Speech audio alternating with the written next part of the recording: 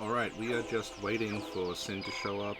I'm gonna leave this running for a bit, and I'll get the URL and post it on Twitter. I have no idea if she's gonna show up or not, because she is in the woods.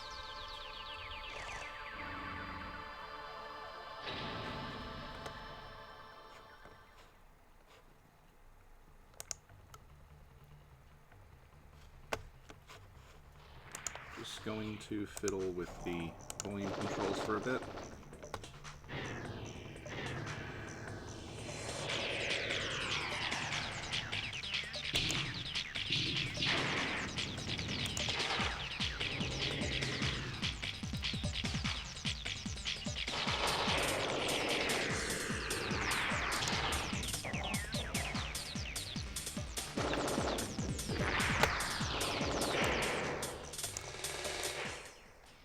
Probably a little loud.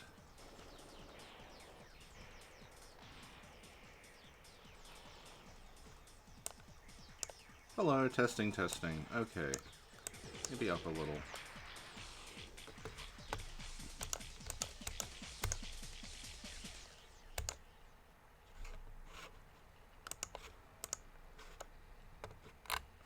Oh, are we live yet?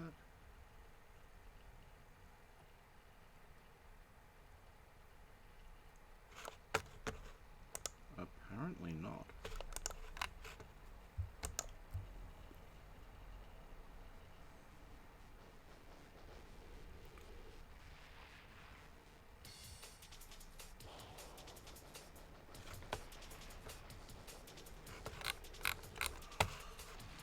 Oh my god.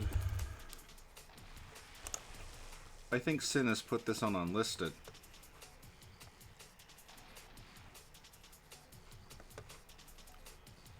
Oh good, okay. I see it. Hello everyone. I'll be with you shortly.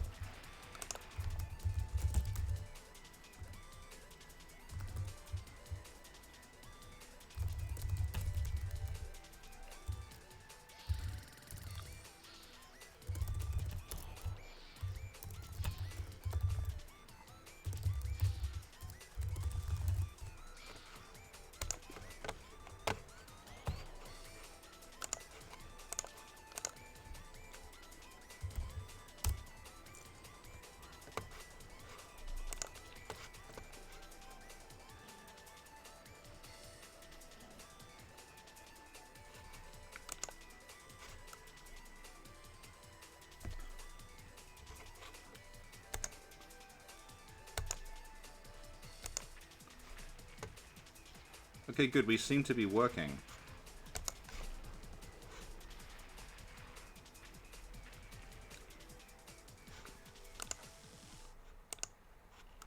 Let us just... as usual, the Elgato is not being my friend right now, so I'm just trying to get it to open properly so I can change the volume settings.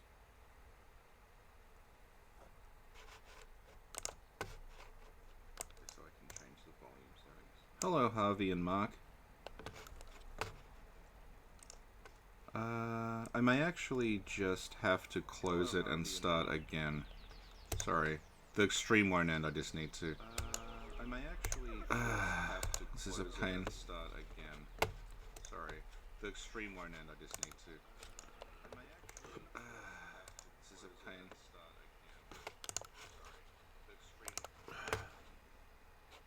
Okay. Good. Alright. Just enjoy this beautiful black screen. And we'll try opening it again.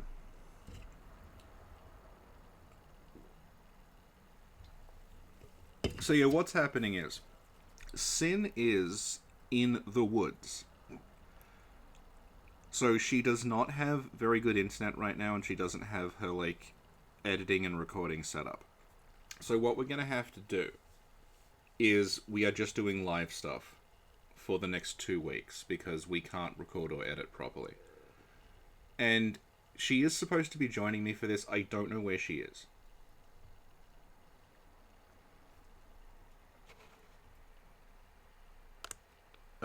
She just sent me a message to say that like she was on her way, but I don't know when. And I'm just resetting the Elgato because it is being a pain. Here we go.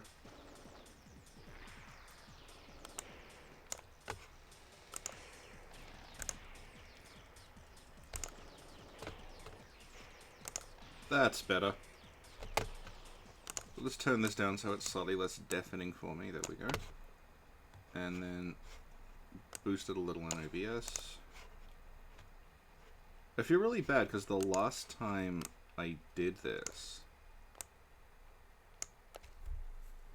I played a game called Skyscraper that has incredible voice acting, and then I listened to it back and realized that the audio mixing was really bad. Just checking, see if I'm getting anything. And yeah, the audio mixing was not very good. You couldn't hear the beautiful voice acting. So I'm just making sure this all works. No, it doesn't appear to be getting any desktop audio at all. Hang on.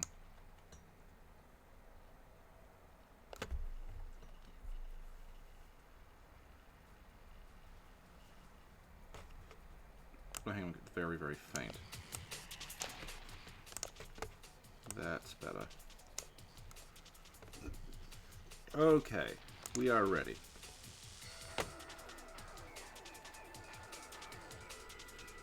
Oh, Sin is here. Sin is here. Okay. He just said hi. I'll just message her and say we're streaming.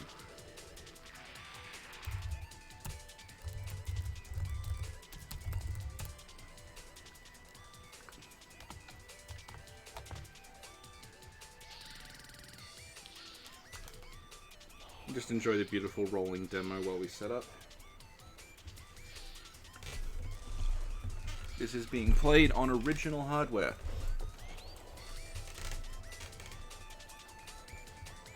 So all that beautiful, like, pixelation and horrible Z fighting, that is all PS1 original. Just waiting for Sin to call. Oh, everyone shows up. Okay, good, we have 11 viewers.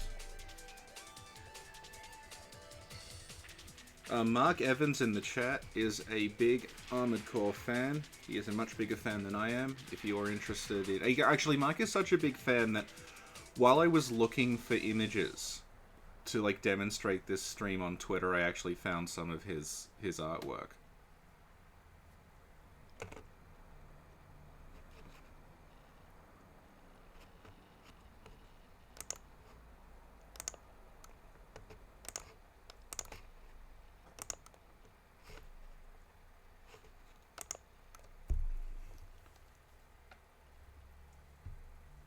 Yeah, you will also find Mark's art if you search for a PS1 game called Speed Power Gunbike.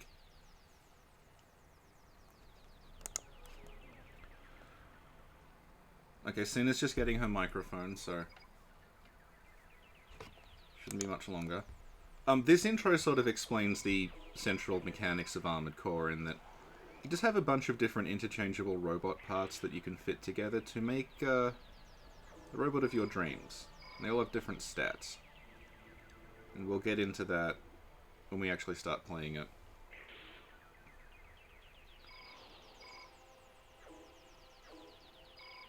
And yeah, a lot of the appeal of this game is just spending a really long time tinkering with designs, so... I've done what I did for Final Fantasy VII, where I've played through the game from start to end and made a bunch of saves. So I'll be loading those rather than playing it live.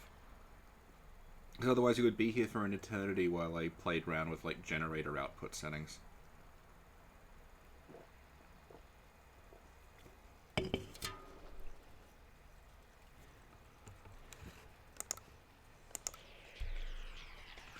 Why do we... Yeah, Ethan asking why we don't have a modern version. The last version of this was on PS3. It was called Armored Core Verdict Day.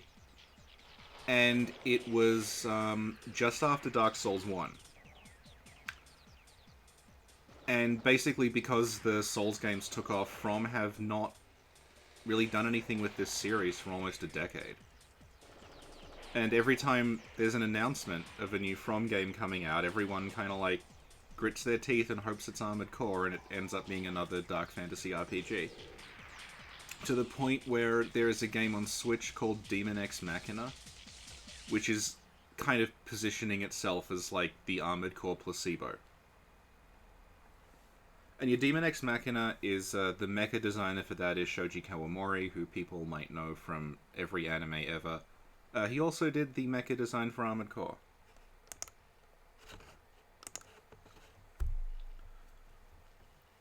From made a bunch of other mecha games as well. They made an Xbox game called Chrome Hounds that is kind of like this, but with kind of more simplistic designs, more like a tank.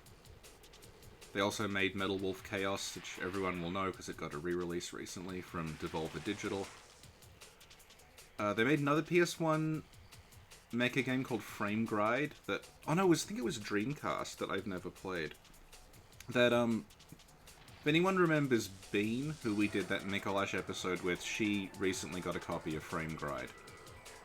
She's like a retro collector, so we'll see how that goes. Okay, Sin is here.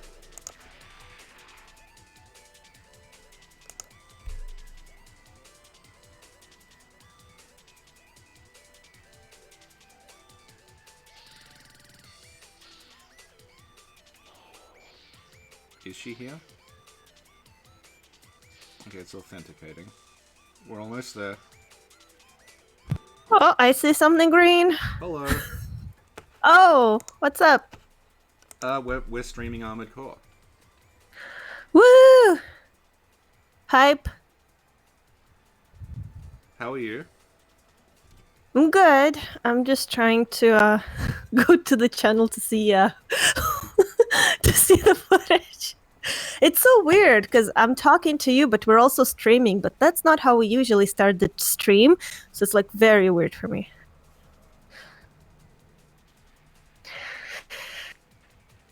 Guess what movie I saw today? Into the Woods. What? Because you're in the woods. No. Okay. What did you say? Okay, I'll give you a hint. Mm-hmm. No, that's too obvious. How do I give you a hint without giving it away? People in the chat are already guessing. I'm seeing Endgame. I'm seeing Toy Story 4. No. No. Yeah. I'm okay. Let me. I don't, cause it's. Oh, okay. Well, here's a hint, but it's also spoilers about the movie. So, if you don't want that mystery movie spoiled, don't listen to what I'm about to say. Okay. Okay. Okay. So, at the end of the movie, when the bad guy gets killed, I cry every time. Cause I'm like, like he's a bad guy, yeah, but like he's not like bad. He just had like a rough childhood and he's just misguided, you know? So it was Endgame. You're thinking Thanos? A lot of people did say that about Thanos. Oh, is it Spider-Man? Well, no, it's not Thanos. It's not Spider-Man. Like I didn't cry when Thanos Predator. died. Predator died? Yeah. No. He's still alive though. Isn't he? Well, he's a like species. He always comes back? Like, I feel for Thanos, I get it, but I didn't necessarily feel sad when he died, but this one was like... Mark is suggesting Chucky. Did you see the remake of Child's Play? No, I didn't, but also Chucky never dies either. Like, he always comes back, so it's kind of like... Assassin's Creed, Godzilla? No.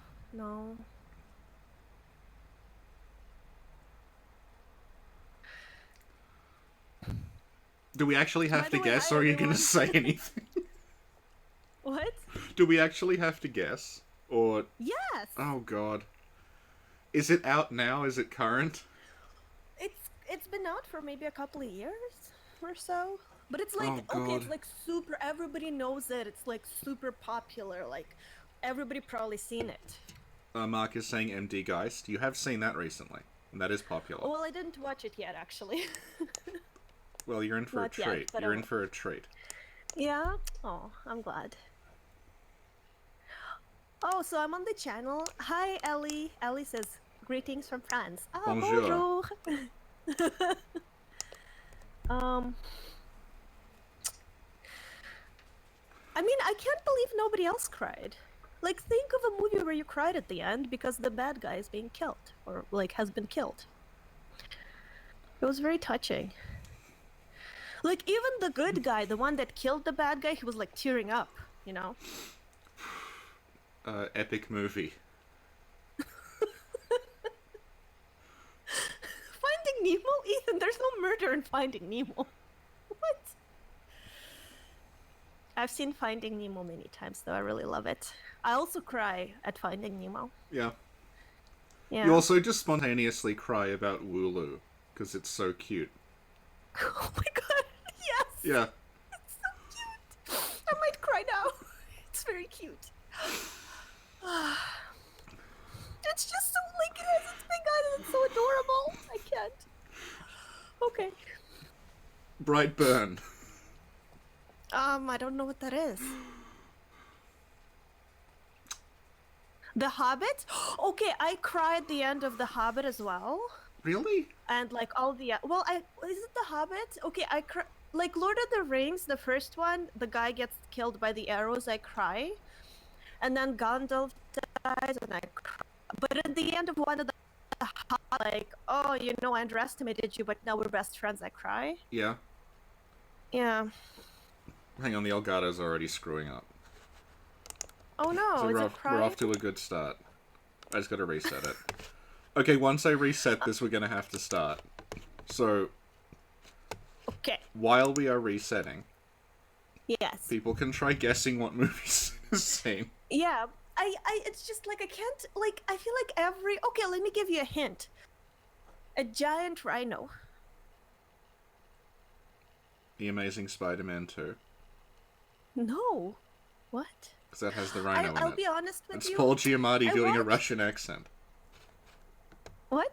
Sorry, what? It's Paul Giamatti doing a terrible Russian accent. I Oh. thought you'd appreciate it. Like, I am I'll the give rhino! The Amazing No, the Amazing Spider-Man stuff, I didn't click with it. I didn't appreciate them. So. Right. Jumanji? No, it's not Jumanji. It's like recent, like past couple of years, Harvey. Fury? I don't know what that is. Akira? Chronicle? No. No Country for Old No Men. Country- I haven't seen it. I don't know what that is.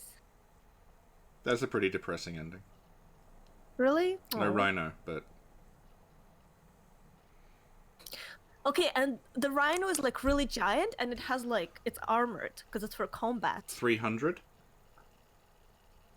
Was 300 released in the past couple of years? No, okay. I have a friend who saw the trailer for 300 and that rhino was in it. The armored, like, war rhino, and he's like, we have to see this movie. That rhino looks awesome. So we both... That is awesome. We went to the cinema to see 300 just so he could see the rhino. And then the rhino scene in the trailer is its entire appearance in the film. Aww. It just shows up and then they spear it and it dies. Oh, that's sad. Ethan! Ethan and I are on the same level. Ethan, I'm gonna give you 1,000 of Oh, not Black Panther, expired okay. points. Yeah. Yeah, Yeah. okay. Do you remember? Well, have you seen it? No. Oh. I haven't seen any of Do these. you I just Do you follow wanna people go on through the YouTube Marvel talking about movies them. I have seen. Let's go through the Marvel No, movies. we've done this before. It takes a long time. Marvel movies. How about somebody in the chat screams out a Marvel movie and I tell you if I've seen it or not? Hey Vodka, welcome! Hey, Vodka. Okay, we're gonna start the game now. Everything is working Okay. to a degree. Excellent. Okay, so we streamed Armored Core before, but that was like a spontaneous thing, and it was not very good internet, so it was all choppy and crappy. Mm-hmm.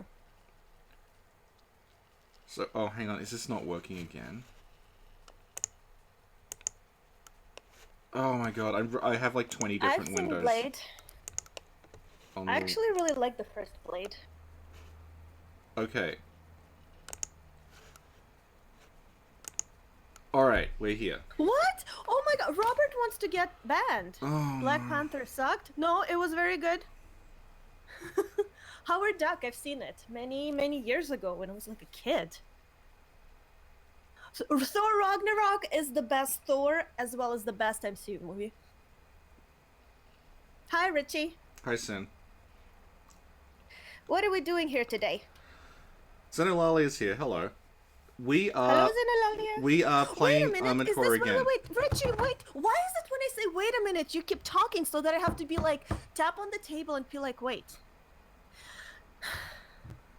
Okay. So, is this an episode of something we're recording or are we just streaming? Because those are two different procedures. Well, this is Woodscast. An exciting live series that we've decided that we do if you're in the woods for a long time and don't have access to your editing and recording stuff. Or good internet. Okay, so yeah. this will be like a stream and not an episode. It's a unique new direction for the channel. What are you doing, Richie? You know, oh my god. You know that episodes have to be reviewed and edited and streams don't. That's why streams only go on Patreon and episodes go to the public. Those are two very different things and you're trying to combine them and it's not gonna fly. Do you want to talk about Armored Core? Okay, so this will be like a stream then. I have decided. It will be a stream. Alright. Oh, FYI, you want to know something? Go on. So because I'm in the woods and I'm not like working, I have two podcasts that I recorded with Nick about Sekiro. Yeah. So I've been like slowly editing them here and there. But I think it will be impossible to upload them, so I'll upload them when I get back. Okay. Yeah, so something to look forward to. Yeah. And because I have like more time and stuff, there's actually like footage in the background and things like that. Okay. So exciting times. So do you want to start Armored Core now? Ethan says this is the first I've heard of Patreon-only streams. Ethan, all streams go on Patreon. They stay up for a few days and then go on Patreon. Where have you been? Do you want me to take back the points I gave you? Okay, also, I haven't had anything to drink yet. I feel like this is so disorganized. And I forgot to bring Japanese slippers into the woods. So I'm probably gonna have to drink... think that might be a good thing from a certain point of view. No, that means I'm gonna have to drink Diet Coke with alcohol that's like in my mother-in-law's cupboard. Okay. Okay. Ready? Okay, no, wait. Oh no, I can't. Oh, never mind. Okay. Okay, the You Elgato ready? has died again. Oh, well, I needs cannot to get its act together. effing believe this thing. Is this like an old Gato? It's from a few years ago. Hang on, God, sorry. No, it's okay, because I have one too. It doesn't seem to die as often. Yeah, it was fine the last string. I'm just gonna see if there's like some hideous background process that's eating Okay. up all the RAM. Okay. And while you do that, I'm gonna go grab a drink. Alright. No? Yeah. Grab a drink. Yeah. Okay, but before I go, I need to like do another like something else to guess for people. Uh-huh. What can I okay. What trailer analysis will Rich and I record while I'm in the woods? That's a good one. Well, I'd like to know as So- well. Okay, so everybody's gonna guess. You included. Okay, I will be right back. Okay. Okay, so I have shut down a bunch of Chrome processors. Hopefully, it is no longer eating up all the RAM. We can restart Elgato for the third time.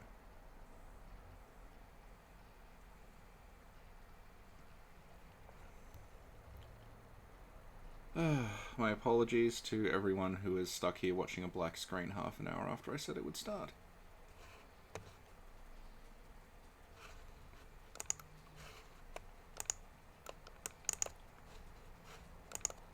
Beautiful. Okay, we'll just wait for Sin to come back. I will grit my teeth and open Chrome again, so I can read the chat. For those of you who might not don't know, Google Chrome uses an obscene amount and has a bunch of processes running in the background all the time that make it sort of like your computer.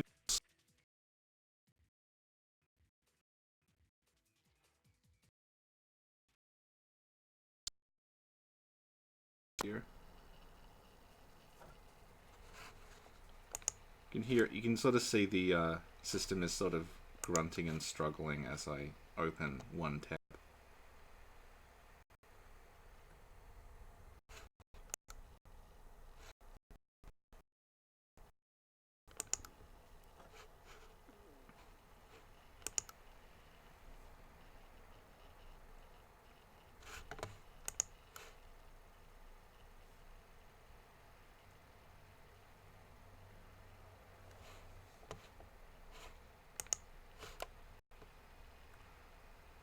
Oh, come on.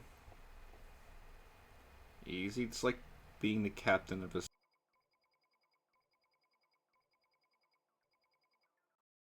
me attempting to...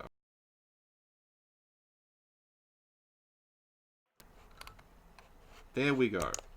No, don't click... Oh, shit.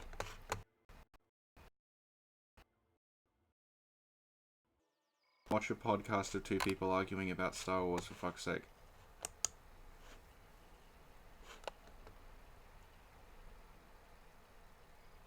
God, this is hideous. Okay. Okay. Now I can see the chat.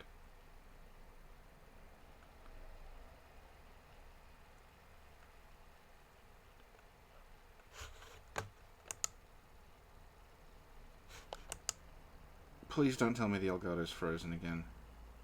Oh my god! Hello. The Elgato came back and then froze again. Aw. Poor Elgato. I don't feel Maybe sorry it for needs her. a vacation Well, no, too. I do not feel sorry for the Elgato. It is a pile of crap. It is making my life incredibly difficult every time I try to do this. It Aw. goes wrong in some new and exciting way. Did anybody guess the trailer? Take 17. And after you all guess the trailer, you can guess what I'm drinking.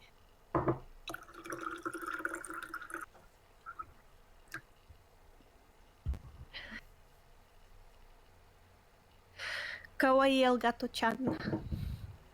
I'm just gonna have to close the browser entirely because I think it's interfering with the Okay. Elgato.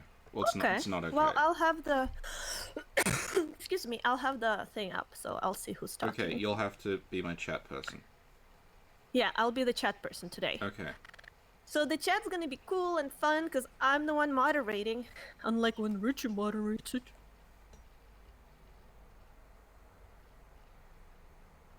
Andres! You guessed one. Out of two, you guessed the trailer. But no, it's not vodka. Okay.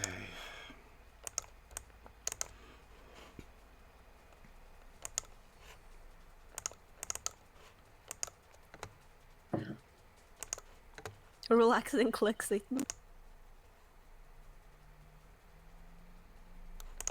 Oh my god. Now it's just not picking up the Elgato window at all. Jesus Christ. No, it's not from. Oh, I saw something flash. Yeah, you probably did. Oh god, I'm gonna have to reposition everything for fuck's sake. Okay. No, Ethan, no Japanese slippers today. I forgot them in the city. So this is a mystery drink. I took something out of the fridge and something out of my mother-in-law's cupboard, and then I mixed them. This is what I'm drinking.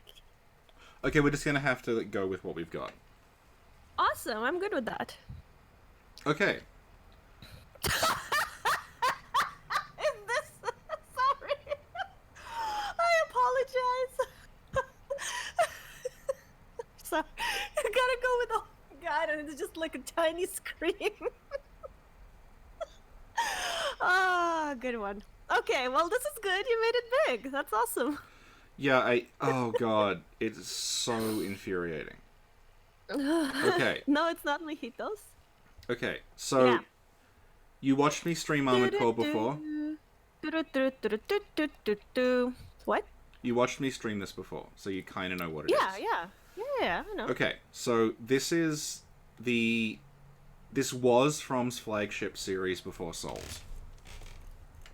What's a flagship? It's like the thing they were best known for. Okay.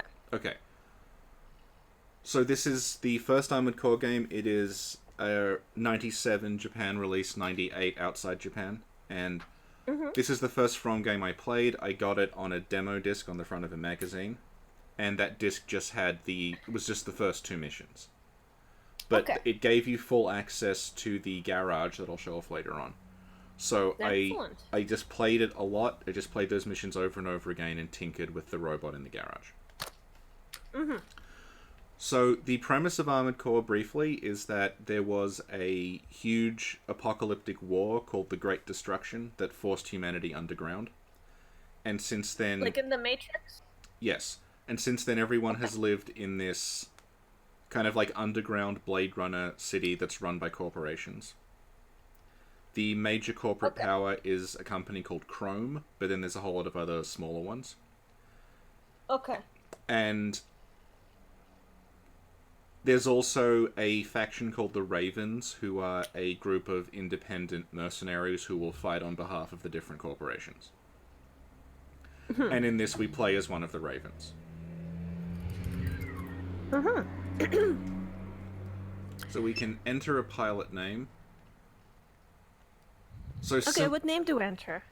well, we won't be sticking with this character. So similar to what I did with Final Fantasy VII, I sat down and I beat this game twice. And then I made a bunch of saves so we can hop back and forth from different parts of the story. Because, you know how I was saying, like, there's different, these different corporations that are kind of at war with each other. You get given missions from those corporations, and then depending on who you take jobs from and how successful you are, the balance of power will shift. Okay. But it's not like there's obvious branching points. It's not like there's a part where it says, hey, do you want this corporation or this corporation to do well? What's tracking it is something you can't really see. It's like some hidden variable that it doesn't display to you. So Okay. you just sort of have to, like, press in a certain direction and hopefully it will work. Hopefully you'll get, like... I mean, we'll see as it goes along, but, like... It's not like you get obvious, like, the Paragon and Renegade paths. It just sort of happens organically depending on how you play it. I have some news, though. What I'm drinking is called Captain Morgan, and apparently it is a rum. Right. Earlier I said I wasn't drinking rum. I was wrong. Well, So, rum yeah, is the somebody favorite guessed- drink of captains, so... Yeah, so somebody guessed rum, but Yep. now you gotta guess the second ingredient. Diet Coke. No. Non-Diet Coke. No, it's Dr. not Pepper. Coke. It's not. It's a carbonated drink, but it's not like obvious like that. Yeah. So this is the tutorial level. It's pretty basic. You're on a timer. You just have to, like, take out these 2 things. This game plays a lot like Kingsfield. It is very, very slow. I'm pretty sure it's the same engine. Okay, you know what? I have a problem with you saying Kingsfield is slow. I found it very fast. Yeah, because, like, I had to go around enemies really fast so they don't kill me. Like, I couldn't just stand there. I had to, like, move around. And look, like, I can see the game is pretty fast. Look how fast you're moving. And look how fast they're shooting at you. Uh-huh. Why would you call this slow? Well, you'll see, as this goes on, that it has very clunky D-pad tank controls. This is a pre-analog game, so you're stuck with the D-pad. There's not analog stick control. That is kind of an issue. because they start adding, like, say, platforming sections later on that are a nightmare to do with the D-pad. Okay, I'm gonna Okay. give a hint about what the second ingredient is. Did you hear that? That's the hint. A rat? What? No. Basically, okay, it comes from a can, but it's fancy. So the top of a can is covered with like this aluminum or something thing that has the logo and the name on it. So first you gotta peel off the thing, and then you can open the can. Okay, well, while everyone guesses, we will talk a little more about the thing we're supposed to be streaming. Okay. Okay. So, the main attraction of Armored Core is that it has this garage system. And this is what lets you assemble the robot. So we've just started it, so we don't have any other parts, but you can see that, like, all these different parts, the head, torso, arms, legs, generator, firing control, boosters, and then you have 2 weapons on the back and 2 arm weapons. They can all be swapped out for different parts. You have to take into consideration that the different parts weigh different amounts, and they also use different amounts of the generator. So, right now I've got this rifle selected. There's a ton of different rifles that go all the way up to, like, you can have, like, machine guns. You can also just carry around a bazooka, if you want. But, because they are so heavy, that would, like, use up too much of the weight, like, allowance of those legs. So you can see that those legs, they can take a maximum weight of 4100. We're currently at 3912, so if we push it like less than 100, we will go overweight. We will not be able to move. So in that situation, we would then have to swap out the legs. And, like, that's kind of how the game plays out. You have to design, like, and constantly alter the robot that you're using. So, like, so, like, the legs, for example, I'll show you what I mean. I'll sell them. So, like, let's sell our legs. We have 0 money, but one of the good things about Armored Core is that every part sells for the exact amount that it also buys for. So if we sell these, we can just buy them back again. Yes? I had a dream that somebody got run over by a train and lost their legs. Yeah. And now you're telling me we're gonna sell some legs. I feel like my dream predicted this. Well, it's okay, because we can get some new legs. Okay. So we've traded in my dream, the person was also walking around. It was very confusing. We've traded in our legs for 25,000 credits. So for 173,000 credits, we could get these reverse jointed ones that kind of look like those chicken walkers from Star Wars. We could also get these slightly heavier ones that'll move slower, but they'll be able to carry more. We can also pick up... What I want to show off is we could grab tank treads. And if we look at those tank tread specs, you'll see that, like, the previous legs we had, they could carry 4,000. These things can carry 8,000. So we can carry twice as much if we have these. But it's also significantly slower. Okay, Richie. Yep. Vodka guessed. It's San Pellegrino. But now you guys have to guess which flavor it is exactly. Different parts also interface with other different parts, like, in different ways. So another example is, like, if you have tank treads, you no longer have a booster on your back. So if we want, we can, because we can't use it, we can also sell off the booster. So where is it? I think it's BP. Here we go. Ethan says that dream sounds like Yumeniki. I don't know what that is. And then Gu says, so in addition to predicting Lorson predicts in-game economic involving legs. And Ethan says we need to get Sid to predict the stock market. Also, Vodka guessed that it's blood orange. How did you know, Vodka? Oh my god. Your legion deepens. Okay, so we've we've sold off our legs. We bought tank treads. Mm-hmm. So we can carry more, but we're also slower. And this has also upped our armor, because it's like a big, heavy Okay, tank tread. slower according to you, so we're probably fine. Yep. Another thing you can do in the garage is you have the ability to... You can either apply a preset camo pattern. These little, like, kind of very muddy, low-res PS1 textures. And each one of these has 3 different variants. So, like, we can go, like, woodland, and then edit the color of the woodland, and we can get, like, red, green, or blue. So there's 4 different variants, yeah, so there's all these different camo patterns you can do. The other thing you can do is you can set the color to custom. And when you're in custom, you can edit the RGB values of every single part individually. So it's very, very, very in-depth. So we can, like, do this. We can Welcome back, Xenolalia.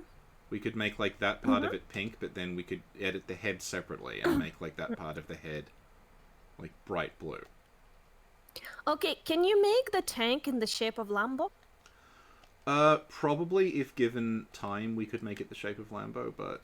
Lambo is so cute! I love Lambo so much.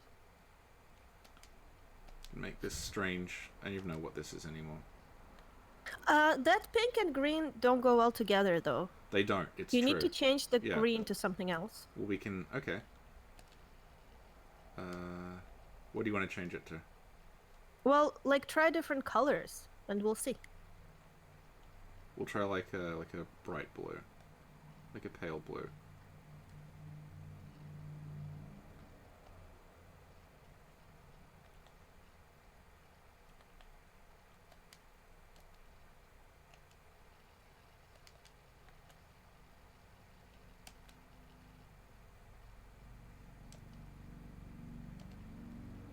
Can also, you have a unique... Okay, much better, thank you. You have a unique emblem. So, like, we can draw something with the D-pad, and it will show up, like, on the robot, like, stuck to it. Xenolalia says, Watermelon Mac. And then Ethan asked a very important question. Mm-hmm. Lambo or Vulu? Well, that's up to you to decide. Oh, I don't know. They're both, like, equally adorable, and sometimes when I think of them, I cry because they're so cute. I don't know, I can't pick. I say both. So it has But these guess... pretty, like, simplistic... Why did you interrupt me, Richie? I wasn't done. I'm saying, I guess Lambo because I know him personally, whereas I haven't spent any time with Vulu. Okay, go on. It's got some pretty basic, like, drawing commands in it. So you can draw, like, I don't know, this. If you really set... Well, this is, like, the emblem editor. So we can use this to make, like, a little custom emblem. Can you copy exactly the intro of the Snap Covenant, the one that Ike made? Not live, but maybe. Okay. So you can draw this. It's not great. Like I said, it's low res enough that I guess you could, like, copy something, pixel for pixel. You're stuck with the D-pad, which is not great for drawing, but there we go. Hi Raven, welcome. Yeah, I'm in the woods, but Richie is streaming, and I'm, like, tagging along. Yeah, so you can see now, like, kind of if you squint on the shoulder of the robot, we now have that little design that I just drew. It's beautiful. Yeah. Ethan says this must be the origin of the FromSoft character creation. This is the origin of, like, the incredibly complicated and poorly explained mechanics of Dark Souls. Okay, so... Xenolalia said, bro, you're posting modern art. Bro, you're going to lose subscribers. Well, it's fine because I think they realized it was kind of difficult to draw with the D-pad. So they give you a set of, like, preset emblems that you can pick from. So these are all just here. We can, and there's a second page which they don't tell you about. Which I only found out, like, a long time after I played the game. If you hit the L and R buttons, you switch pages. Well, it's classic. Sorry, classic from tutorials. Yep. So I like this one that says Showtime Baby. It's very Fallout. Yeah. One thing you can do here is you can preload and then you can edit the palette. So, like, this is the palette that we're using for the emblem. So if we wanted to, like, this is what I used to do as a teenager. If we're not, like, super great at editing, like, the actual image, we can just get the colors and shift the colors. So I can make, like, I can give her a tux. I can change this from blue to Oh, that's cute. black. Zenalali asks, do you think the Iron Knight icon is a Dark Souls reference? Well, there are going to be some Dark Souls references later on. Ooh. So this is kind of the this is the extent of me as a teenager, like, editing this. I would just kind of edit that. Mm-hmm. So this is our monstrosity that we've made. So this is kind of the appeal of the series, is that you can spend an inordinate amount of time just tinkering with the designs, and you can get this, like, display showing you the different stats, and all those things are important. Like, that all matters if you kind of break it down. So we will now take our monstrosity on a mission. So you know how the last time we streamed this, it was Final Fantasy VII, and in that, Cloud was like a cyberpunk mercenary. And he was, like, just in it for the money. But it kind of worked out because he happened to get hired by the people who wanted to save the planet by taking down Shinra. So what if, instead of that, the only jobs available were killing homeless people or being a strikebreaker? So these are the first two missions you get. There is no, like, glamour associated with any of this. You are just, like, this awful piece of shit who just murders people for money. So we'll do eliminate strikers first. So this is... You get this little briefing at the start. So this is a Chrome mission. Okay. So if we do this, it will push toward, like, Chrome being the dominant one, but we don't really have a choice at this point. Okay, but I have a very important question for the chat. Yep. Guess what song is playing in my head on repeat?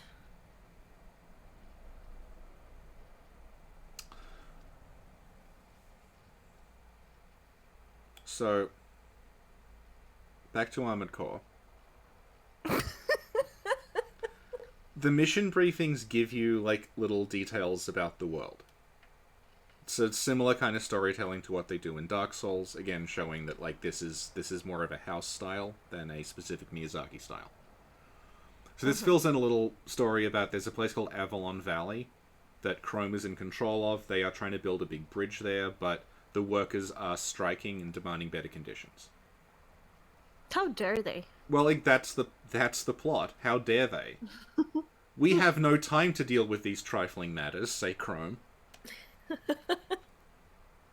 And then they do this interesting thing in the translation. It's a very, very good localization in which everyone speaks with this, like, very detached kind of corporate way of talking.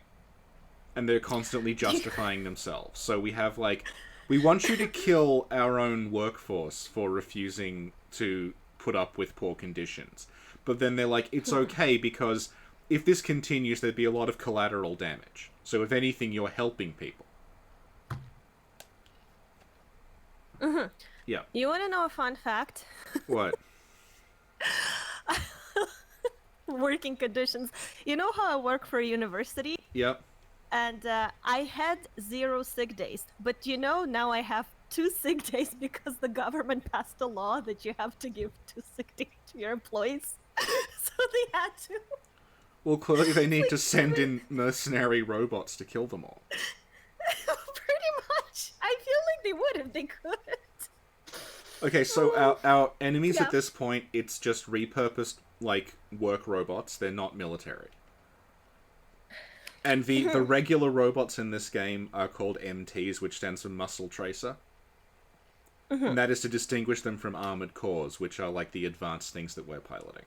So we're basically just attacking. We're fighting some workers who were fighting back with a bunch of like cranes and steam shovels and shit. Oh, that feels dirty. Yeah, it is. You are awful in this. It is like everything about this is completely amoral.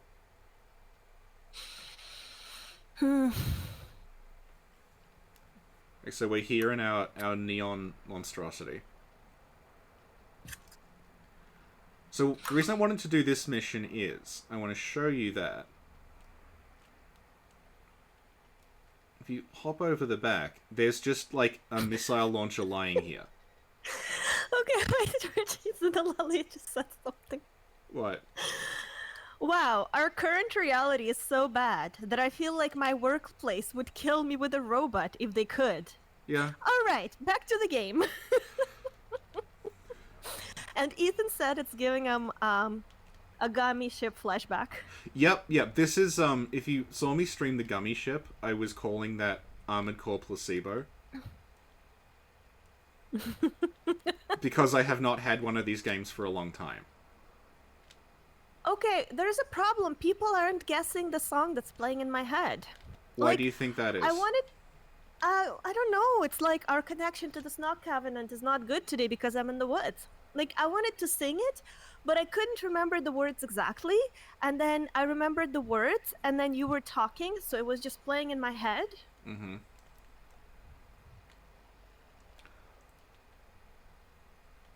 So I'll show you, we have a close combat attack as well as our gun, which I'll do now. Hi, Bot Killer, welcome. Ethan says it's the Ludwig killed Maria theme. No. Okay, so I'll show off our melee attack, because I probably won't show it off again. Okay, sure. What happens is, you sort of pause and then you rocket forward and stab. You can replace that with different swords. The problem is that it locks you into rocketing forward. You just shoot forward in a line. It's not very, it's not ideal for fighting with. It's not like Souls Combat or King's Field where you can just, hit what's in front of you. You kind of commit to shooting forward, and it's really, really kind of aggravating to use. So I've switched from my rifle to my missiles now. The missiles let you lock on from a distance and they home in. So let's fire from over here, and we can take out this guy from outside his maximum range, so there's nothing he can do.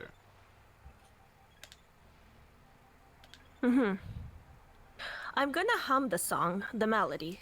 Na na na na na na na na. Na na na na na na na na na na. Na na na na na na na. Na na na na na na na na. Da da da da da da da da. Da da da da da da da. Da da da da da da da. Da da da da da da da da. It's beautiful. Thank you. Did you guess what it was? No. Okay.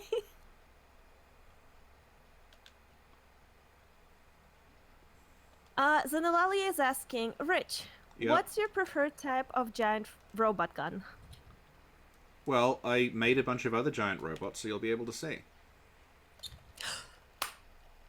Awesome, but Mark Evans guessed the general theme. It's a Fallout song, yes. Oh yeah, Mark likes Fallout. Yeah? Yep. But can't remember which one. Oh, so somebody else can steal those points from you, Mark?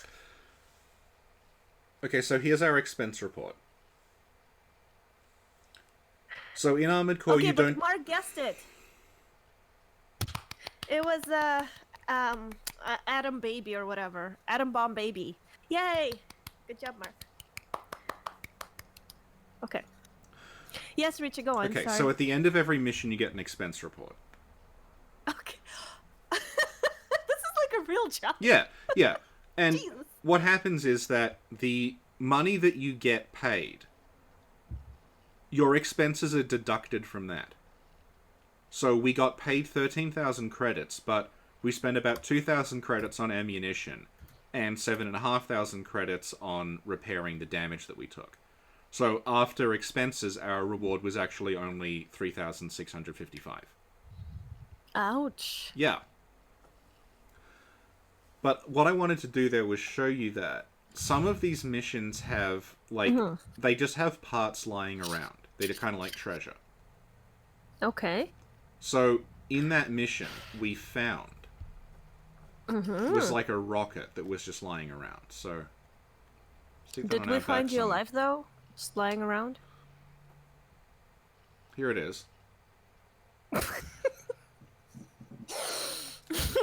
So we can affix that to our robot. And it is just basically a gigantic rocket that fires forward. It doesn't lock onto anything. So let's now go fight some homeless people.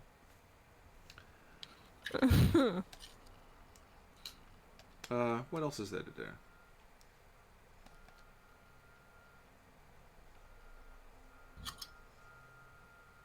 Do you know what my boyfriend's mom made for me? What? Because she knows I love it. What? Guess which sauce she made for me? What? Well, you have to guess. Not what. Japanese slipper sauce. What? I feel like you're not even trying, Richie. What sauce do you love? Garlic? Yes!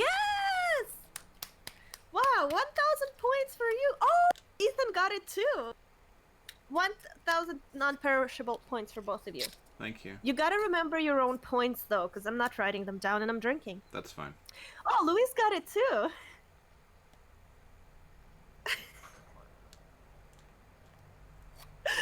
Lolly's like, guess which sauce? As if there's like a single-digit amount of sauces. Yep.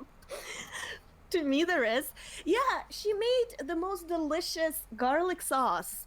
Uh-huh. Oh, okay, no, wait, I'm drunk. No. It's not exactly garlic sauce, it's garlic mayo, which is just as good. But it's still the same thing. It's like, it's amazing. Yeah. Good. Yeah. I eat it with everything.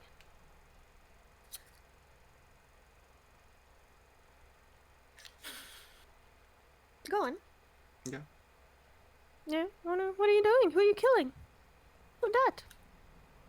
Who are you killing there? You're killing people. That. Yes, I am. Okay. Okay. Okay, yeah. Why you kill them? What did they do? I'm being paid. Oh, did they ask for an extra week of vacation? They probably did. Is that why you kill them? That's pretty much like the genesis of a lot of this is someone's mad at me, so you have to kill them for me because I'm rich. Well, but, you know, if you're rich, that doesn't sound so bad. I know. Yeah. Yeah.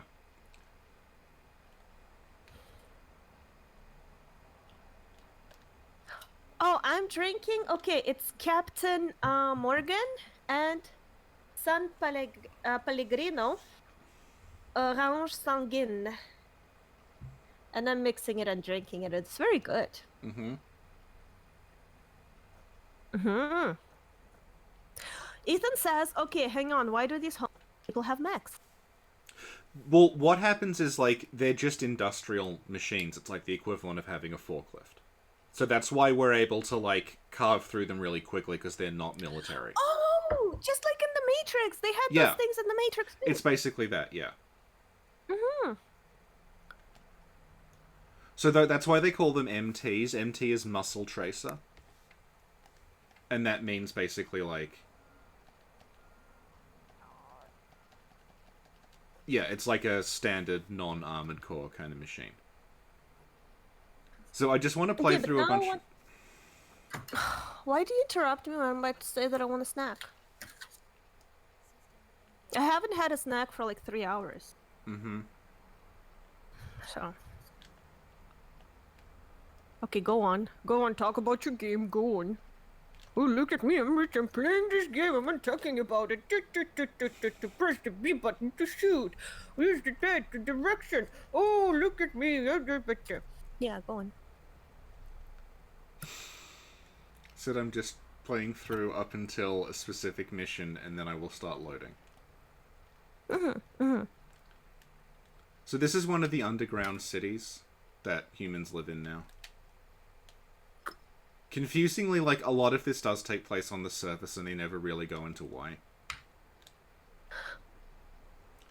It's because the machines took over the surface. They kind of did. And you're trying to reclaim it. That is kind of what happens. So I answered your question without even knowing what the game is about. Mm-hmm. True lore hunter right here, unlike the JSF. Yeah. Tom says, Richie, I think this is the first old-ish game you're playing that I actually also played. Oh, good. Yeah, I showed off some footage of this on Twitter, and a guy who follows me was saying, like, oh yeah, this is the first game I remember rage quitting. What a casual. Well, you'll see when we get there. Like, I almost rage quit it the other day, trying to record it. You know, I rage quit Bloodborne for 6 months the first time I played it. Yeah. Imagine how differently things would have gone if you hadn't gone back to it. I know! Mm. Yeah. I wouldn't be here right now. Yeah, I think everybody in the stream should think about this. If I haven't retaken Bloodborne playing after I rage quit it for 6 months, where would you be right now? Probably still be playing Armored Core, honestly. I no would one probably be watching. be in the woods, Yeah. but I'd be doing something else.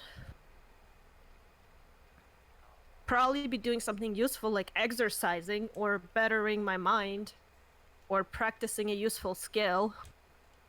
Such as Guess what song I'm thinking of? What song are you thinking of? No, you can't be like, everyone play Guess What Song I'm Thinking of. Oh, if Richard wasn't here, I'd be doing something useful.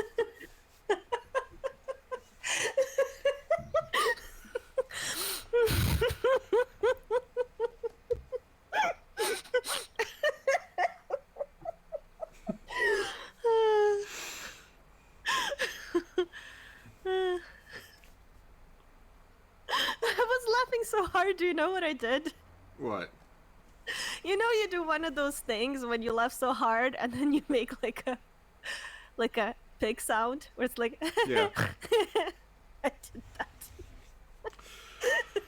Good. It's involuntary. Sometimes it happens. I'm sure it happens to everyone.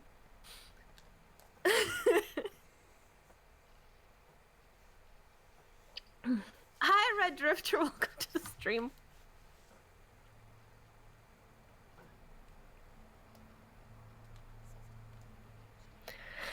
Tom Milanoski said, I absolutely rage quit Armored Core. I was like 9 and coming off Spyro the Dragon.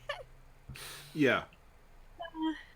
There is a very specific rage quitting point at the very end of the game that I will show off. But Mr. Sweezy posted a little emojicon that's like a pig snout. That's amazing. Go on. yeah. Oh, and Ethan says, guess what Ethan says? What? This is the most adorable stream yet. Oh. Thank you, Ethan.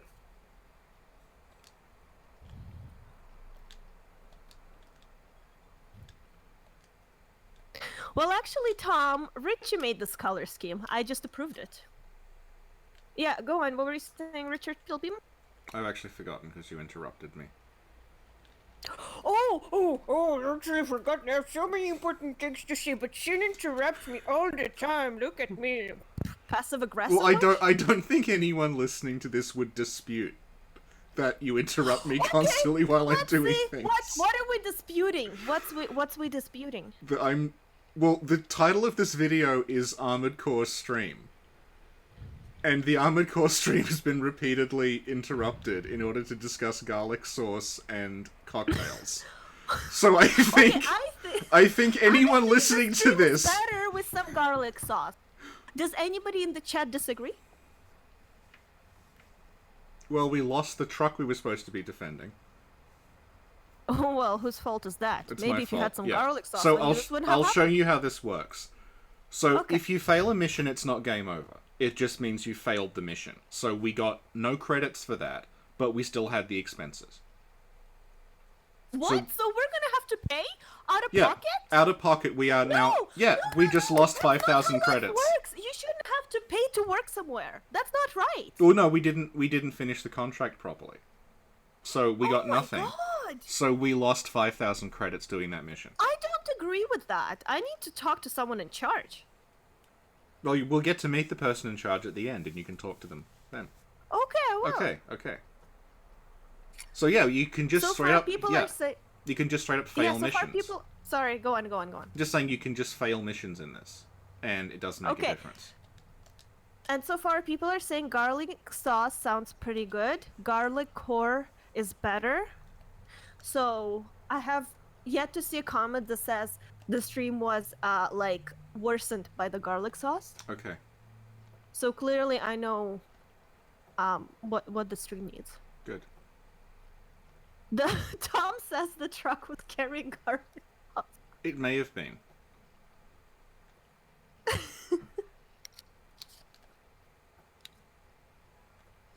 Ethan says, look, I've been saying it since I found this channel. The further down the spiral everything goes, the better.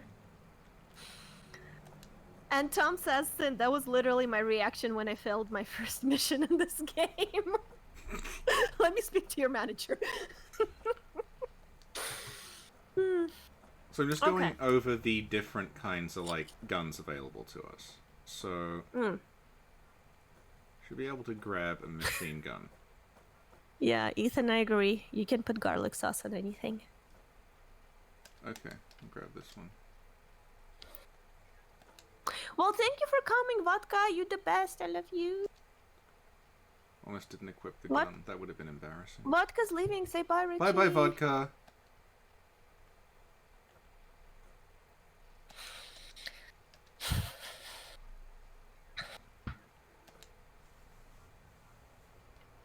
Oh my god, Richie, I just thought of something. Mm-hmm.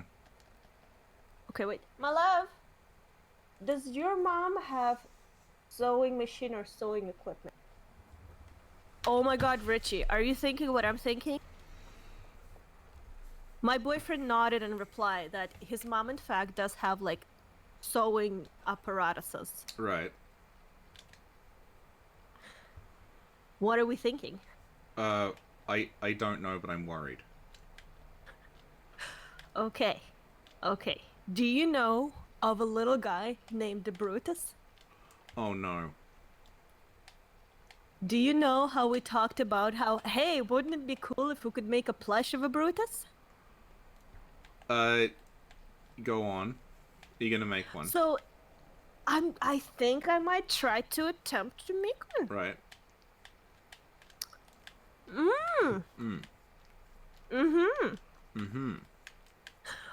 LaFord guessed where this was going. They're like, plushy Brutus? Ethan is like, oh no. Ethan's first guess was Lambo cosplay. Yeah, a Brutus, I think everybody just instantly fell in love with the Brutus. Like, does anybody in the chat not like a Brutus?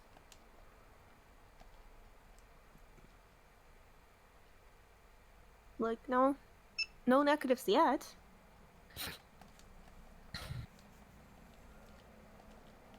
Oh my god! Richie! Yep. So we know the true members of the Snack Covenant who watch every episode, memorize and write it down. Do you know what Tom just said? What? Or implied? That when you mention a Brutus, you summon him. Well, maybe not during streams. Maybe he's sleeping. He's Yeah, like in a he's- different time zone. He's resting. Oh man, that's a good one, Tom. 1,000 points for you. Non-perishable points. Yeah, a Brutus Merc. We could make like put a Brutus on a cup and have like a giveaway. Mm-hmm. Yeah. Okay, yeah, okay. I see what Rich is rolling eyes, being all like, oh. Okay, Richard, tell us about Armored Core. No, I'm just trying to concentrate. You can keep talking. I'm tell just us like... about, tell us about Armored Core. I feel like you want to. Not right now. Oh, okay. All right. Let's. You can keep talking, but I just like I need to concentrate on this. Okay. It's Good. quite unwieldy. Red Drifter says. Red Drifter says Brutus is stream shy. And then Tom says Brutus doesn't like hardcore. I love how we're treating Brutus as a real individual. That is so cute. If a Brutus was an Avenger, what kind of Avenger do you guys think he would be? An unpopular one. Andres? Oh no! Richie! No! Hulk is the unpopular one. That's true. Well, Andres you know has- why Hulk is the unpopular one though? Is it because of that really crappy movie? with Kinda. Edward It's because Norton? there's like rights issues around like they own the character of the Hulk, but if they make a movie about the Hulk, then like another studio can distribute it. So that's why the Hulk is constantly in it, but they haven't made a Hulk movie for like over a decade. Excuse me. Oh, I see. Well, they shouldn't. I feel like Hulk can't pull off a movie on his own, you know? Well, they tried twice and it didn't really work in either case. Yeah. Because they need to give him, like, because it's like, oh, Hulk smash, and then at some point Hulk lose control, but then Hulk love his girl, so Hulk save her. How good? Like, What if it there's came not- out and it was called Hulk Love His Girl? And it was just a romantic comedy about the Hulk. That would be better than what we got so far. Okay, it's time for Armored Core, like, story dump time. Because in this game, you get emails, as well as briefings. Okay. That are personal correspondences, they're all from different people. So we've accrued a number of emails throughout this playthrough, so we'll look at them. So, this one here, our contact is called R. He's kind of like Deep Throat or something. He's like a mysterious figure that we don't ever see. Okay. And he's filling in like Zam City history and then talks about... So this is introducing the feud between Chrome and Murakumo. Okay. So Chrome is like mostly in control, but Murakumo is starting to usurp them, and they're coming up with these new projects and new developments that are outpacing Chrome. So that's something you have to keep in mind. There's also a terrorist group called Struggle. And Struggle are like, they're kind of like Avalanche in FF7. They're an anti-Chrome They're an anti-Chrome like terrorist group.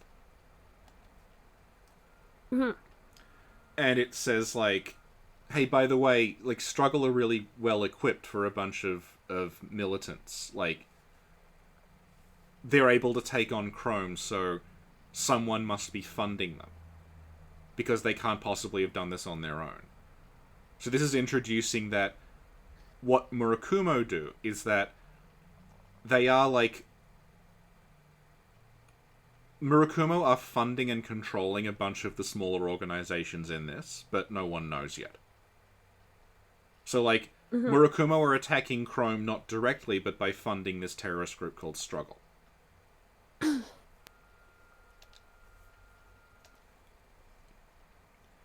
And hopefully we should get the base mission soon. I have another song playing in my head, Go on. but this one is easy to guess. Okay. It's the song that like gets you hyped in the morning when you gotta go. Is it near a tomato, near a tomato, near a tomato? No. Okay, so this is this mission we're gonna do now is like some of the missions they don't give you any money for them, but you get some other kind of reward. So in this mission, we're gonna lose money, but we'll be given this leg part that we couldn't get otherwise. Okay. Okay. Richie, Yes, Ethan guessed right away what the song is. the theme from Rocky. Like no tries. Like, boom. What? The theme from Rocky. No! Oh my god, how little you know me. Suna Awakened? The Reborn good theme, yeah. from Reborn? Yep. Yeah, that's like another 1,000 non-perishable points for you, Ethan. Please remember them for next stream.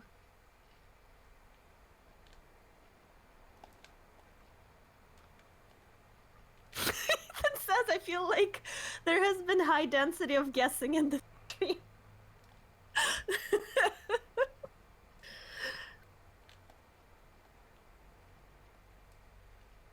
Oh, your tank can go on water? Yeah, well, that's very shallow water. There's like this Russian all-terrain machine that can go on like water and like dirt, and it's really cute because it has like these giant wheels. I think it's Oh Russian. yeah, I don't know. the I saw really it on massive YouTube. like tires that just let it float. Yeah, yeah, Yeah, yeah. yeah. Yeah, isn't that Yeah. adorable? Yeah. Do you ever see the Tsar tank? That World War One Russian tank that's got 3 wheels? No, what is it called? It's called the Tsar tank, and it's like The Tsar, like yeah, like the as in ruler? as in Nicholas II, and it's Okay, like okay, it's okay. it's After you two explain it, I'll teach you how to pronounce it. Go okay, on. it's got 2 gigantic wheels at the back, and then one tiny little wheel at the front, like kind of like a penny farthing but backwards, Okay. and it couldn't stay upright. Oh my god, It's yeah, like I know it. a really I know early exactly yeah. what you're talking about. Yes, it's amazing.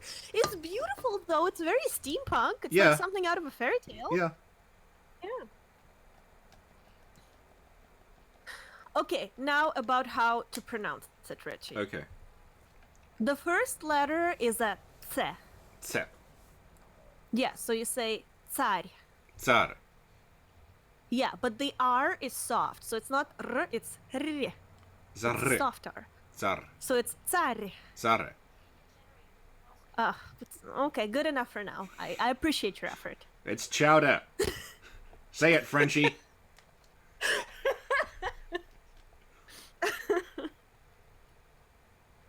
Well, I thought. So Michael Sweeney is asking, are you Russian? Yes, Richie is the best love. Michael, I'm did gonna you just enjoy wake this. up? Is this your first stream? Did you just find this channel? So this mission here is you clearing out this power plant that's about to, like, it's really, really fragile. You have to get rid of these little robots, but if any bullets miss and hit part of the power plant, it will just blow up. And not only will it probably kill you, you will be billed for destroying it. Damn. This game is harsh. It's worse So- than Souls. I'm gonna set it off and blow myself up to show you what happens. Oh god. Okay. Salvador, welcome to the stream. How are you?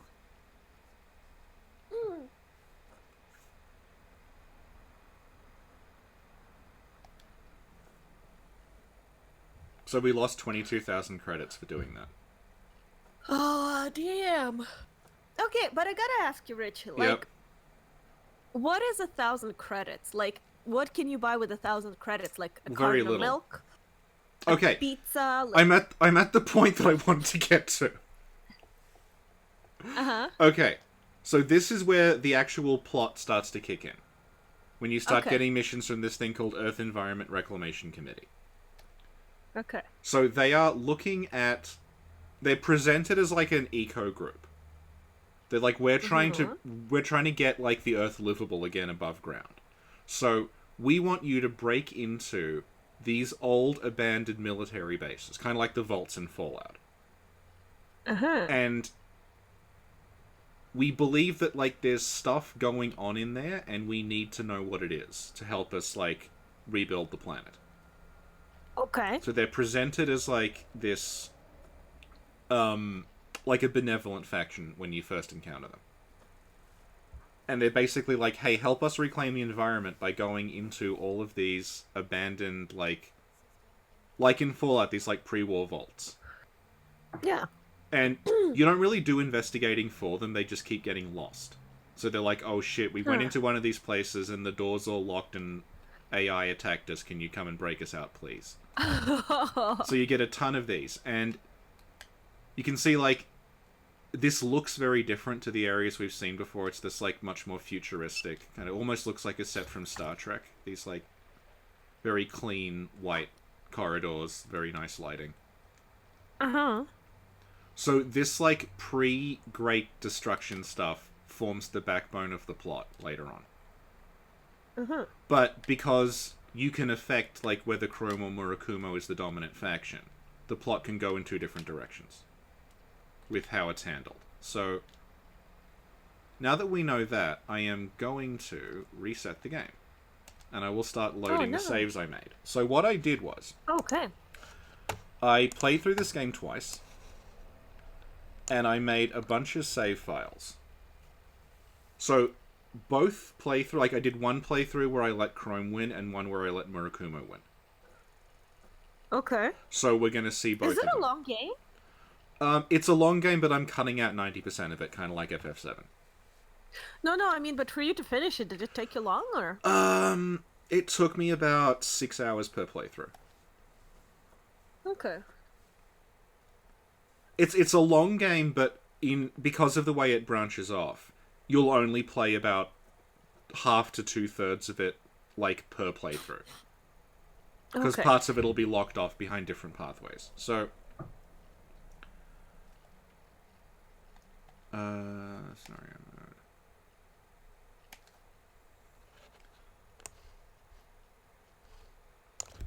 So we'll show you firstly, there is a kind of like obvious, like I said, there weren't really clear branching points, but there's one specific part in the game where, I called it Snack 1, by the way. They're called Snack 1, and the two playthroughs are Snack 1 and Snack 2. So, oh, that's amazing. Even though, like I was saying, there's not an obvious point where it says, hey, who are you going to side with? Like, choose, like, the Paragon or Renegade path.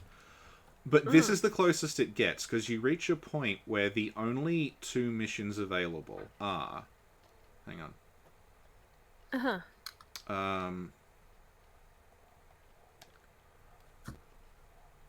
The only two missions available are that... Yeah.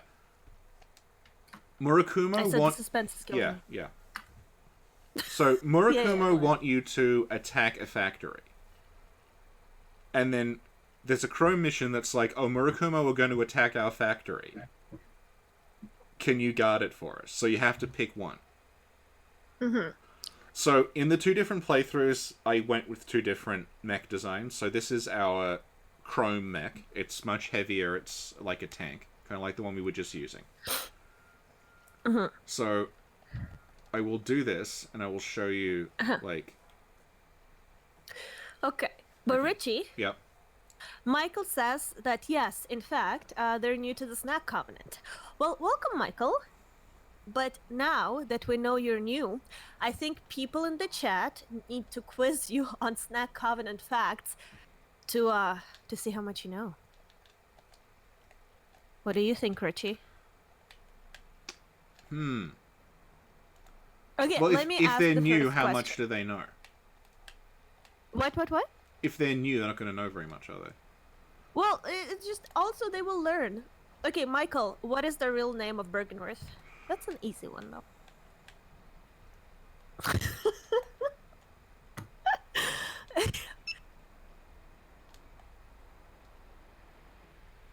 Oh, you're doing a good job, Richie.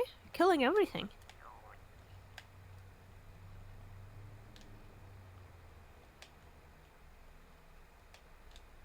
See, this is like an evolution of the tank design I was using earlier.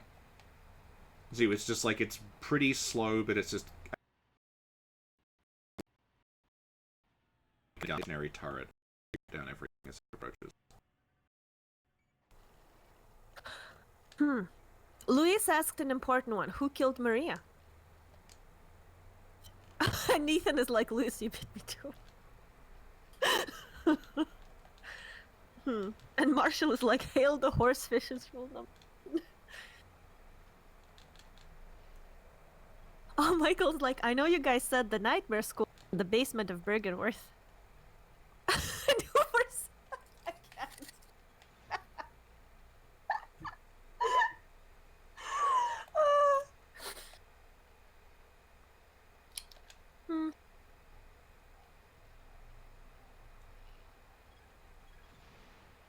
Okay.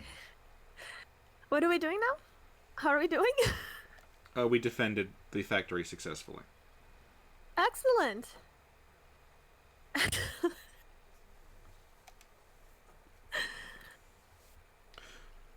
I feel like Michael's like, I'm never coming back here again. Okay. Enough is enough. Uh-huh. So we successfully defended Chrome. So Yeah. let's load up from memory card slot 2. Mm-hmm. And this time we will attack Chrome instead of defending them.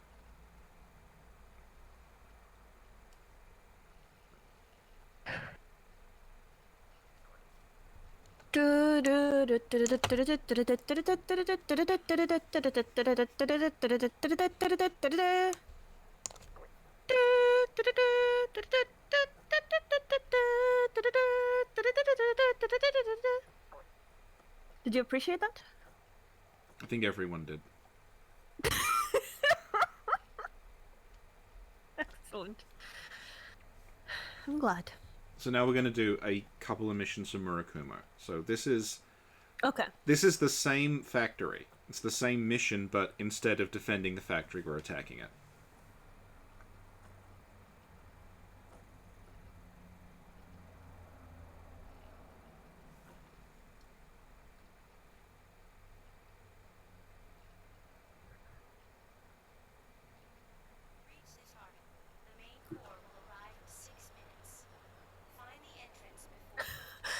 This is like, was this Mozart? So this is the mech I built for the Murakumo path. It is much, you can see it's a humanoid version, it's lighter, and it's faster. Uh-huh. You can also see that when it shoots stuff, instead of shooting, like, gunshot rounds, it's shooting lasers. It's shooting these, like, plasma discharges. That's going to be important when we get to the expense report.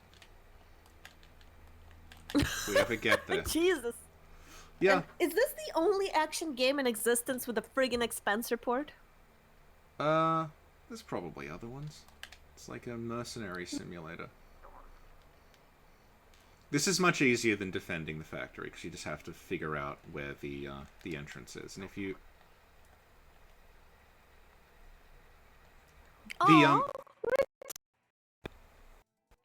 Michael says, I have to admit, I'm 12 podcasts in 4 days since I fractured. Aw. I'm not enlightened.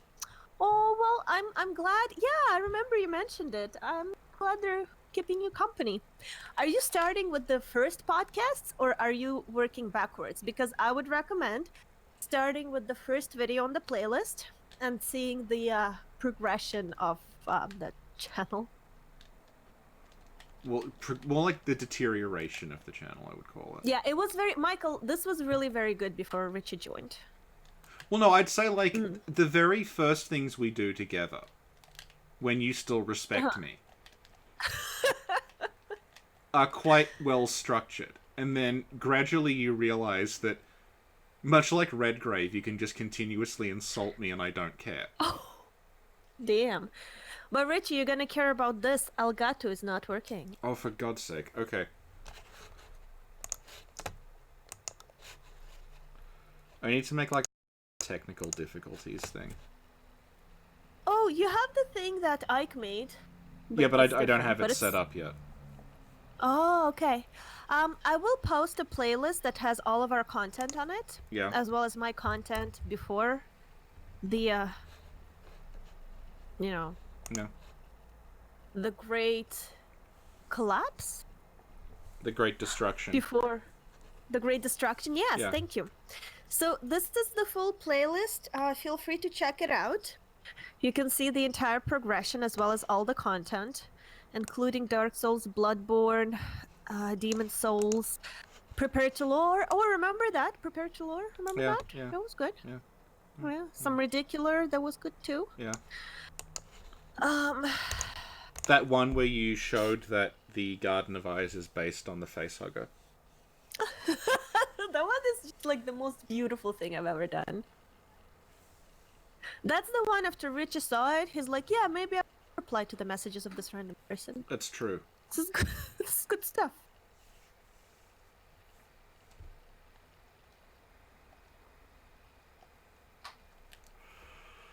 Oh, we should be back in a second.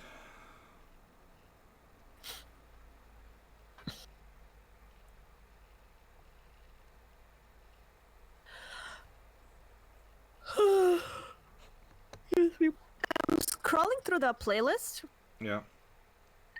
and I see the truth about the gargoyle. Do you remember the truth about the gargoyles? I think that was the one where it first began to decay. I think so. I think so. Because I remember that we were talking, and then... Hang on, I'll fill in the story when I get to the target. Okay, okay. Okay. Raymond says, create a playlist of all of JSF's favorite podcasts. That would be everything. So what happened was, you asked me on to record the gargoyle thing. And then you thought, like during it, you were talking about how you thought the gargoyles on all the cathedrals in Dark Souls. It wasn't that, like, there was magic bringing gargoyles to life. It was that all the gargoyles were actual, like, living things that they had killed and mounted on the top of the cathedral. And then I think that was the point at which, like, the relationship began to develop. And then also during it, it crashed and we lost all of our audio. And then I started, for some reason, talking about the game Hooters Road Trip. Oh, yeah! It was like an offline preview of what this would eventually turn into. Yeah. Yeah. Okay, so I blew up the factory. Oh, no. See, here's our expense report. Ammunition expenses is 0. Okay. Because if you are using a laser weapon, because it's not using physical ammunition, you don't have to pay for it. Oh, that's smart. I appreciate that. Yeah, so if you want to... Yeah. So the downside of laser weapons is that they're really expensive, and when you fire them, it drains your energy gauge. So if you're like boosting round and firing, you will run out of energy really quickly.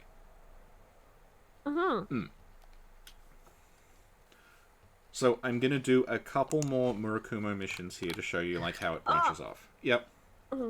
Well, thanks for coming, Tom. Hopefully we'll be still here when you're back. Tom is heading out for a bit. Okay, bye-bye, Tom. Bye-bye, Tom.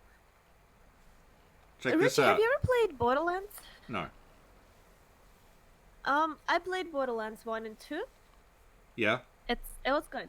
It was like a cute little like shooting game, you know. The second one had a lot more personality, thanks to Handsome Jack mostly, I think. But he was a bad guy, so we had to put him down. Look at the screen. I'm looking at the screen. What is the It middle says mission? Yeah, and?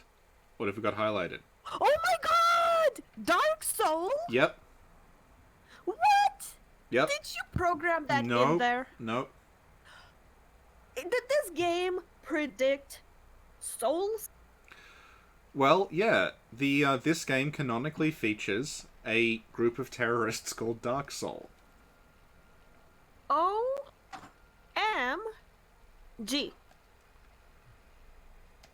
So this is not a very long mission. I'll just blade them. Uh-huh. This is another one where your reward is a part rather than money. So we're going to lose money on this, but we'll get we'll get a unique Armored Core part for doing it. Okay, okay. Okay. What's up, Gemma? Welcome to the stream.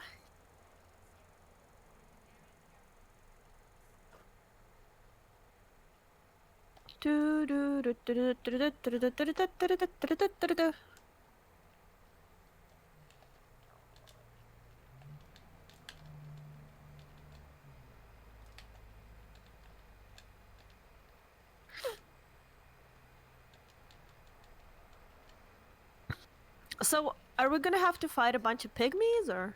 Well, we are in the Ringed City, as you can see. Oh my god, oh no, I hope there's no Gale. He's hardcore. Well, one of the great things about this is that the game kind of doesn't care what the source of damage is. So we're fighting these tanks in this area that's full of landmines. And if the tanks drive over the landmines, they also get blown up. Excellent. So there's a bunch of missions you can win by basically just getting the enemy to kill themselves. By, like, stepping in things. Uh-huh. Also, if there's, like, a lot of people shooting at you at once in a corridor, the people at the back will just shoot the people in front. Whoa. Yeah. That's not very smart. No. So I wanted to post our playlist earlier, but I Yeah. don't know if I did, so I'm posting it now. Good. Maybe perhaps again, I don't remember. Perhaps for the first time. Jamo said the red mech hood. Yeah. There is actually, like, a red mech that plays a part in the story. Oh my god! Marshall says this is clearly Irithel before they changed the set to snow. Yep.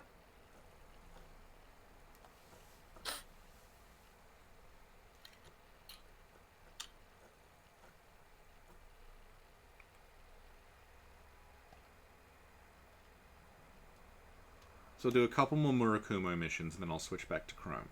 So, Okay. remember... But I have to grab a snack. Okay, So I'll be right back in a minute. alright. You know, you could, like, have food on the desk or something. You don't need to keep getting up.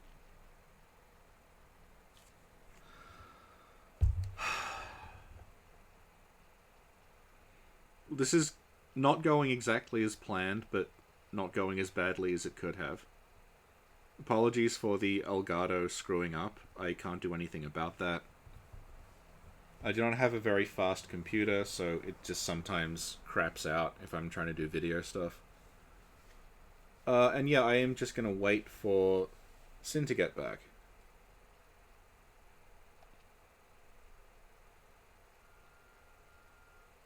This is the mission we have to do next, because I want to show off the exterminate organisms pathway that you can go down. I'll explain the exact mechanics of the organisms as we do this, but that was another thing that kind of sold me on Armored Core the first time I played it, because in this mission and a couple of other ones, instead of fighting other mechs, you will be fighting living creatures. And because they're living, your standard mech systems won't be able to lock onto them, won't be able to detect them. And you have to make sure you have parts that have a thing called a biosensor attached to them. But only certain parts have it and certain parts don't. So you will not, like... I don't think we'll be able to lock onto them when we play it this time, but I can go back if I swap my head out. I will be able to lock onto them. So it's this level of, like... They've thought through. Kind of like, okay, if you had, like, the firing control system, it's not going to be able to recognize something that's organic. It's going to be locking onto, like, electrical impulses and heat and things. That, like, a bug, like a termite thing, is not going to be generating. So then they added these parts that have biosensors that let you do that, but it's only used in, like, 3 missions. Because they invent this mechanic that's used, like, very, very rarely, but it's in there, and it's just there to, like, kind of help flesh out how the world works.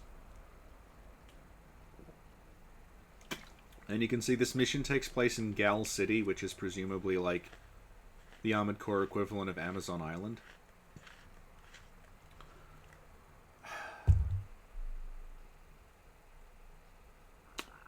Meanwhile, Sin is still getting a snack. Oh, meanwhile, Sin is still getting a snack. Hello. I'm back, by the way. Hi. Richie talking crap. Guess what I got? Ow. What is it? I'm trying to move the chair and it's not moving. I think it's karma. Okay. Jesus. Okay, sorry. I don't know why this chair was so hard to move. Okay. It's you gotta guess. Gotta guess snack. Is it cheese? Okay, I will. What? No. Look. It's this. I like how It's you got that comment complaining that you chewed too loudly. And your response has been... It was a comment on one of the videos that you are chewing very loudly and it's unprofessional. You're now... not rather than addressing this, you're just chewing into the microphone and saying, guess what I'm eating. I take constructive criticism well. It's like... Listen, some people make a living out of eating into a camera. Yeah, but So not you. This is... It's true.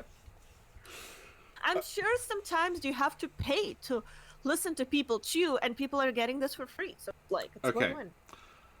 So, remember Kingsfield? Of course. Remember how there was a termite nest in Kingsfield? Yeah. What if I told you there was a termite nest in Armored Core? I'd say you're lying. Well, this mission is called Exterminate Organisms. And it turns out that giant termites Uh-huh. are attacking one of the cities. Okay, but to be fair...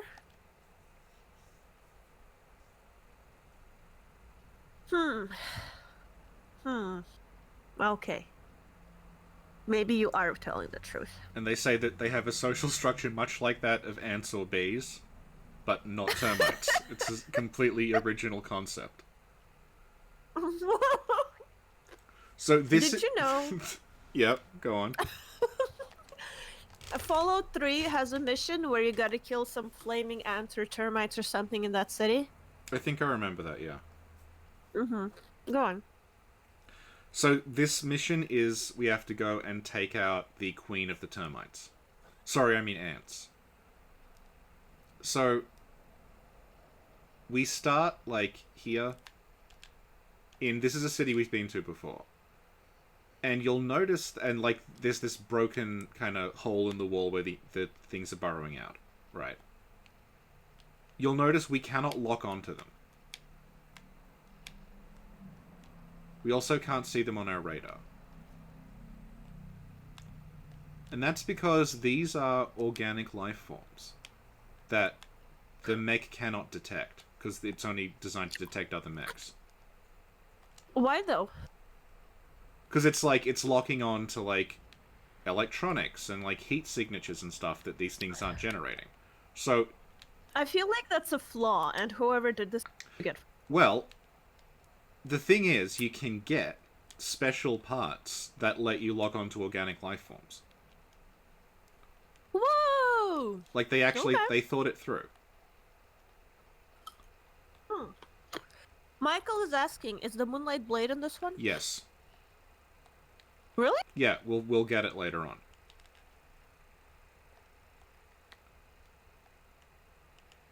So this is pretty much the same setup as the termite nest in Kingsfield. It's just all these sort of like dome-shaped rooms that infinitely spawn these little shitty termite things. And because they infinitely spawn, there's not really a point in killing them. You just want to get to the bottom. I just want to point out that Ethan is throwing around good shade. Yeah. It really begs the question, what new ideas have From had over the years? Well, they had the idea to start ripping off Berserk. Because Armored Core doesn't do that. Someone I know who, like... I don't know if anyone from Slugchug is in the chat, but someone I know from there. She just started reading Berserk for the first time after playing the Souls trilogy, and she was just like, I've found 5 references in the first chapter. Oh my god, everything is a reference, because I've read Berserk as well after Souls. Yeah. And like, the themes, the drawings, like, everything, like, the Vile Bloods look like Griffiths, like, the palette, like, everything. I was, oh my god. Yeah. Okay, we found the queen. And the Vile Blood Queen? No, the termite queen. She goes down pretty quickly. No.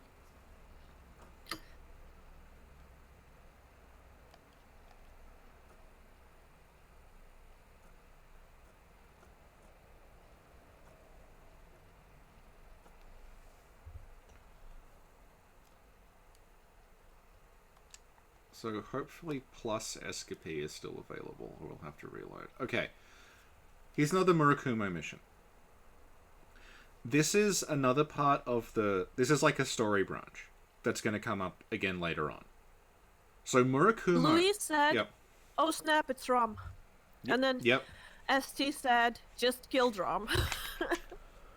So this is a mission from Murakumo. And it says, a subject from the Plus Next Generation experiments has escaped from the lab.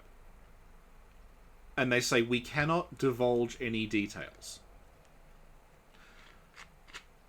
So this is an interesting way that the story is told, in that the corporation that you side with is the one you learn the least about. Because they're on friendly terms with you, so they don't say, like, hey, FYI, we're conducting unethical experiments. But if the one that you're fighting against, because you're, like, in opposition to them and you're getting dirt on them, you learn more about them that way. So if we continue this Murakumo path, we don't learn that much about Murakumo. So if you want the full story of what Murakumo are doing with all this, like, the plus experiments, you have to do the Chrome path, and vice versa with Chrome. You'll learn about, like, those weird termite things, they're connected to Chrome, but you won't learn that if you do the Chrome path, because they won't admit to you that it's now. I really like it. Yeah. I really like that. So this is a very short AC duel with another AC.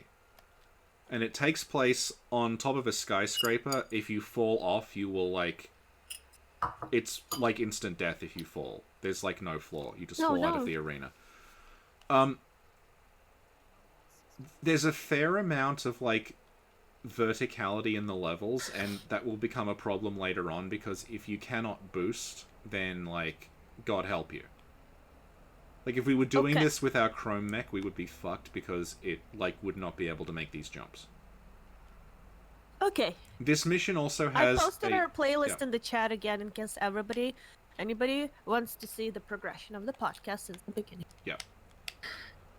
So, this is an Armored Core pilot. He's a Raven like us, but he was...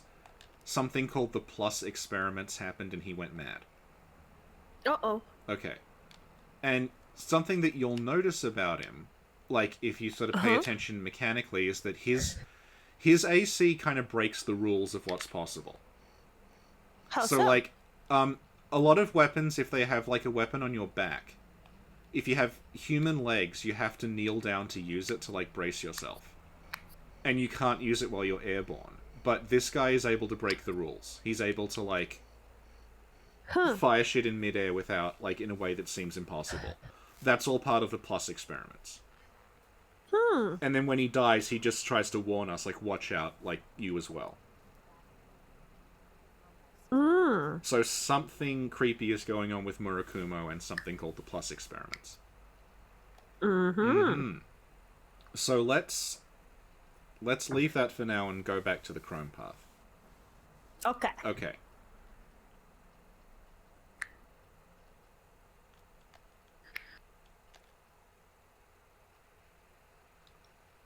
Oh, that's my mail. Hang on. Actually, yeah, let's check. We got a mail about the Plus experiments from R. So, okay, so R talks about how there's something called Human Plus technology, but we don't know exactly what's happening. He just says, like, "Hey, the hell's going on?" And he also specifies, like, this looks like it's something that's happened before. So, if you know your Dark Souls and your cycles, maybe we're in a cycle and this whole thing happened already. So we'll go back to the Chrome path. So what I'm going to do in the Chrome path here is I'm going to actually take a mission from Murakumo to show you that you can affect how the corporations work by deliberately screwing up missions. Because if we work for Murakumo and then we screw up the mission, Murakumo will lose. So, this is a fun mission to screw up. I'll show you why. It's called Guard Wharf Warehouse. So, the premise of this mission is Murakumo have developed a really, really powerful radar that they have at a warehouse. And people are trying to steal it, specifically Chrome. So, your job is to guard the radar.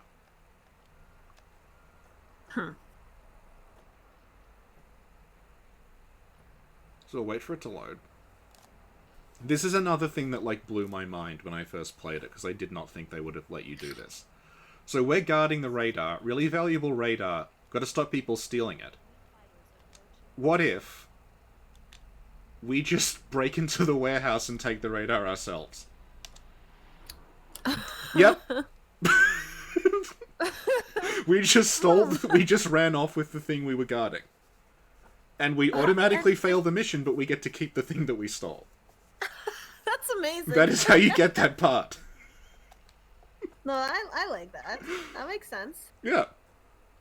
And that is the only way to get that part. So if you want every single AC part in the game, you cannot have 100% mission success rate. You just have to accept that, yep. You're always going to have that failure thing on your record because you stole the part, but that's the only way to get it. Huh. So now we'll load up another Chrome mission. This is going to tie into the Human Plus thing. So I'm going to meet our buddies at the Earth Environment Reclamation Committee again.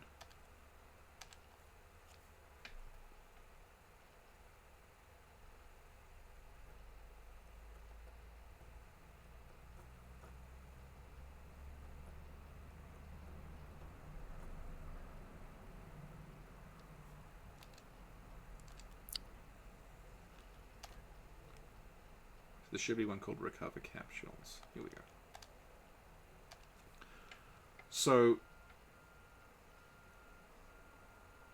this is like one of the facilities that you get the like the stuff the Earth Environment Reclamation Committee is looking into.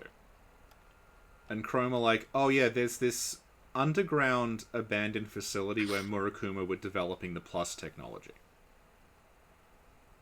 So this is like, we're learning more about Human Plus here. But we're learning about it from Chrome, not from Murakuma. Because Murakuma actually don't want us to know this. Uh-huh. Yeah. Okay. So this is us we're learning about Murakuma by breaking into their secret lab. Yeah, that makes sense. I probably won't do this whole mission because it goes on for an eternity, but you can see that like big tank AC is pretty cool. It's got big Gatling guns on its shoulders. Oh, welcome back, Tom. Welcome, Sarah. Sorry. This is what I meant about like the Plus guy breaking the rules. We can move and shoot with these guns on our shoulders because we are a quadruped tank, right? If we had human legs and we wanted to fire the gun on our shoulders, we would have to stop moving. But the guy that we fought, he has the ability to, like, ignore that rule. He can just fire his gun whenever he wants. And that is not, like, the game just being unfair. That is part of the Plus experiments that we find out about later on. So, this is one of the missions where, like, not a great deal happens. It is mostly just going through this big abandoned structure. I like that there's a lot of variety in the mission designs here. Because if you saw, like, a lot of the missions earlier I shot off were just, like, a shooting gallery. Like, just a ton of stuff flew at you and you had to shoot it down. There's also a lot of missions like this that are just, like, a big empty space that feels sort of weird and empty and abandoned. And you just have to, like, investigate it and figure out what's going on there.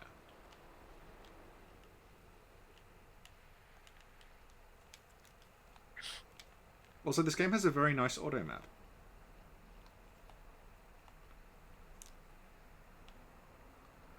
The auto map you get is determined by the head that you have. So, like, the head I have now, you can kind of see by looking at it. You can't turn the camera in this, annoyingly. But, like, my head is more just like a radar dish. It's not really a head.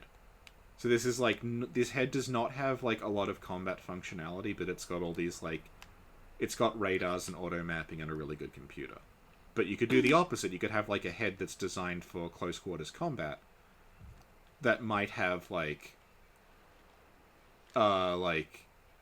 wouldn't have the radar, would have a terrible onboard computer, but would let you lock on really fast. So that's what I mean about there being, like, so many different potential builds in this.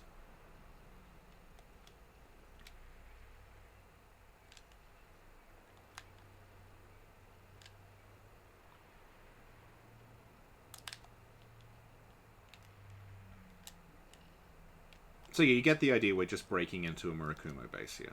Let's just quit this mission.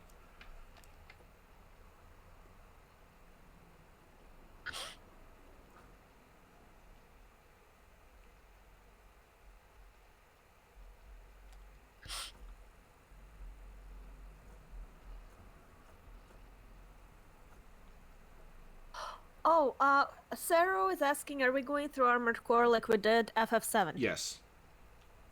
Yes. But unlike FF7, this has 2 different story branches. So we're hopping between 2 different ones as we go through it. So now we'll go back to the Murakumo path.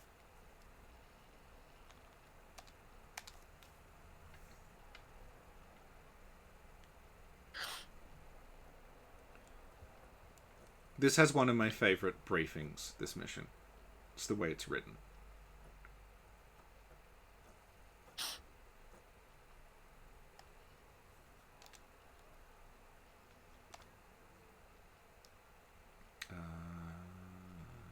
Guard airplane, okay.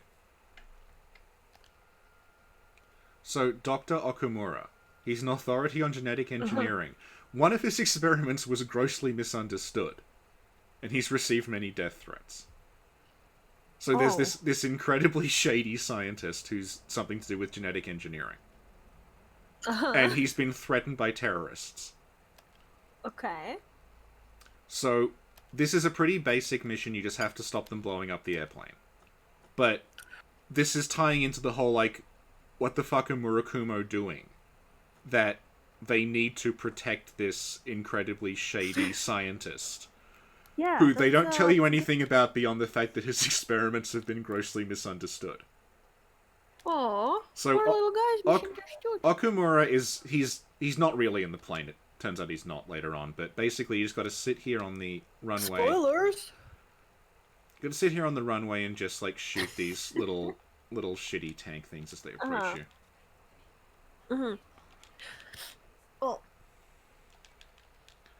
These things get close to you. Is anybody else eating a snack? They have a pretty cute design. They're like a little unicycle. Okay. They're basically a unicycle with a gun on the top.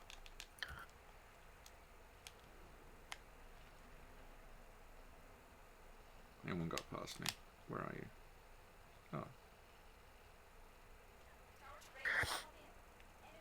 Oh. Whoa. You can see here I have to, like, my mech has to kneel so I can use this gun. This is what I meant before. It's like, I can't move and fire this thing at the same time because I don't have treads.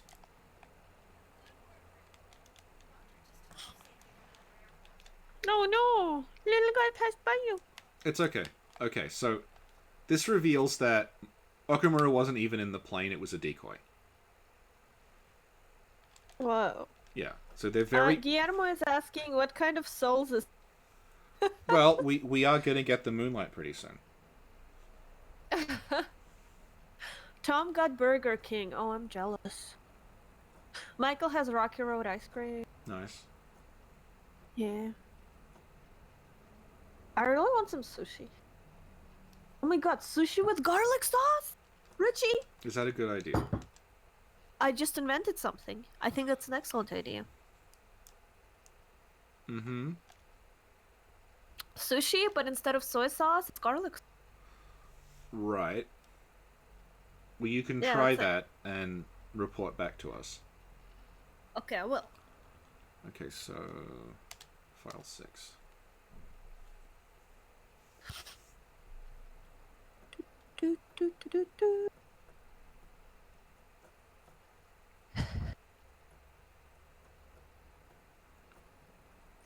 Ethan says garlic wasabi sauce sounds incredibly good. And then Sarah says it's a good idea. There you go. Basic computer, here we go. What? I'm just talking to myself. Okay. Oh. So, you know that abandoned base that we were in before that belonged to Murakumo? It's now being occupied by... Remember Earth Environment Reclamation Committee? The, like, eco people? Mm-hmm. They're now in charge of that base.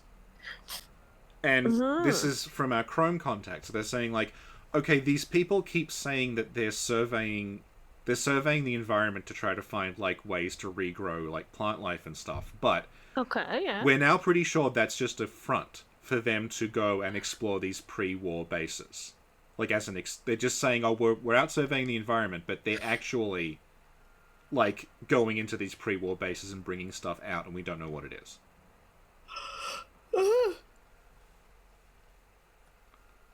And very conveniently, they are constantly having to reclaim the environment in places where there's like huge stockpiles of pre-war technology and like computers and stuff. So your goal in this one is you have to break in and destroy the computer that the Earth Environment Reclamation Committee are trying to get data from.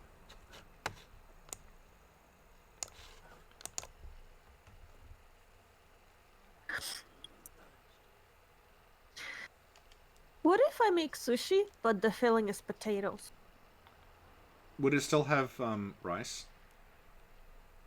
Yeah. It's gonna be, instead of having like fish or it's just like potato. Sounds kind of disgusting. What? Richie? Oh my god, do y'all see? Do y'all see Richie bullying me about my ideas first? Garlic sauce sushi isn't good. No, potato sushi is disgusting. Well, no, garlic sauce sushi sounds okay, but like potato sushi, just imagining like what kind of is it, like mashed potato or fried potato or boiled potato? Well, all kind. There's gonna be mashed potato. There's gonna be fried potato. There's gonna be potato salad. There's gonna be hash browns. I can see like There's gonna be some kinds of potato working. Okay. I feel like maybe like warm mashed potato with the rice on the outside. If it was like kind of salty enough, that would be nice. Yeah, or like a McDonald's fry. It goes good with everything. Yeah. Whereas maybe like I was picturing like a giant hunk of raw potato covered in rice. Uh-huh. So Ethan says, what if it was filled with borscht? Well, you are the Russian, so you Like, tell us. yeah, borscht is actually really good. You Yeah. just gotta eat it with sour cream. Well, borscht has potatoes in it, and those potatoes have a very special taste. Yeah. So, no, good try. Do you want to talk about Borscht and Watchmen in an attempt to fill in time while I do this mission? Okay. Okay, so the new HBO Watchmen series is set like after the comic. Okay. Okay, hang on. They've got Elgato screwing up. We'll talk about this while I fix the. Oh wait, no, is it working now? Sorry, you're like cutting Is it- out. So Yeah, there's a yeah. thing. Yeah, what? Say it again. Say it again. Okay, so the HBO Watchmen series, right? Uh-huh. That is set after the comic, from what I can Yeah. tell. And canonically, at the end of the comic, because there's peace between the United States and the Soviet Union, Right. a chain opens up called Burgers and Borscht. Oh my god, I So forgot about that. if Damon Lindelof respects canon, that will be in there. Oh my god, that would be awesome, because borscht is actually pretty good. Yeah, It is good. It's good. It's supposed to be healthy too, but it's like a good soup. And It's supposed to be Richie- healthy. Yeah, because it's like a bunch of vegetables together and some potatoes, you know? Right. And also, did I tell you, because I saw the Watchmen movie Yeah. a long time ago, and when I saw it, I was like, what the F is this? This makes no sense. I don't understand. Yeah. And then one day I was, because I love to go to like secondhand stores and like sales and stuff like that, right? Yep. I saw this Watchmen comic in the secondhand store for like a couple of dollars, and I'm like, oh, okay, I'll get it. Yeah. And I read it, and I'm like, oh, well, this makes more sense than the movie. It does, yeah. And, sorry. Yeah, so now that they're making the series, I've started to reread the comic again. I'm like halfway through. Yeah. Yeah, it's like, yeah, it's okay. I liked it better the first time I read it, Yeah. but also I was younger, so. You know, when you're young and you read something, I think it seems more impressive than when you're older and read something. Yeah. Yeah. So yeah, this mission is very, very long. Mm. But yeah, you can kind of did see you- like this is what I mean by it's like the pre-war vaults in Fallout. Mm-hmm. It's like this, yeah. This has like been untouched for centuries. Marshall the Cat says Watchmen is my favorite movie of all time, I think. Yeah. Oh, interesting. Like, I like the way the movie was made, but it's just like, if you didn't read the comic, and like, I was watching it and I'm like, it's a pretty movie, but I'm so confused about everything. Oh, you didn't watch the 4-hour extended cut? Well, maybe I should have. Maybe that would fill the blanks. What is this, Lord of the Rings? I think Watchmen would work better as a TV series than a movie. Yeah. But, like, they're yeah, for finally sure. doing a TV series, but it's a completely different story.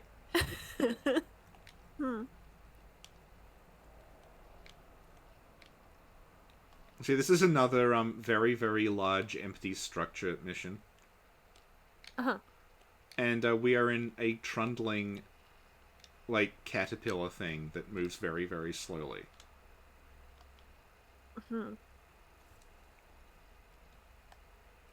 Should we have a podcast episode about Watchmen?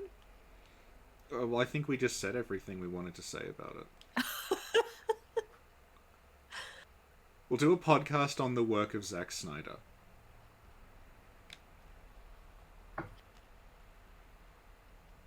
Which one's that again? The guy who directed it.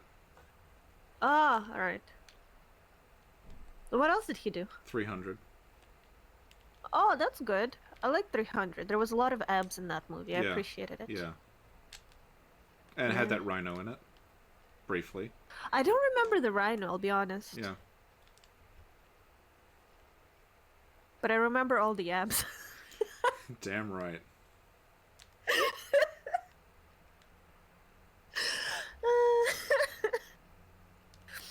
I don't even know what the movie was about. It was about the battle. Well, yeah. Man. It was ostensibly about the Battle of Thermopylae, but it was really just abs on parade.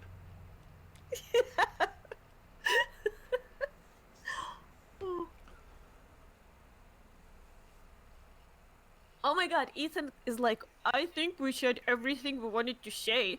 That's never stopped a podcast from existing before. That's true. Okay, so we're now at a point where we've broken into this base. The people there are saying, like, hey, Raven, I don't know what they're doing here, leave us alone. He's, like, not sure what's happening. And then at the core of it, you encounter another Raven. So another Raven has been sent here to defend this computer, presumably by Murakumo. Oh my god. Right. So let's just take out the AC versus AC fights in this are not terribly exciting. You just kind of, like, lock on and hold fire until they die. Okay. Okay.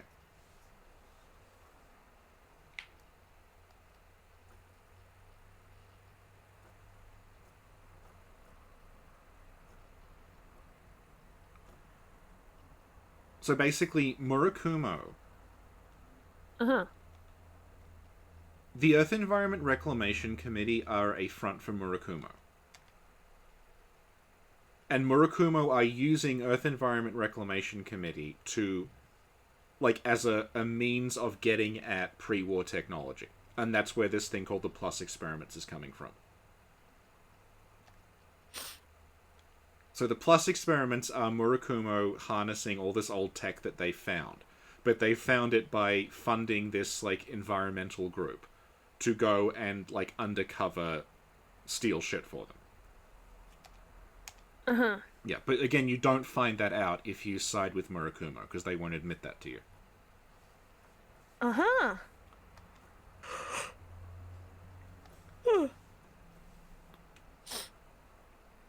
So we're going to continue on the Chrome path here, and...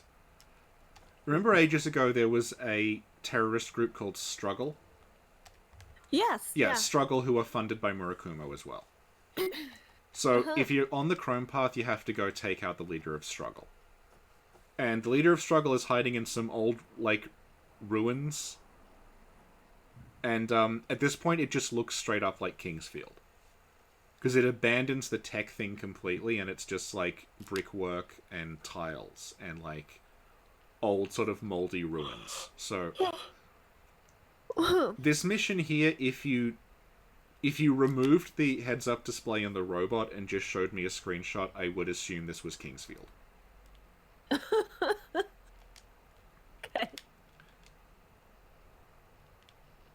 This is another, like, large empty area mission.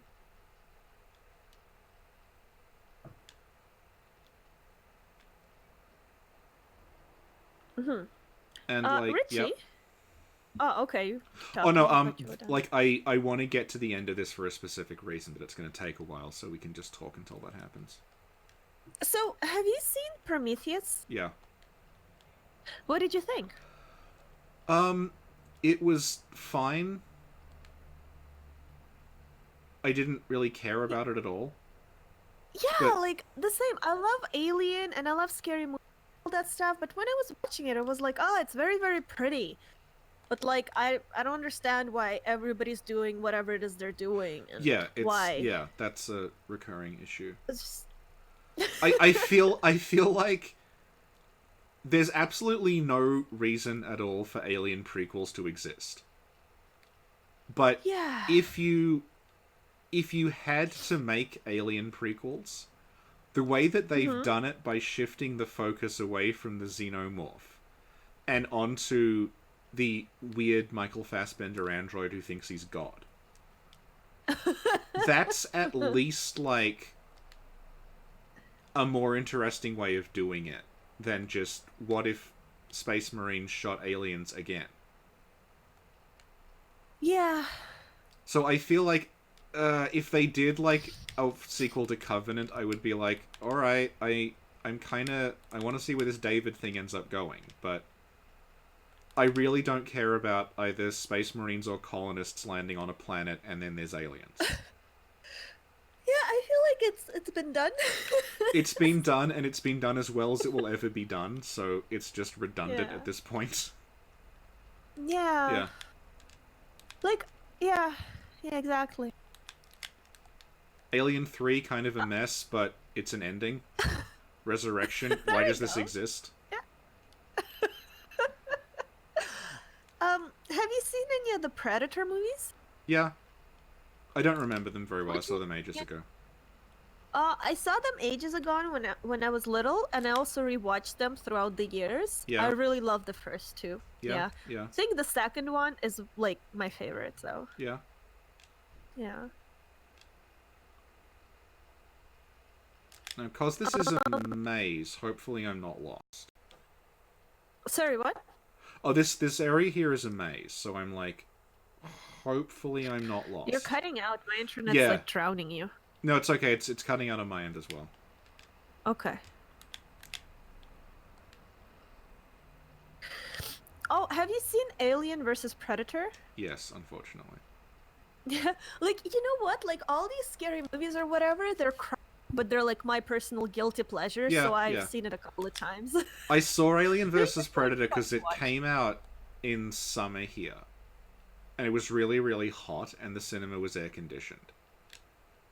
So I just like went, oh god, fine, I'll see Alien vs. Predator. It'll get me out of the heat for a couple of hours. Mm-hmm.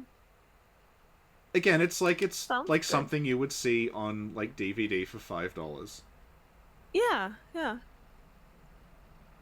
I don't know why they need to drag like two otherwise respected franchises into it, but we've fallen down the Or rabbit have hole. you seen Jason versus Freddy? No. It's like the same thing. It's very not very good, but it's like, oh, this is fun. You know?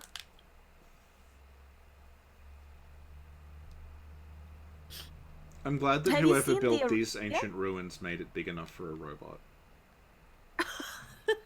It's like It's from Yawn. Prometheus, Richie.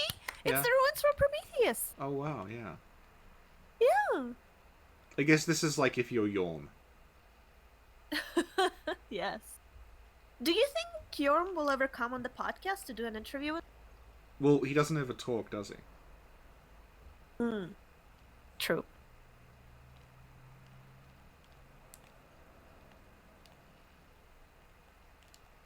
Hellraiser in space. I saw that one. Oh Is that the yeah, one that yeah, Phoebe- yeah. The lament Oh. configuration becomes a space station. Oh, let me. Yeah, yeah. And then in the end, this ship and it's a box, right? Yeah, yeah. Oh, I've seen it. I've seen all the Hellraisers. I even saw that new Hellraiser where the guy who plays Hellraiser isn't even in it, and it's like weird. Yeah, the contractual reasons Hellraiser sequel. But I like Hellraiser. Like it's so like The first one was really good, I think. It was just spooky, like, and Yeah, like, yeah, no. yeah, But like the second one was also like it scared me a lot, but I loved it. yeah. And then, uh, Well, I it's, feel it's like there like were a most of few those more. series, the first, like, one or two are fine, and then it's just like, girl, Yeah. better make another one. Yeah. Yeah. Sorry, I'm just Like trying to the figure first out where Freddy I Krueger am in is really this. good, I think. I've seen them all, but I can't remember anything other than the first. Yeah, Ah, Goose says there's actually a new Hellraiser. yeah, Ah, interesting.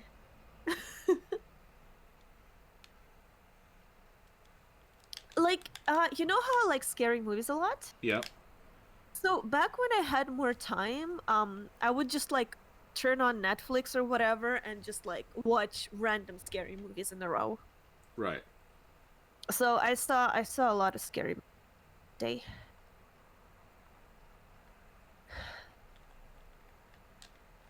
I feel like I haven't been keeping up. I would watch like also I really like East Asian scary movies. Yeah.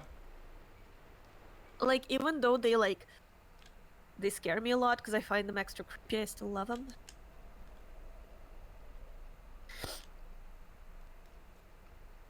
I haven't seen anything by Takashi Miike in years, and since he makes like 30 movies a year, Yeah. there's probably a lot to catch up on. Yeah. God, sorry, I'm like doing terribly in this. I'm like lost. No, you're doing good. We believe in you. No, it's just like this level is a gigantic maze, and I know where I need to get to, but because every single corridor looks the same. Okay, everyone stop everything. Richie, stop everything. Uh huh. Uh, Emperor is asking, who else found JSF because of Sin? There's actually a few people I can think of, Yeah. and I'm very proud of them. Yeah. Yeah. The tables have turned. Yeah. Mm. Direction am I facing? God. Have you seen The Invitation? Let me Google it. It's possible 2015. I don't know. Let me see it. Let me look at the cover. Uh, it rings a bell, but I don't think I've seen it. It might have been something I wanted to see, or maybe I saw it and just don't remember it.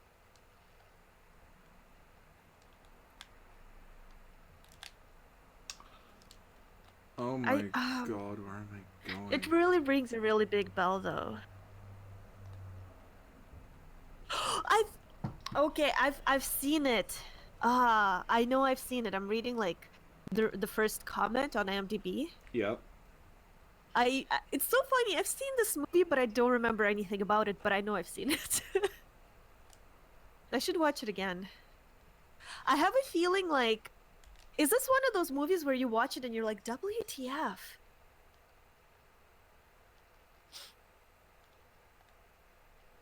Ethan says, I found Sin thanks to YouTube recommendations giving me completely unrelated suggestions. Gu says, I found Sin through JSF. JSF because of Aegon. Yep.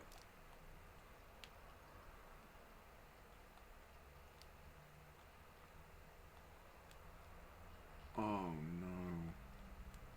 What? Oh, just this horrible level layout. Okay. Aww. Ah! Just fell down a hole. Okay, now I'm gonna have to watch The Invitation. I know I've seen it, and like my brain is trying to remember, and it's just telling me like there's some sort of a plot twist ending, and it's very weird and uncomfortable. But I don't remember. Does the plot twist need to be explained real theory canon? Yes. Michael says, honestly, oh no, sorry, I've been drinking, so I'm Really? reading like 3 comments at Yeah, so I'm reading like 3 comments at once, and I'm confused. Okay, wait, no, it's Marshall Duquette says, I actually watched Red Grave first, and everything spiraled from there. Yep. Yeah, I got a lot of subs from Aegon. Because he had me on, like, his, Let's Talk Law thing. And, Oh I my am... god! Yeah? Yeah, go on, go I was on. gonna say, Go on. I'll be going back on for another Dark Souls 3 thing when he gets around to it, but... Those things take him a long time to do. Oh, so. look at Richie. He's so popular. People invite him to podcasts. You know that we were both on it together. Like, you were also look invited. At me. We were both in it together, so Yeah. you're talking nonsense. Bully. Michael says, I found Sin and JSF on episode 0. Oh my god, Michael, that's so sweet. Michael, did you know there's about 100 podcasts before episode 0? We call them the classics. Ethan says, the invitation comes to my door 3 a.m. real. Oh, Raymond's like, I misread. Yeah, well... Yeah, he talked about, Yeah. like, starting his channel over again, but I don't think he's gonna do it. Really? Yeah, because it does take like a considerable amount of time and effort and energy, and it's hard. Well, he wanted to cover other games. Yeah, well, like regardless of what game you. Yeah, he... So it's a lot of work. One to keep up idea a YouTube that, channel. that he had was, he wanted to, like, do a series on games where the plot makes no sense. And just try to come up with, like, explanations for why things are happening. Oh, that would be cool. Okay, I think this is the right way. God, I hate this. Okay. Ugh. Red forgot how you found out about this channel. It's been a while. And I found out about... Ethan I says- found out about you Yeah? because you messaged me on Reddit. Well, technically, I messaged you. I just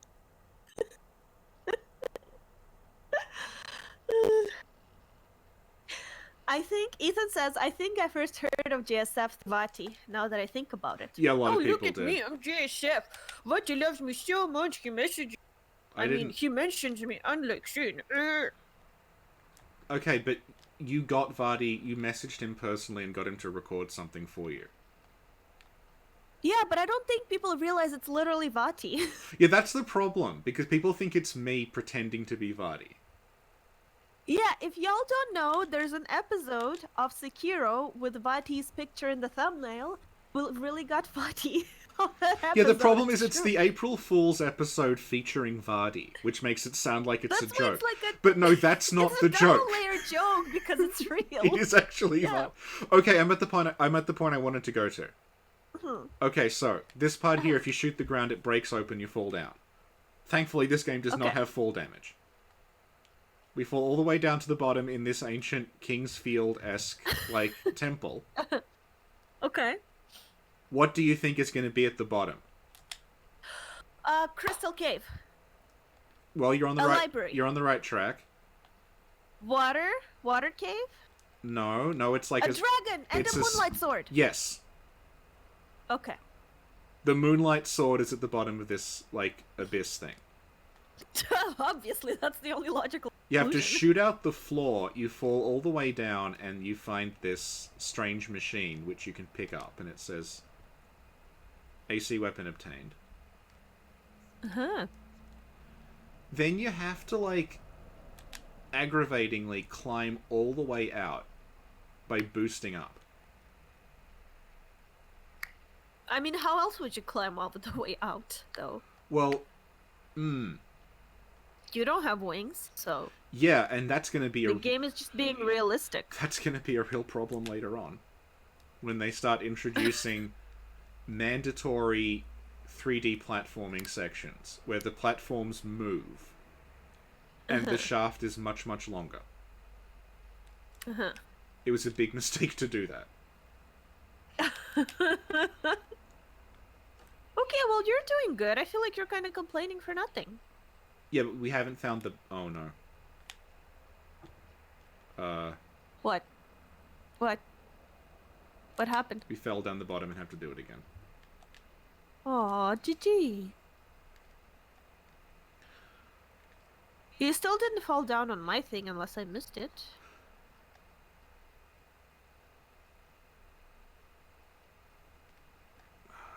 Come on. Oh, I I see. Oh, you almost made it. That was so close. It's not funny. Hi, Brutus. I feel like your Brutus wouldn't be that sullen. No, you're right. He would just like, I'll try again. Yeah, that's a Brutus. It's about time there was some positivity in this community.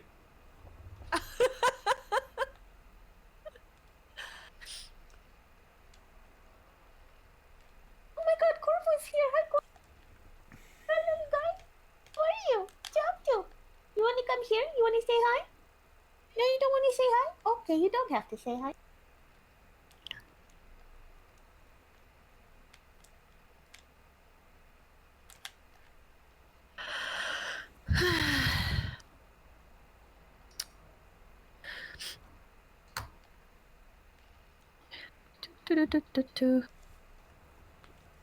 Does anybody... Okay, what is everybody's favorite scary movie if you had to pick like one or two?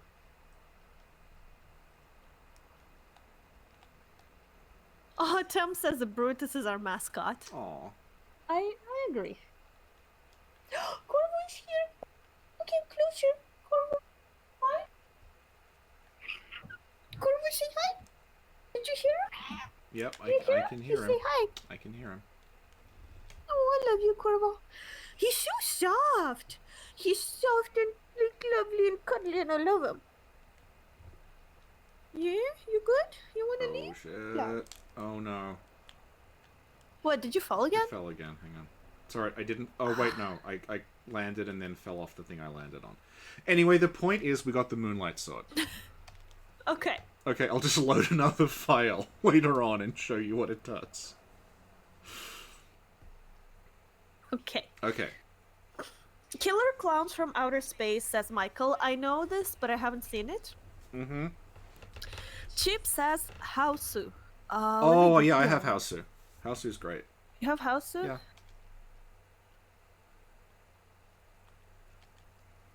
What's it about?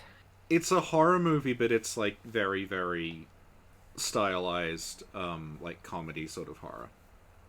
Really? Yeah. Okay, I should watch it then. Rats of Nim. I've never heard of that. Mean Girls 2. Audition! Ethan, do you know who else loves the audition? Richie, who else loves the audition? Sin loves the audition. Sin loves the audition. Do you know who read the book The Audition? Was it you, Sin? It was Sin! Come on, nature. Come on, birds. Come on, flowers. Come on, other kind of flowers. Come on, Nina flowers. Okay, Come so on, Ryu Murakami. time to do a mission with those termites again. Okay. So what I'm going to do is I'm going to equip a biosensor head to show you, like, the difference. So I'm early on. The Wedge! I've been wanting to watch it for like 2 years now. Oh, Sin, get it together and watch The Wedge. I thought you said the Wedge for a second. There was the Witch. Is it The Wedge a movie? The Wedge was an absolutely terrible sketch comedy show from Australia from like 10 years ago that it was like not the first thing Rebel Wilson was in, but it was like pretty early in her career. So if you ever want to like get some dirt on Rebel Wilson being unfunny, check out The Wedge. It is atrocious. Okay. Okay, and then Red says Perfect Blue. Oh, do you remember that? Yeah, perfect. I remember watching that. It was spoopy. Tom says, what do you mean, show what it does? It kills Maria. Good one, Tom. Okay, so 1,000 points for you. new mission. But we're still... Okay. Okay, well, I'll we're explain still- the mission, and then you can read scary Okay. movies while I'm doing it. So, Okay. we're back on the Murakumo path. Okay. And in this path, Murakumo has realized that those termite things were being developed by a company called Chemical Dyne, who are part of Chrome. So what you do in this mission is, rather than attack Chrome directly, you break into the lab and you let all the termites out. So that the termites then escape and destroy the city, and Chrome get blamed for it. Uh-oh. Is that ethical? No. So this is an interesting mission because you have to not harm the termites. Uh-huh. You have to just make sure as many survive as possible and just let them all out. Okay. And because we have the Makes sense. biosensor head, you'll be able to actually, like, lock onto them properly. We can fight these things, no problem. Mm-hmm. So, now, like, we can... You'll also notice, if you were paying attention to the computer talking, we now have a slightly different sounding computer. It's like a more clipped British voice. That's the head component. What? Because the different heads, like, literally talk to you in different ways. Oh, And if you have, like, that's if you amazing. have a really primitive one, it will just talk to you like this. beep up, beep up. So you can see that, like, this mech, it's navigating these corridors much, much faster than our tank was, because it's just, like, it's a little scooty thing. Yeah. Yeah. Awesome. So Danielle says Qui-Gon is a good one. Yep, I've got quite on. You can...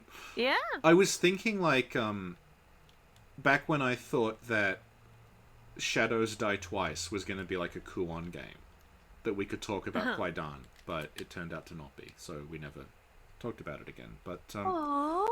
Is this like a, like, is there a lady ghost in there? yeah, it's like 4 different stories. It's like Oh, it's like the 3 Extreme, but with 4 stories instead of 3. it's just like an anthology of, like, different, like, Japanese ghost stories. Okay. So we gotta let our little bug friends out by blowing up the locks. Okay. Yeah. Okay. Okay. Little friends.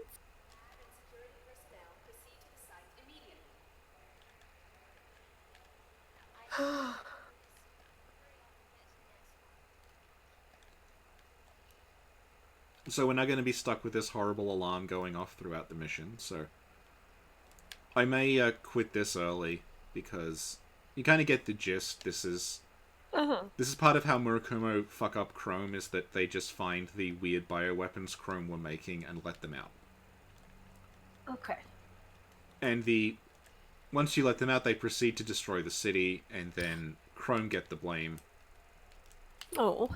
So that, like... Give me 1 second. Okay. I gotta feed Corvo before I forget. Okay. I'll be right back. Okay. I'll just let this little guy out. Hello, little guy. Oh, look at you.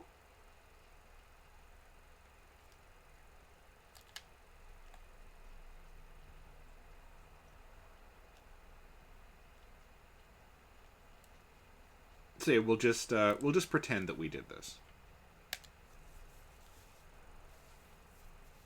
And move on to the final set of missions, beginning with an encounter with another... Okay, I'll show off the other ravens, actually, while Sin is feeding Corvo.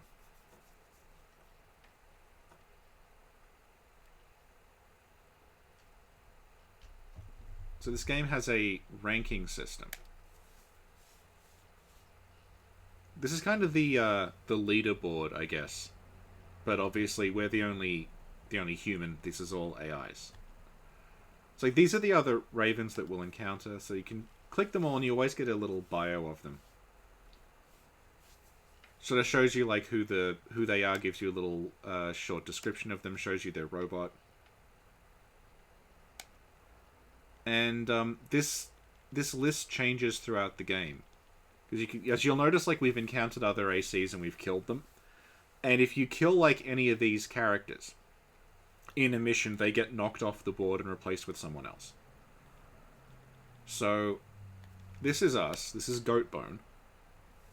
Goatbone is a name from the game Deception that I streamed another time and people really liked, so we are now Goatbone. And you just get a generic, like, bio, but everyone else gets a description of kind of like...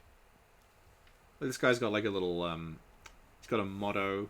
He's got like this tank AC. He's got this really cool emblem of this burning like dog thing. I like Link's Minx and the Pretty Kitty. In Armored Core 2 and the subsequent ones, this also lets you fight them one-on-one. So like you can... This for Armored Core 2, we could like go to Link's Minx's profile and then just challenge them. But that does not happen in Armored Core 1. I wonder if there's a mission I can do quickly while Sin is feeding Corvo.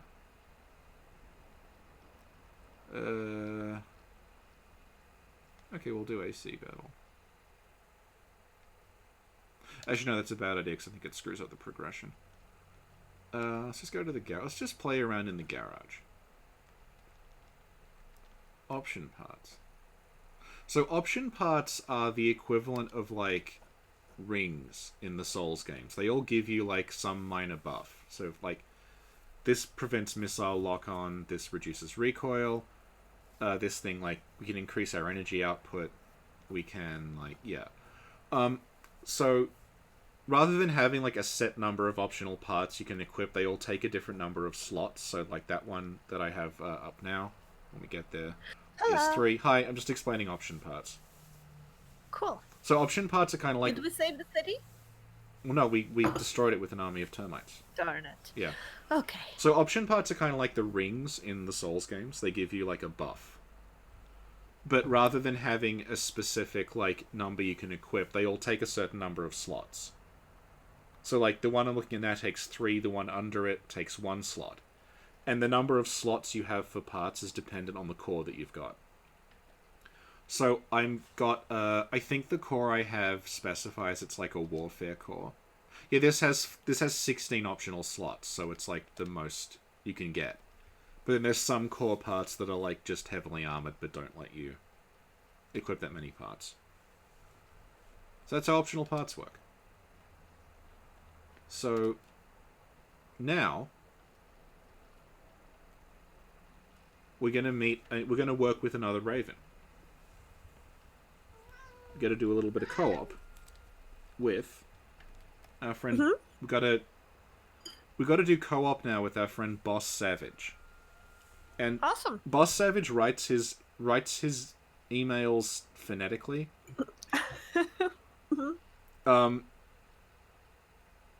I don't know why he writes like this. It reminds me of the NYC Guido voice Twitter account. What's that? It's a series of tweets written like this. So we have to go to the underwater base with Boss Savage. Or possibly like Bebop and Rocksteady from Ninja Turtles. He's like, they says it was an easy job.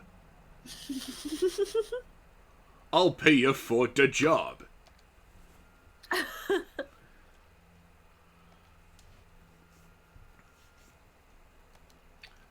So this is a pretty basic mission. We just have to take out all the MTs that are patrolling this base. But it does tie into the story in a way that we'll find out a little further into it. Richie? Yep. Do you think there will be a Bloodborne 2?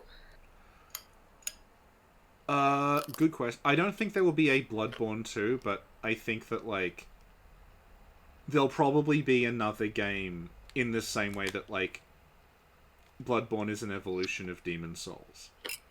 There'll probably be another, like, from Sony collaboration that's a dark fantasy RPG. I think there will be a Bloodborne 2. Okay.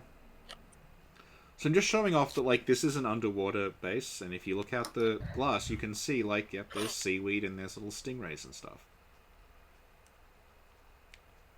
Yeah, it's yeah, they put a lot of effort into, like, this really doesn't do anything. This could have just been metal, this could have just been, like, blue, but they modeled little fish and everything that swim around. It's cute. Yeah.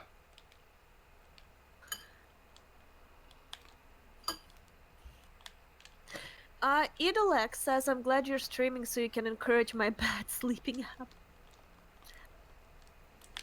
Go to sleep, Idalex.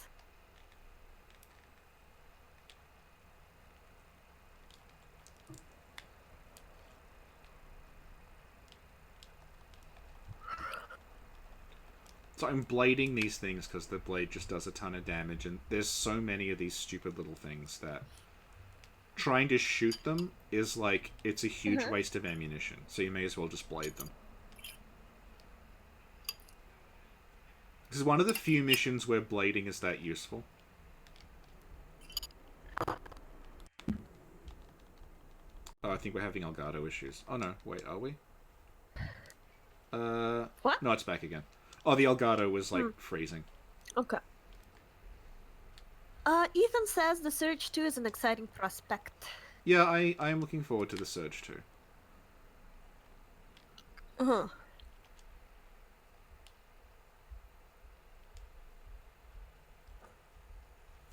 Richie? Hang on. Yeah? What's up? We just got betrayed by Boss Savage. Why? How? Why? So Boss Savage locks us in this room, and then just wants to abandon the base and leave us here. Okay, but we're not there yet. Yeah, we are. Oh, We're- okay, we we're are on the still in stream. hallway. Okay. Yeah.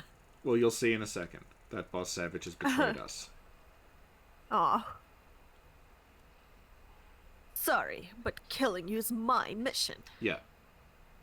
Aw. So this is the first indication that the other Ravens are trying to kill us. But, like, it's not that he wants the money for himself or anything. Like, the actual purpose of this mission is to assassinate us specifically. Okay. Like, this is a trap that we were led into. Oh, that's so mean. Yeah, but, like, why? Yeah, why? Yeah, exactly. Somebody... I'll demand to talk to the manager. Well, we will get to talk to the manager later on. Good. Okay. I have a few things to say to him.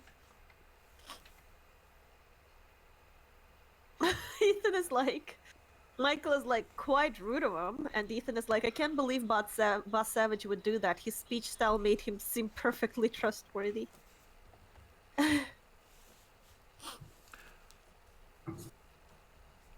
So, you know how, like, a lot of the Soul stuff seems to have its roots in Armored Core? So we've got the Moonlight, we've got, like, the weight system, we've got the stamina system.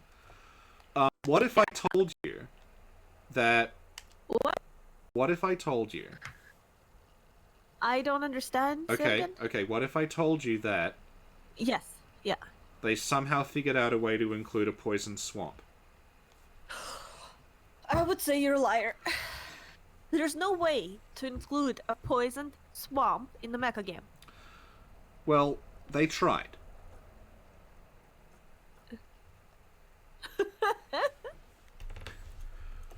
So, it's not technically a poison swamp, but Okay. But... it turns out that there is a base, and the base is full of metal-eating gas. Uh-huh. And it's purple, Uh-huh. and while you're in it, Uh-huh. it does constant damage. So it's nothing like a poison swamp. Well, it's worse than a poison swamp in a lot of ways, because there's no way to prevent the thing. It's not like there's items that cure poison, and there's also no way to heal yourself. So basically, you are on a timer this whole mission, because your armor is constantly degrading, and also it's full of shitty little enemies that just do chip damage to you. And when those enemies damage you, like, that also takes off armor. So it is, like...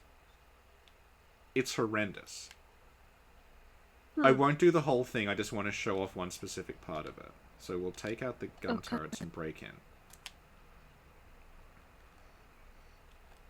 So the damage starts when you enter these areas that are, like, glowing purple. That's meant to be the gas. So we'll just... See, our armor is ticking down. You have quite a while to do this, but when you factor in that the enemies are firing at you later on, your armor degrades really, really fast. And this can take, like, 3, 4, 5 attempts till you figure out how to do it. Sarah is saying, is there poison swamp in every From game? I think the original King's Field has like a poison gas area. So, God, here we are. Right. So, important thing to realize, this mission was given to us by the Ravens. This was not a corporation requesting it. So this is tying into the whole, like, it seems like Raven's Nest is actually trying to kill you at this point. Another thing to notice is that all these generators, they say, like, this is an old military facility. Gotta blow up all these generators. The generators all have the word Mars written on them. So something is going on involving the planet Mars. So what exactly is going on in this? This story is becoming increasingly, like, weird. That the people that we work for, the organization, are trying to kill us. But in the process of trying to kill us, they're trying to get us to detonate something that's something to do with the planet Mars. Oh no, are we gonna blow up planet Mars? Well, I don't think we can reach it from here.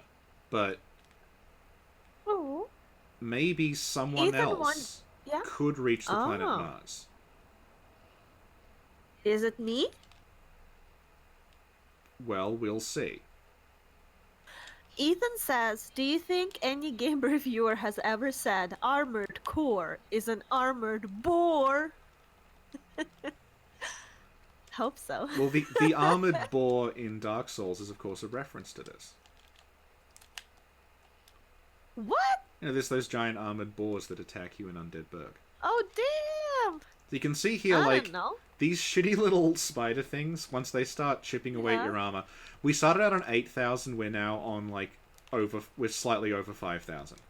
So, like, we're losing... Basically, like, the amount of time we have is going down really rapidly just because these stupid little things are plinking away at us. So I really just wanted to show you that, like, something about Mars, something about Raven's Nest trying to kill us, what's going on. This is also a mission that, if you fail it, it never goes away. You just have to keep doing it until you beat it.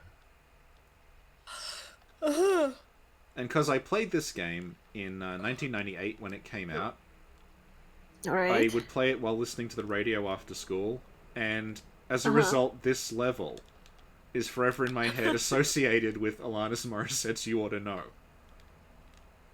Because it was playing the first time I beat it. So we'll just be like, okay, I guess we made it. We'll just... Raven says Optimus Prime is on Mars. Is he? I don't know. He gets around. Beast Wars. Okay, we're actually making decent time. Is Optimus Prime in Beast Wars? Yeah, but he's called Optimus Primal, and he turns into a gorilla. Yeah, he's the ape, right? Yeah. Yeah, I remember. So now we're going to go back to the Chrome path. So you know how we found a bunch of shit referencing Mars?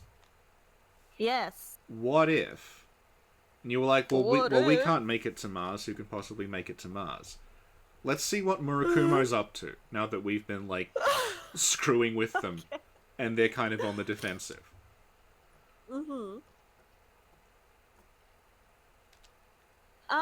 Emperor is asking, any thoughts on Elden Ring? Not new ones. We did a whole podcast on Elden Ring. Yeah. Yeah. I mean, still the same. Has there been any new info? Well, in the world of Armored Core, it looks like Murakumo have a space station. On Mars? Well, it's not on Mars, but it's got... This is referenced in another mission that isn't this one. It's like a space catapult. It's like a point where you can travel from that to somewhere else. So, Murakumo are fortifying this space catapult. So you have to break in.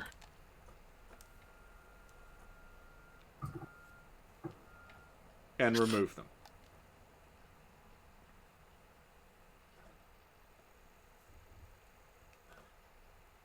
Huh.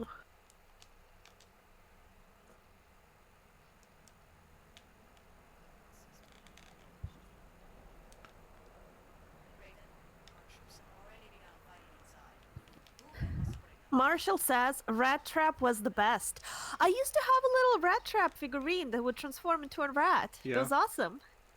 Do you remember Rock Yeah. Lords? No.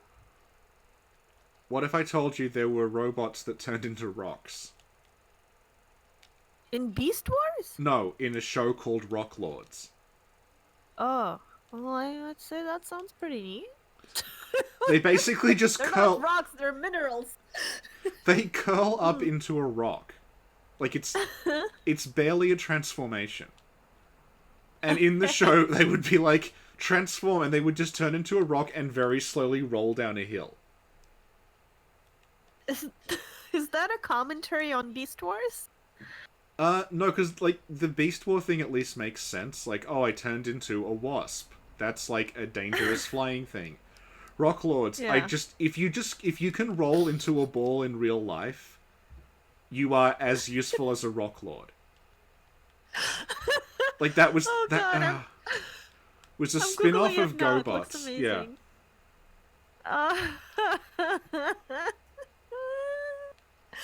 Oh, Jesus. Who came up with that? It was a spin-off of Why? GoBots. But why? Did it need a spin-off? It's got Margot Kidder, who was Lois Lane, is the voice of like the. I mean, to be fair, it's basically Steven Universe. It's like these gem rock people, and that show's doing well. So, it was just ahead of its Yeah. time in a lot of ways. True.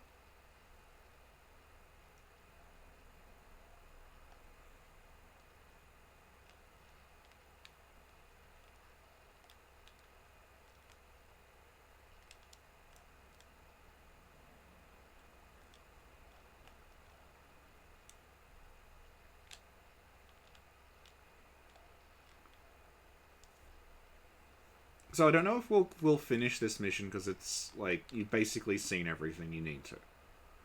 The point is Murakumo in the pathway where we're like damaging Murakumo and they're like stuck.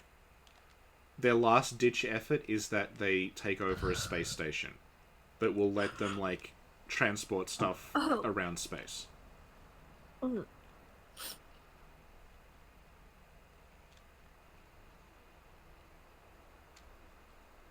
Abel the Rock Lord. Lol, Ethan's on fire today. No, it has this theme song that's like Rock Lords, rocks that come to life, Rock Lords. And what's cooler than a rock? I can't think of anything. Can you? Well, I saw a video review of the Rock Lord's toys where the guy's like, this is as functional as an actual rock, which is free. He's not wrong. Okay, we'll just be like, okay, Murakumo, they got a space station. Actually, I just want to look out the window so we can take in, look at this beautiful, like space environment that they've got going.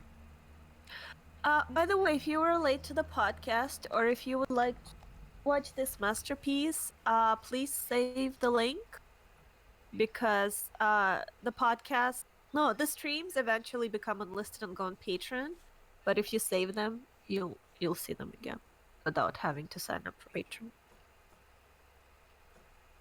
But if you do want to sign up for Patreon to see more awesome content, here's the link. Richie, what's the link? Patreon.com/Sinclair.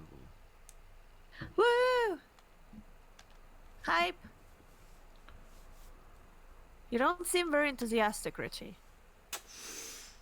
Well, let's go to the very end of the Chrome path, in which you successfully take out Murakumo. So that should be part 12 on my memory card.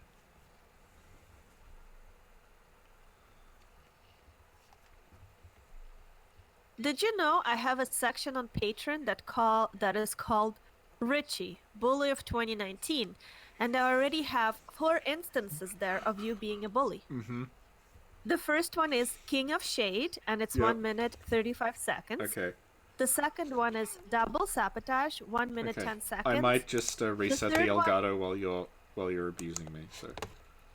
Okay, Okay. the third one is Castlevania Bully, which is 8 minutes. And the fourth one is Augur Bully, which is 30 seconds. And these are all instances of you bullying me. So the patrons know the truth. So I bullied you for 8 minutes during that Castlevania podcast. You bullied me for 8 minutes during the Castlevania stream when you were like, oh, you're at the first boss? Oh my god, what? That's the easiest boss in the universe. What do you mean? That was you. That's what you sound like. I believe that Neo Lucky, who was with us at the time, will corroborate that I did not sound like that.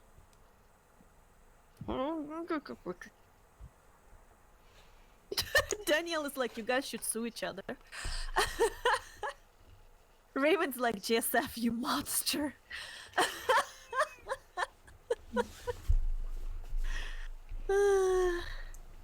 Ethan says, turn on notifications to be able to watch any stream whenever. Life hacks. That's true. It's very true, because you get it in your email. Okay. Are we back? For only $2 a month, you can get episode 3 of the Runes podcast. The Impurity Rune Explained, parenthesis, podcast that Richard doesn't think should be released to the public. 50 minutes. Yeah. I'm gonna be posting episode 4 of the Rune podcast on Patreon once I'm back out of the woods. So I've got some news about Murakumo. Okay. They've taken over a gigantic satellite laser called Justice. So the whole Great Destruction thing, when there was the huge war that forced everyone underground, that was caused by this thing. It's like a giant space laser that just can destroy the surface. Like a Death Star? It's more like a Death Moon. It's not quite big enough to destroy the planet, it just makes it uninhabitable. No. So, you have to blow up Justice, and this is the final, like, Chrome mission. Oh.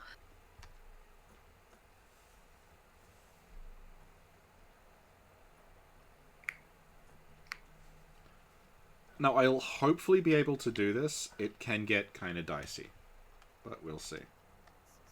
Okay. So the gimmick for this level is it's on a timer. You have a couple of minutes till Justice fires. But you can blow up these little generators off to the sides. So we're like in the barrel of the gun right now. You know what else is a generator? The Foo Fighters. No. I don't know, Sin. What else is a generator? Your face.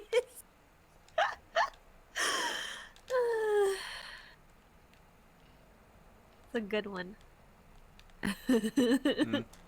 Not very funny, but I still think it's a good one.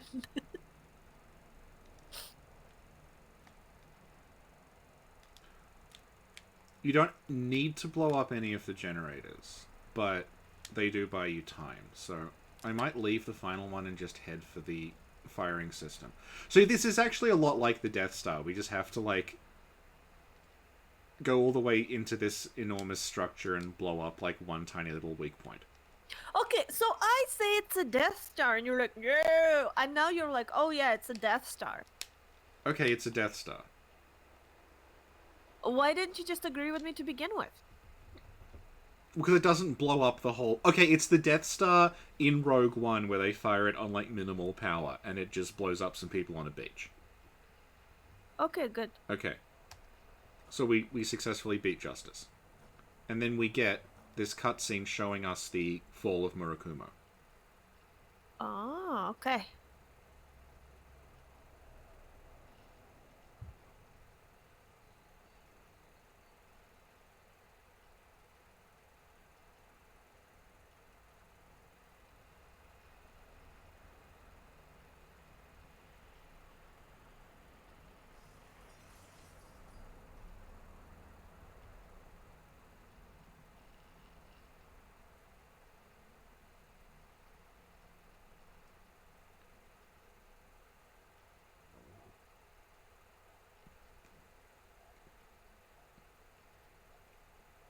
Is somebody gonna shoot them from that plane? Holy moly! Well, I didn't expect that.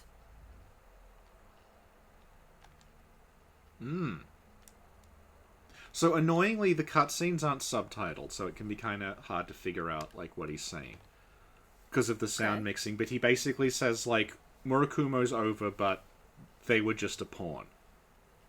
Uh-oh. So there's something else controlling everything. So I want to go back The and moon present? well, you're not far off. So I just want to go back to the justice mission and deliberately fail it. Okay. Because this game does have pre-rendered cutscenes, but they're quite rare. So I just want to show off the Justice one. So if you fail to destroy Justice within the time limit, it actually you get a whole cutscene of Justice firing and blowing up the surface. Oh, wow. Yeah. So I'll just like park myself in an like a nook somewhere and wait for the time to run out. Uh-huh.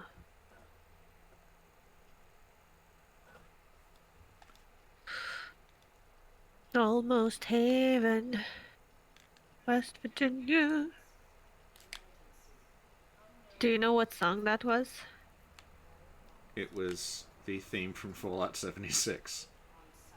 Conjurer, dig me him. It's a To the me, place. Mario. I belong. Did you appreciate that? Yeah. So we've got Thank you. 3 minutes until Justice goes off, so we can just talk about other stuff. Because I'm playing on hardware, there's no way to fast forward this. Mm-hmm. So like, what happened was, even when when Murakumo collapses, there was that title card that's like, one began to fall with the other. So like, even though we worked for Chrome, we blew up Murakumo. Okay. The resulting instability still led to Chrome falling apart. So like, by the end of the game, both Chrome and Murakumo have fallen. Uh-huh. Okay. Yeah. But the game continues on after that because there's still, like, there's more stuff going on in the world. Huh. Because turns out that it's a lot more complicated than there just being Chrome and Murakumo. Uh-oh. Yep.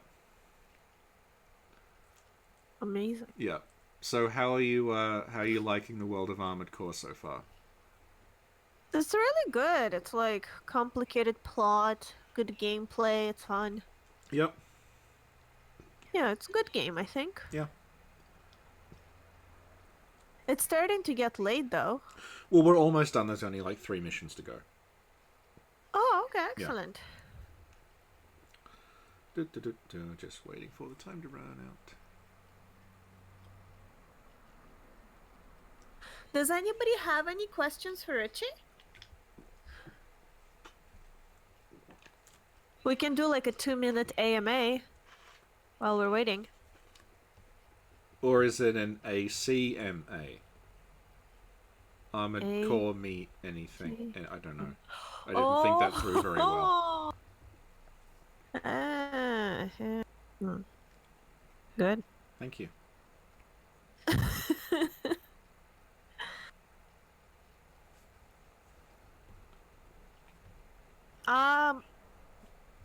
Edison asks, how are you doing, Richie?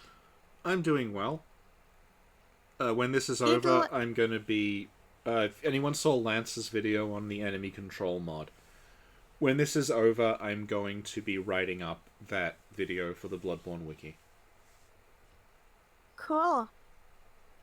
Idlex asks, ever played the Silent Hill series? No. Me neither, I'm a bit scared. But I've watched a lot of Silent Hill playthroughs and stuff. Yeah. Mm-hmm.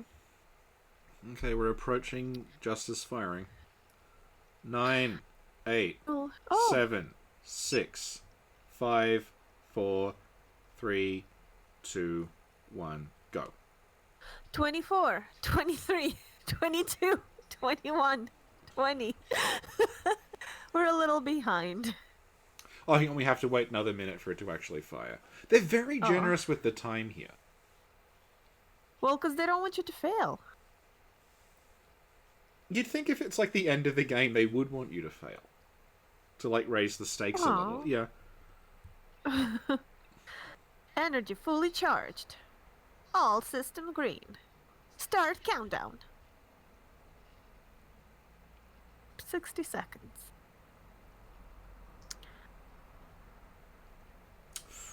What does JSF mean? Oh, we go into it in a podcast. It means just serious fun. Just serious fun. I like that better than their real name. Yeah, same. Yeah. That's why everyone just calls me Richard now.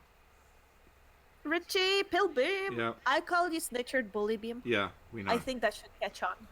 Okay, hang on. 9, 8, 7. No, Richie. 6, 30. 5, 29. 4, 3, 2, 1. Go. Okay. 24. 23. 22. 21. Are you tired of Bloodborne yet? Yes. Oh. What do you mean yet? I've been tired of Bloodborne for about 2 years at this point, but... Ooh, sure. So this is the, like, non-standard game over cutscene you get. Because usually if you, like, fail a mission, it just boots you back to the mission select screen, but... If you get this thing that says dead eliminate, like, you are actually dead, and it just sends you back to the, like, it restarts the game. Oh. So we're dead because we were in Justice when it fired. Uh-huh. So... That's the end of Murakuma. But when you're dead, when you're dead, do you restart the entire game? It just sends you back to the title and you have to reload. Oh, okay. Okay, so... We'll just ignore that and just say, okay, we beat Justice the first time. That's what really happened. Okay. So now we're going to go back to the Chrome path. I mean, the Murakumo path. So this is if we had we'd sided with Murakumo and Chrome were the ones who were losing. Sided. It's getting confusing, Richie. It's almost 1 a.m. Yeah. Yeah. So... Excuse me.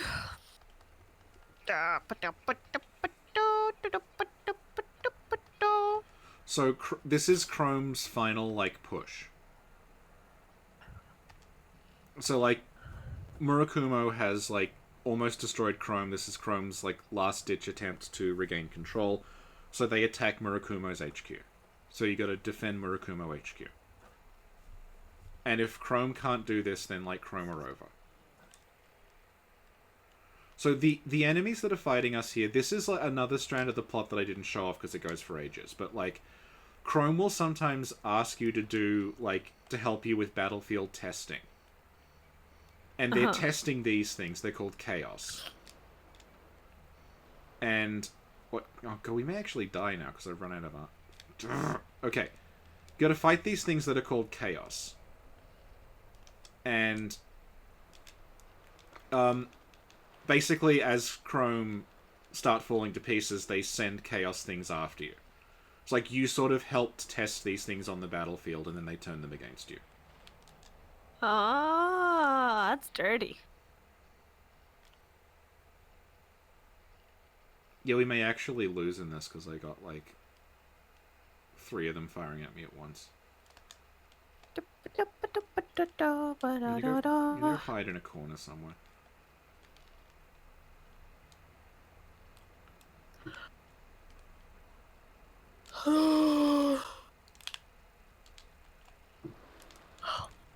It's 0 hours, 41 minutes. Yeah. Oh, shit. Okay. We've been streaming for like 3 hours? Yeah. Oh, damn. Yeah. 3 hours, 9 minutes, 18 seconds. Here. LOL. There's 38 people on the stream. Hi, 38 people. Welcome to the stream. If this is your first time here, feel free to say hi. We're friendly. Let's try that again if we're allowed to.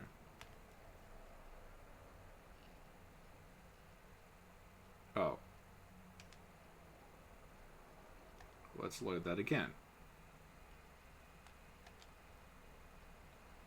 Hi, David.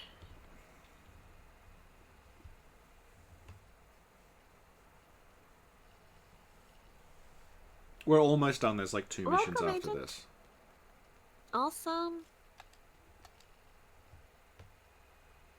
Ethan says, hello, 37 other people. Yeah, LaFour, I know it's not your first time here. And if y'all can't get enough of Richie, feel free to join the Discord. What? He's never there. Yeah, it's true. I was about but- to say. You can still join. You can join the Discord and ping me, and then I will respond to those messages. But Sometimes. I spend all day hanging around Laura's Discord.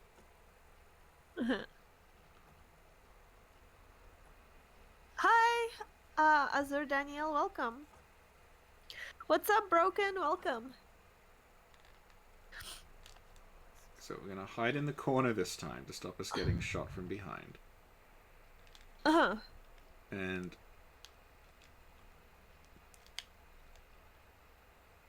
If you're lucky, Sin will tweet something you say at him.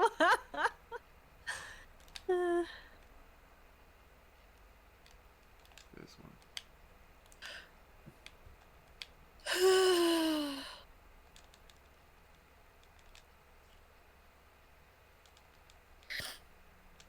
Also, I have been preparing notes for Soul River as well as BioShock for future podcasts. Yay! Aww. Yeah. We're gonna have to play BioShock. No. You can improvise. You improvise dashes of variant else. That's true. You can improvise BioShock. Oh, by the way, everyone, feel free to check out Smoketown. We did a podcast with them, like, recently. Let me see if I will find the link. Oh my god. What? It's not doing very well. Usually this isn't a Oh. problem, but... Are you doing your best? Well... As long as you do your best. Okay, so no, we're check gonna out die again! Smoketown's- God! It's not real, Rich. It's just a game. No, but Calm I'm down. yeah, but I'm trying... No, I'm trying to show off a, specific cutscene that plays. Everyone's asleep. No one's watching. Don't worry. So I posted a link to Smoketown's podcast that you and I and Smoketown did Yeah. on their channel. Yeah. So I recommend everybody check it out. It's really good. Okay, I'll give it one more Um, shot. If I can't do it, we'll just accept that, like, Chrome fell apart. Yeah, and leave a nice comment on the podcast. It's very, very nice, and he deserves encouragement.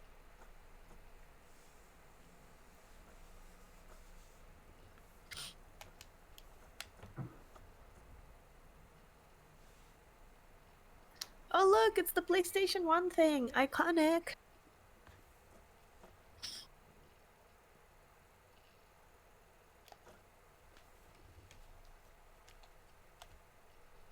Agent says, I'm sending positive vibes. I believe Richie can do this.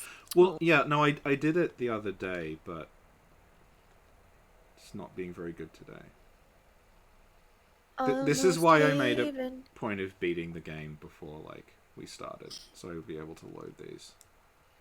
Country roads, take me home to the Sekiro. place. Sekiro.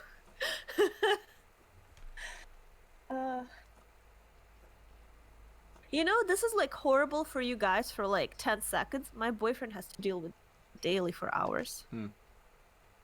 Yeah. But he's happy with the podcast because it means that, like, you sometimes annoy other people. Yeah, it's true. It's true.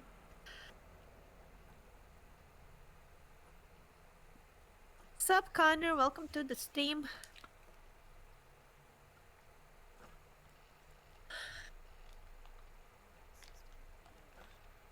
Lord, okay. Guess which Marvel MCU movies my boyfriend and I saw together?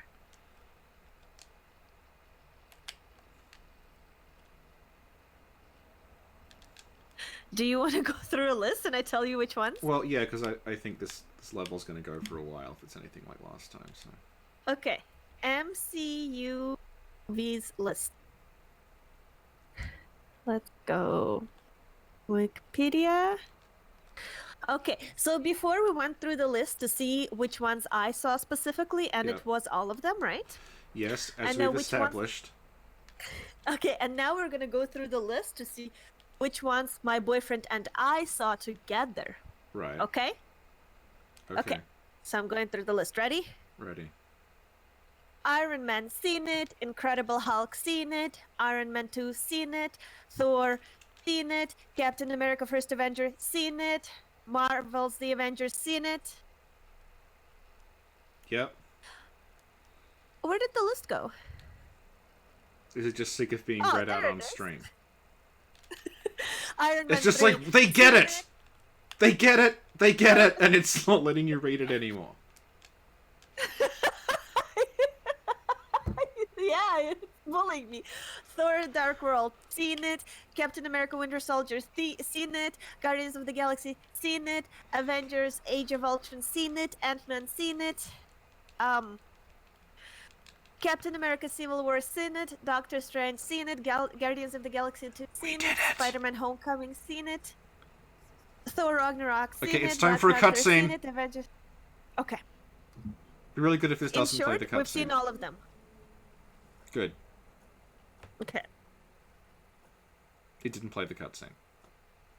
Oh. Okay. Okay, I then. was probably... Okay, well, we'll just go to this Captain one Marvel, seen it. Endgame, seen it. then. Okay. So, one more. I It think must I be at the skipped a end of this couple. mission. I think I might have accidentally skipped a couple, but I wanna make it known we've seen all of them together. Good. Mhm. Okay, second last mission. Uh-huh. This is called Mop Up Chrome Remnants. It is just, like... It is what it sounds like. This is the last parts of Chrome. They have fled to an old military base. So we're now working with Murakumo to just get rid of them.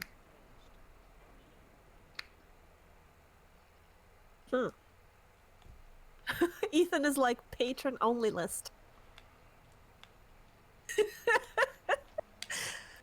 And if people want to go on Patreon, where do they go, Richie? Patreon.com/VadiVidya. Oh, you traitor.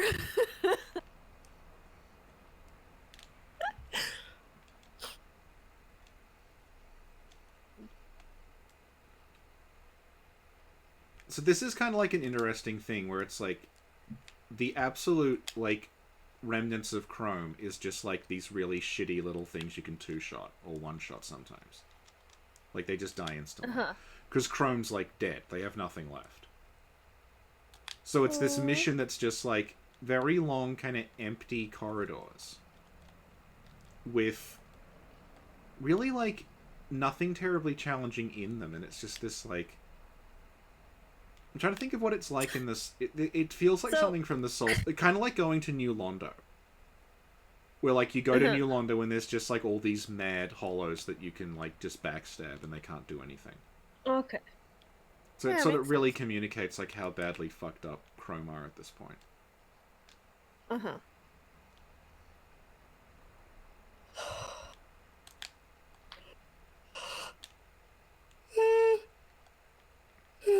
Excuse me.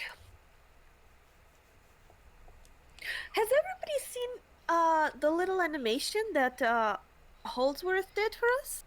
Oh, yeah, us talking where we're, like, riding a moth. Yeah, and they did one before that when I tell you about the moonlights or Yeah, something. yeah. Oh, let me see if I can find it.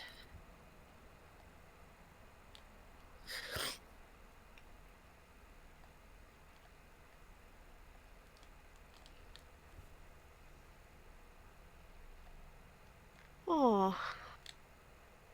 Where is it? Yeah, it was Holdsworth Hands who did it.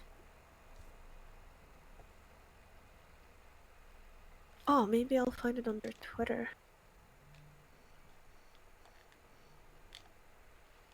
It's really good.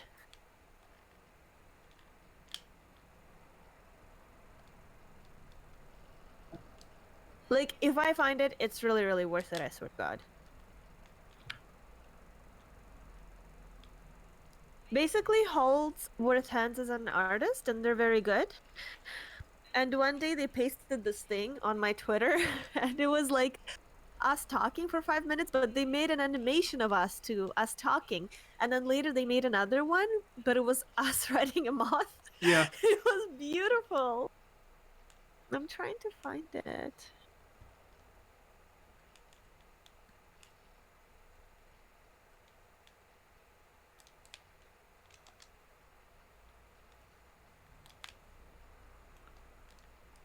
So we are almost out of this. Because there's kind of a twist at the end. Woo! Uh-oh. Because Chrome took refuge in this old abandoned military base, right? Uh-huh. Why do you think they went to an abandoned military base? Because it's not abandoned and still works. Well, maybe there was something there that they were turning back on again because they're so desperate. Oh. Thanks for coming, Raymond. Have a good night.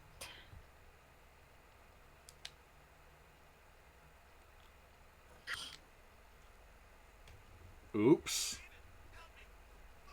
Oops, what?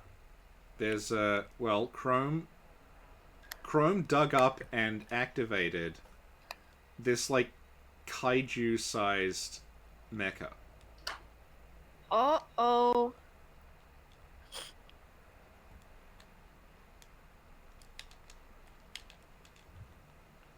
So we now have to fight this like Oh, I see it. skyscraper-sized thing. Damn. It's kind of goofy That's, looking because it's like the intense. same detail as every other model, but they just make it really big. Uh-huh. Where's it gone? Oh, it's over there. There it is. Because of the way it works, if you get really close to it, it can't hit you because the bullets just go over you.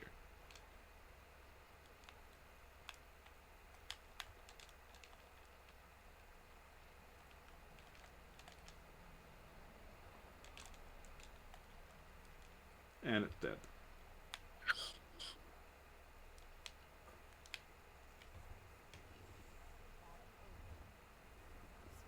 So this should play the cutscene that shows Chrome's collapse. Hmm. Oh, good. I think it is. Yep.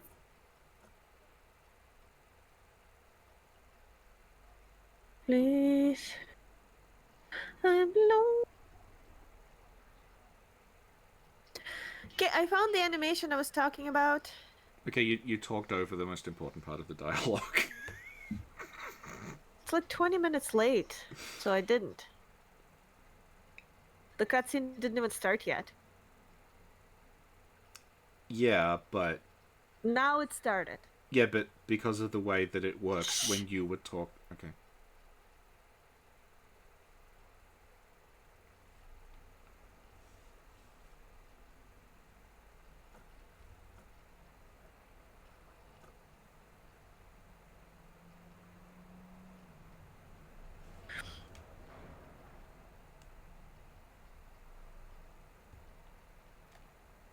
Also, I'm watching it on mute.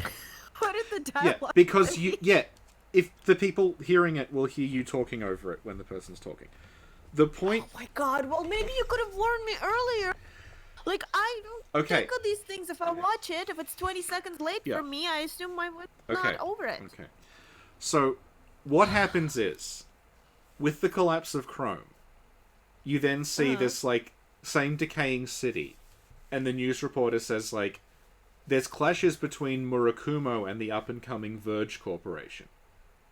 Meaning that, like, Murakumo then become the entrenched power, but then another corporation rises to fight them. Okay. And then the narrator just goes, so nothing has changed. So you got rid of Chrome, but then Murakumo just took the place of Chrome, and then Verge showed up and took the place of Murakumo. So we are now on the final mission. I hate it. I fucking hate this. Funk Point. Agent Agent Funk pointed out that means Richard was talking when the cutscene was playing for Sin, once again proving he's the bully. Ooh. Thank you, Agent So- Funk. 1,000 points for you. This is the final mission. Although, is this the one where I've beaten the game? Hang on. Uh-huh. I think this file Oh. might be in kind of New Game Plus. I'll have to see when it loads. I posted the 2 animation. Check it out from Holdsworth Hands. It's Right. really, really good. And leave a nice comment. They're very nice.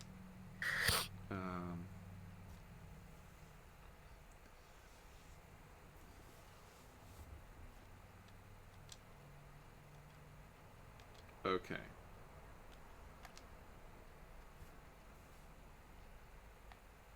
So this is like the New Game Plus thing. You have every mission unlocked. I'll just go down to... Okay, destroy floating mines. So this is Raven's Nest again. This is like the people we work for. This is the final mission.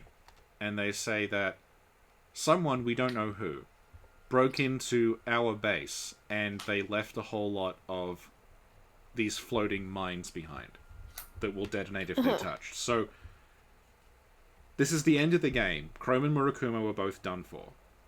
The only thing left is Raven's Nest, and they're saying like, hey, you want to come and like disarm all of these bombs that we've planted, like, that are in our own base. Okay. It's not a trap, wink.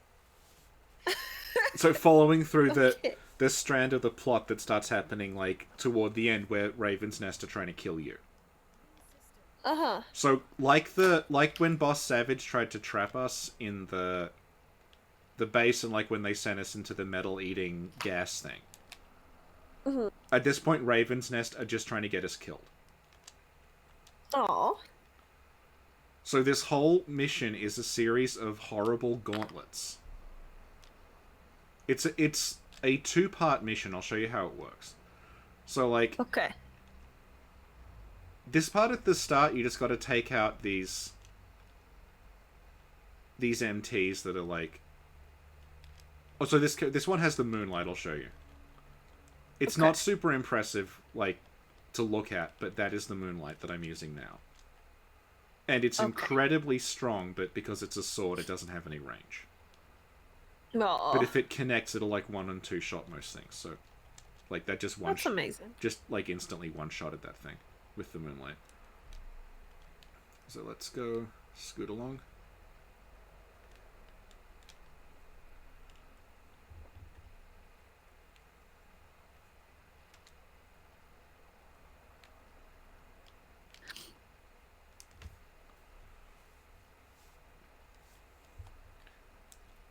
Oh yeah, you weren't... I showed off the other characters in the game. Like, there's a rankings system that shows you all the other Ravens, right?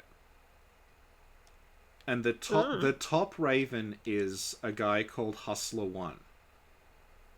And he has a mech called the 9-Ball. So he is like the head of the Ravens. So just keep that in mind. In case... because we haven't ever encountered him in-game yet, and this is the final mission, so maybe... Maybe we might have a chance to see him. Maybe. I have this. Do you hear it? Yes. Okay, you know what? Guess what it is. Is it food? No, what kind of food makes that noise? If it's in a packaging. If it was like in a plastic bag. No. Okay. No.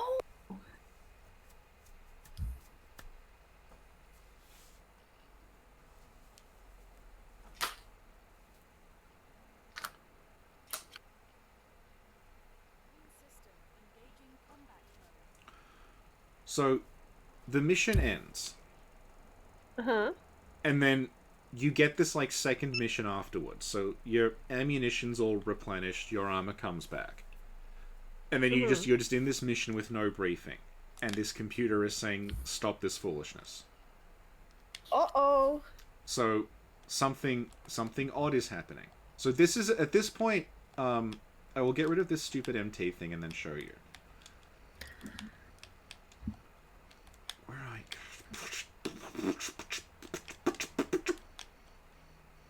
They really pull out all the Is it stops, John Henry Eden?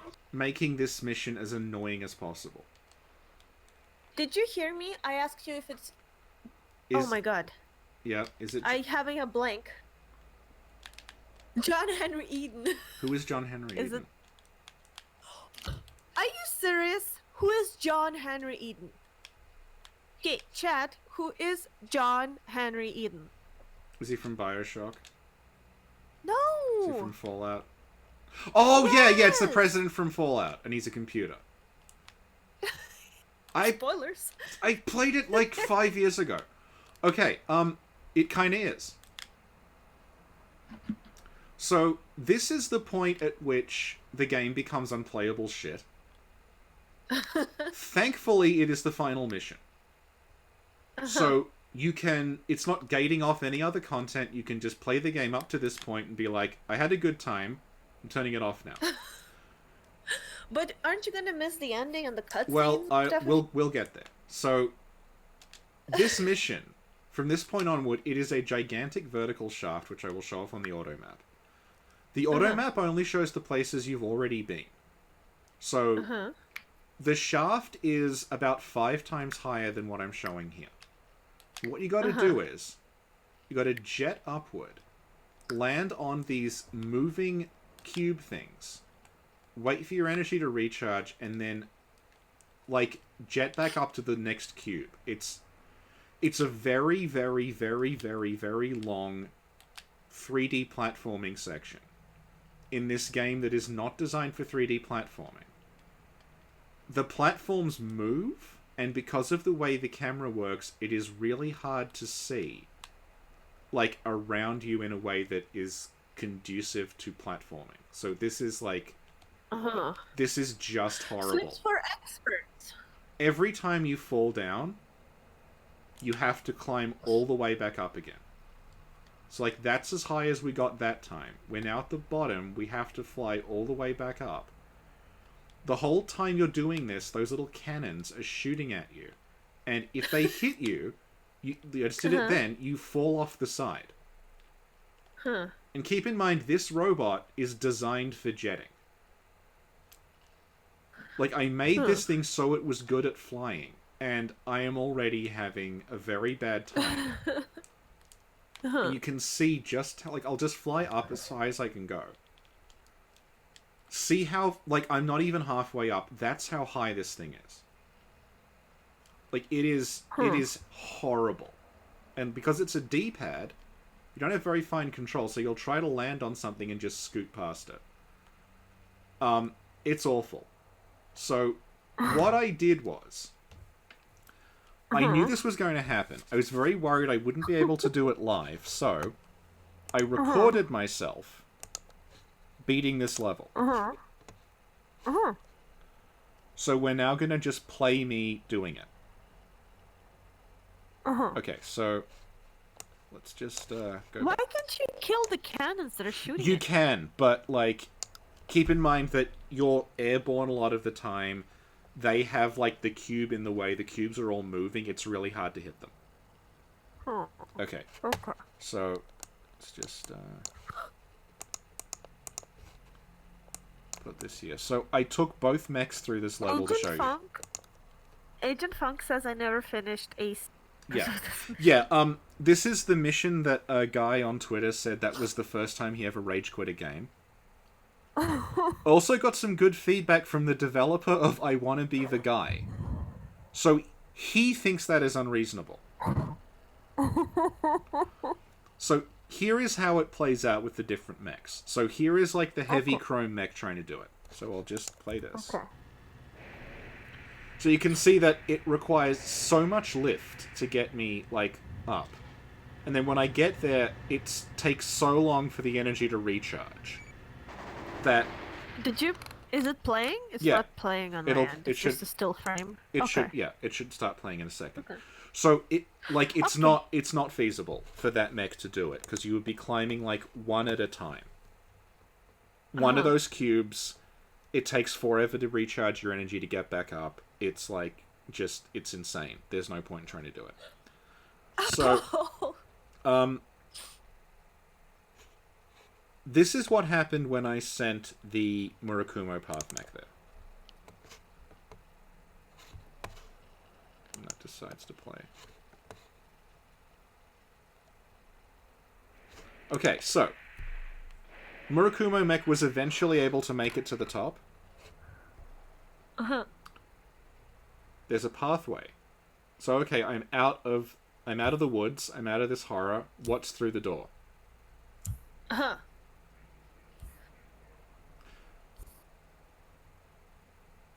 All I see is an orange cone. Yep, well, resistance is... okay, Okay, I see something. Okay. computer's threatening us, so okay, we'll fall down this thing, and... Okay, and? It's and? 9-ball. The top-ranking Raven is guarding it.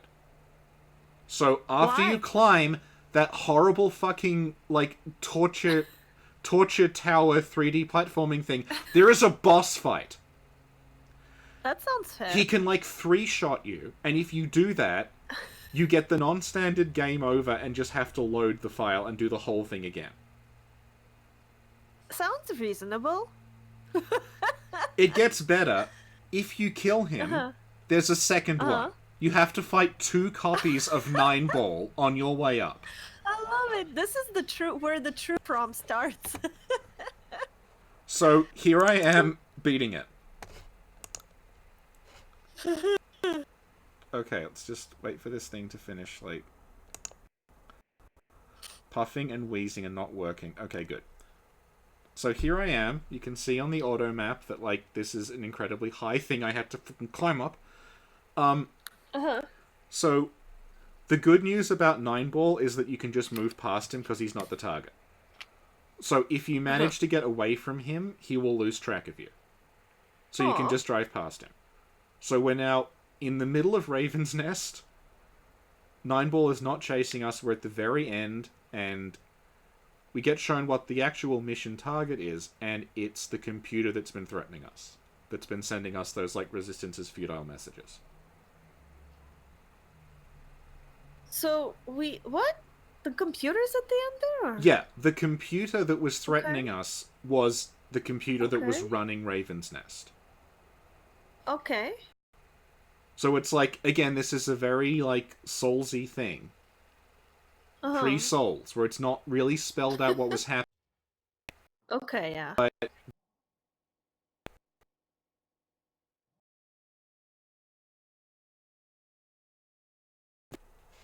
okay, there we go. The computer that's controlling, like, the underground world, the, like, AI that's running everything, was inside of Raven's Nest.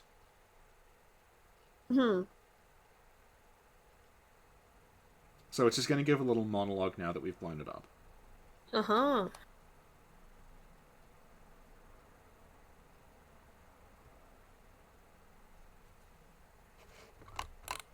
you want to destroy order? Destroy the world? Is that what you want? We were needed. Excuse me. People cannot live without order. Save data. Yes, no. Go on living, Raven. You or I? Which one of us was ultimately right? You have the right. The duty to find that out.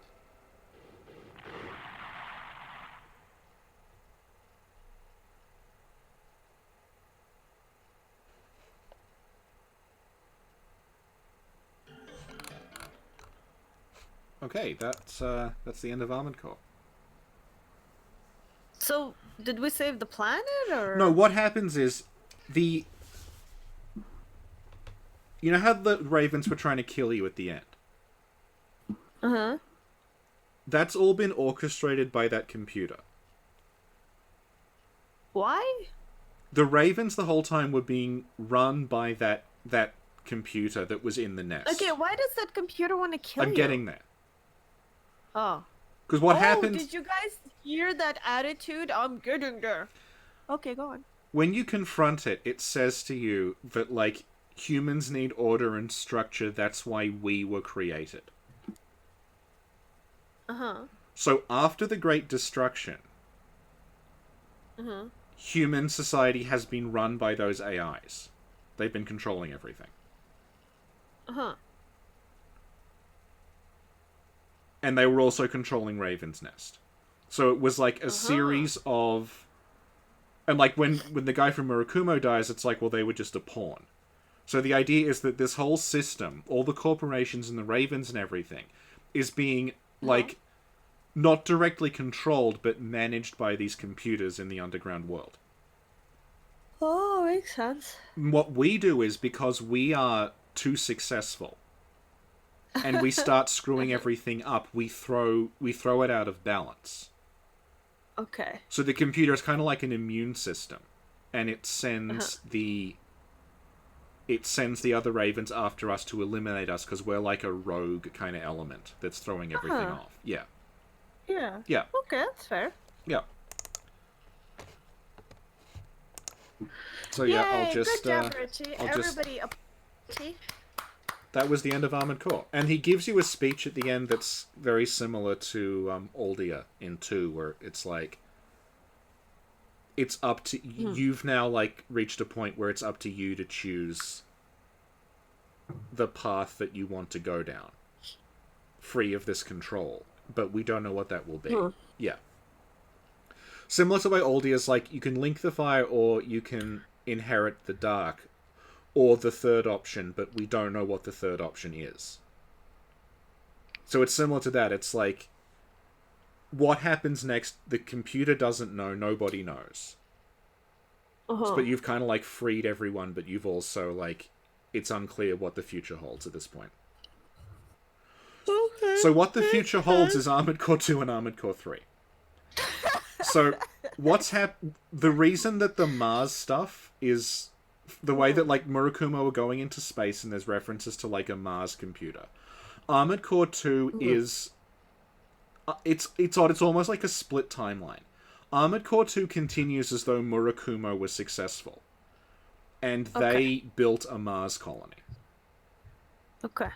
So you end up on Mars and it's all been terraformed by Murakumo. Murakumo at this point no longer exists, but there's, like, references to, like, the old Murakumo dome and old Murakumo tech on Mars.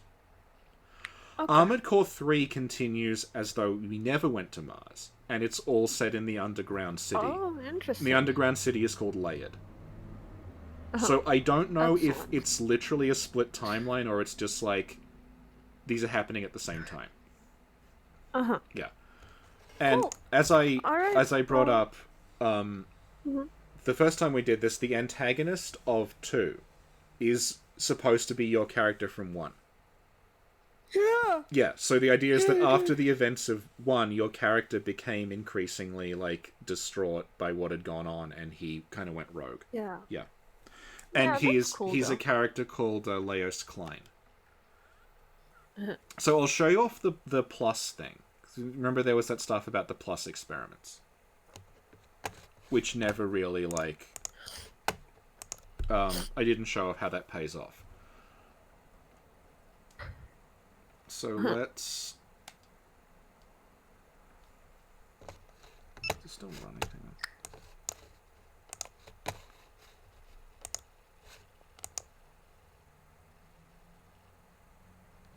I'm just gonna have to restart the Elgato.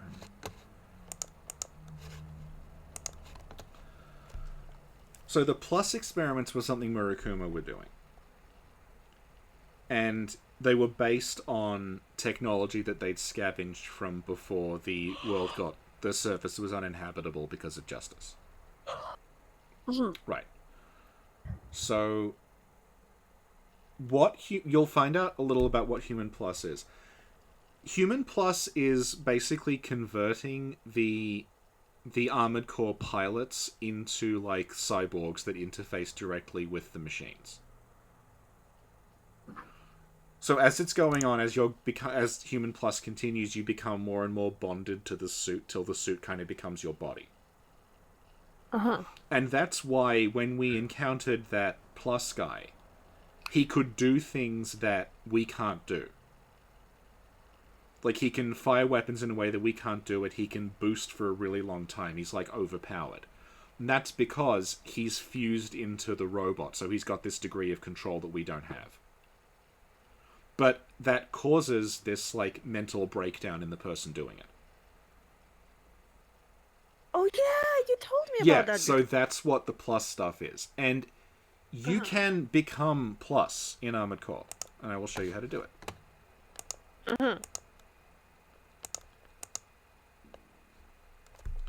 So the way that you become plus is you lose a whole lot of money.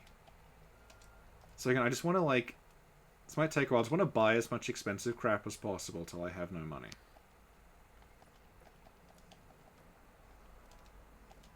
Okay, can't afford it. Good. Okay. What's up, Wonder? Welcome to the stream. Oh, hey, yeah, we're just finishing We're up. finishing up though. But I'll post this publicly for a couple of days. Yeah, so I'm working on becoming The plus. stream. The way that you unlock plus is... it's very, very strange. I will show you. Because in a lot of games, like...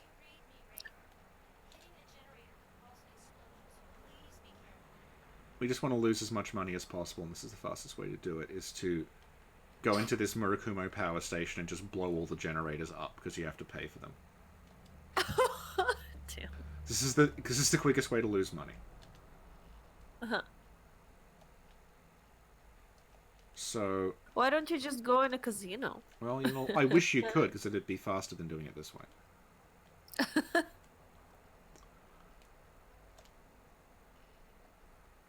Now, I'm starting to worry that this won't work on New Game Plus, but we will see. After you beat the game, you unlock the ability to just do any mission you want as many times as you want.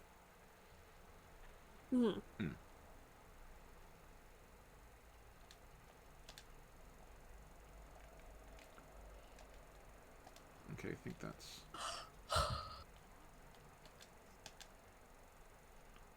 yeah, you have a good one too, Wonder.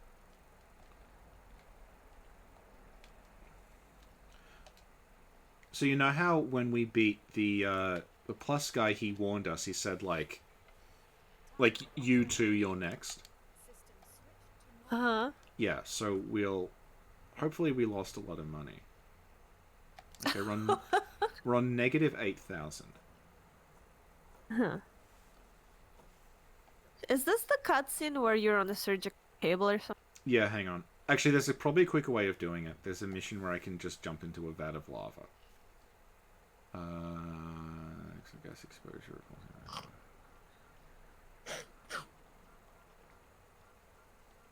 Thanks, Alex. Have a good night too.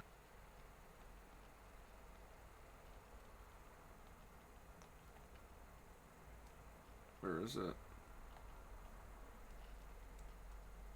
The annoying thing is these aren't in order. Hang on.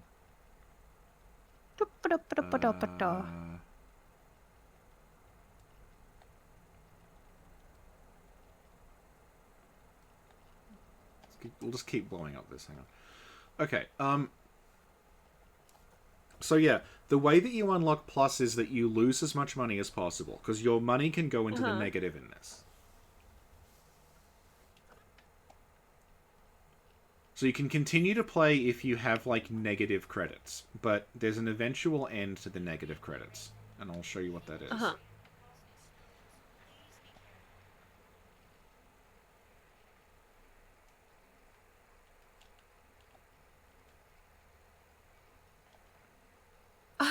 Marshall's like, good night, everyone. Stay till the end.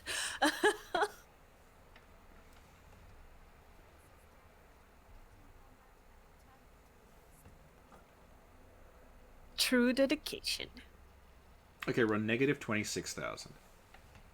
Okay. Let's do this a couple more times and we should be set.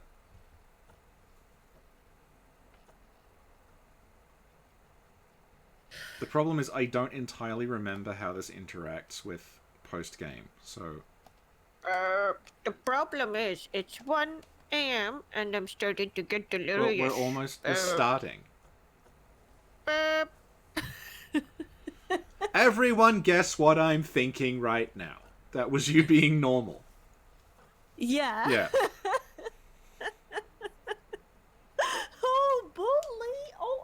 Gee, is everybody witnessing this bully?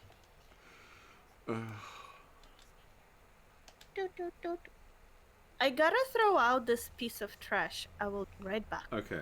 Well, hopefully I will have gone broke by then. Okay, we're on 59,000 negative, so this should trigger the human plus thing. But I will wait for Sin to get back before we do that.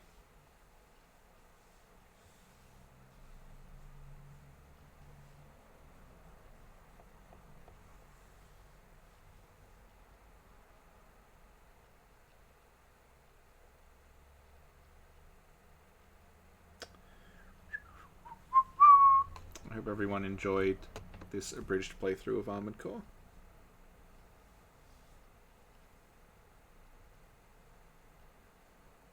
Just wait for Sin to get back. She said she was putting out the trash. I'm surprised she didn't, like, refer to me as the trash.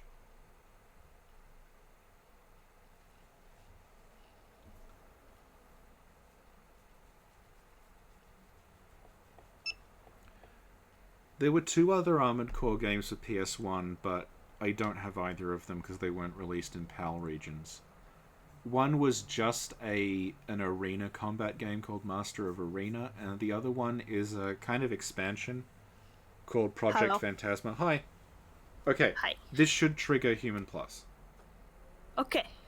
I don't think it triggered Human Plus. Oh god damn it, Richard, GG! Okay, never mind. Ethan says, as someone who frequents these streams, I can confirm that's horrible behavior. LOL.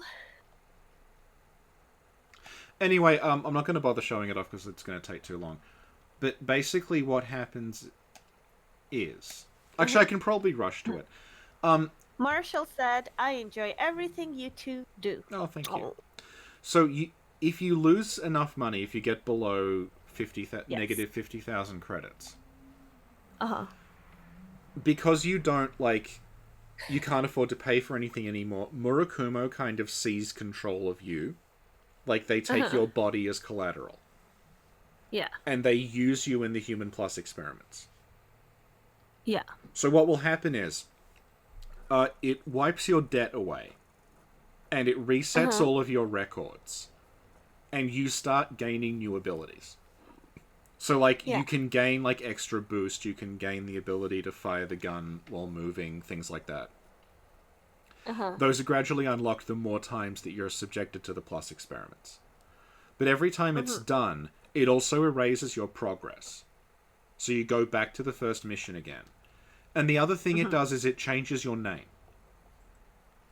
Ah. So, like... What does it change it to?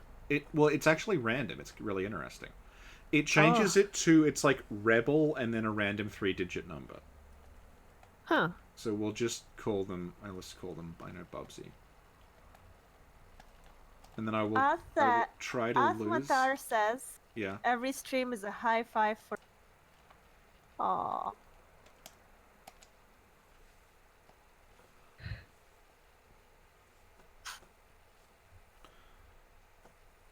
So I'll try to activate it. I know it's been like almost 4 hours, so I'll just try to get it as quickly as possible. If not, who cares? It's 1 a.m. Yeah. 26 minutes. Yeah. Yeah. I've been drinking. I know.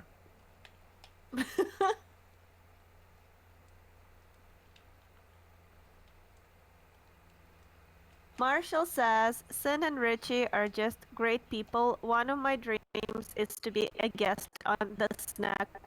Aww. Ah, you're aiming really... Oh, did you appreciate that, Marshall? Well, I hope you I think the appreciated stream it. glitched out because I just heard this horrible metallic like noises. Darn it.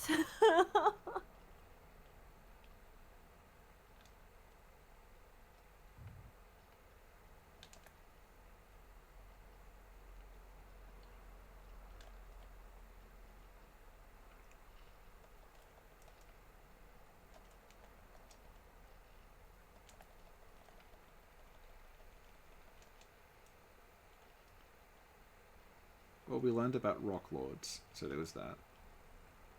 About what? Rock Lords. The toys. Your the your toys. face is a rock lord.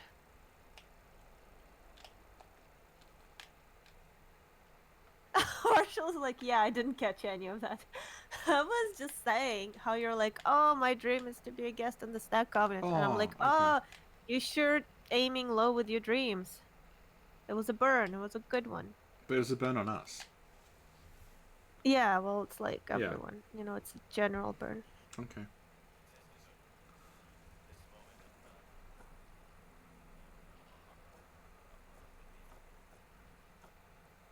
It's a general burn.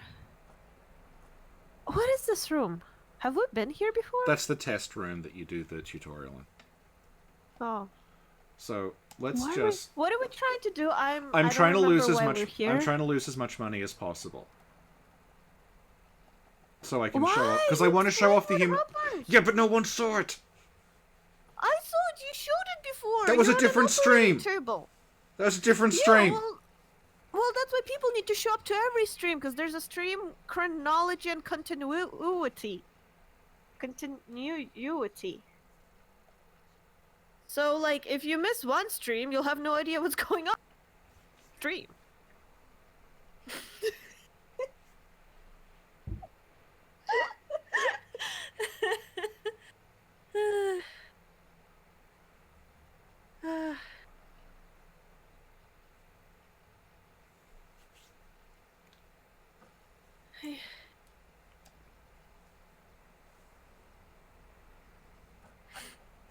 Continuity. It's the Sinclair lore cinematic. Yeah. That's not Covenant cinematic universe. Cinematic universe. Oh, that's a good one. Cinematic. Ah, I see. What if both Sin and Richie are AIs? Would that mean like we're really good advanced AIs or we're really crappy AIs? That's for the viewers to decide.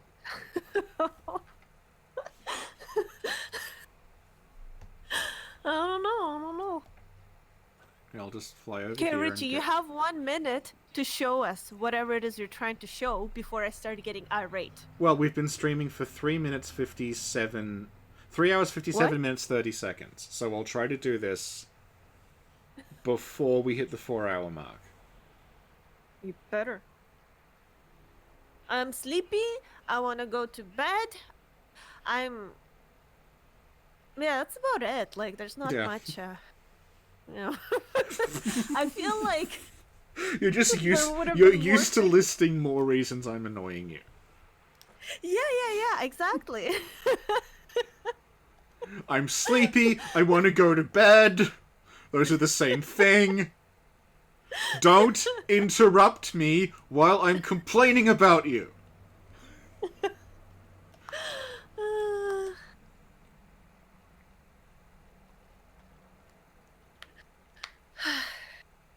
Okay, so should we do a podcast on Watchmen? And we can do, like, compare how the comic book differs from the movie.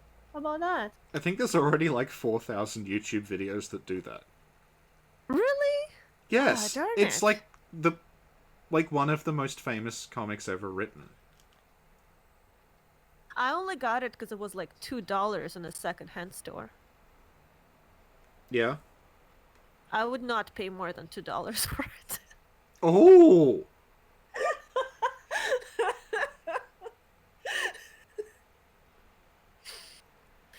That's a good one. I appreciated that one.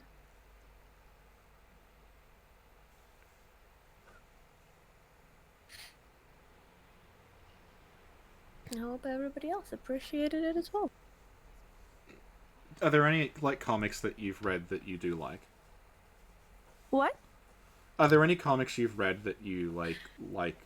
I don't really read comics. Yeah. So, I think that might have been the only one I ever read. Oh, no, I read that Bloodborne comic, the Yeah. first issue, I Yeah. guess. Okay, Watchmen is better than the first issue of that Bloodborne I comic. don't think there's Oh. much controversy there, so...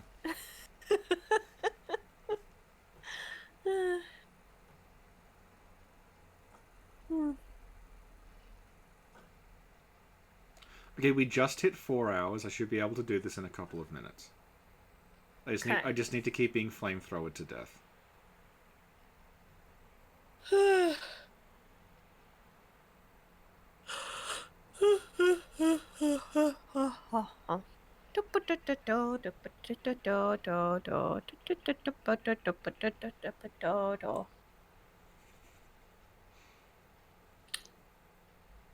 Oh, Richie, when are you gonna read that book? The What? picnic book. Oh, Roadside Picnic. Yeah, I Um, finished it. yeah. A while back. We were supposed to do a podcast on it. Well, we forgot. Let's go. Come on. Roadside Picnic is the story of Detective Roadside and Picnic.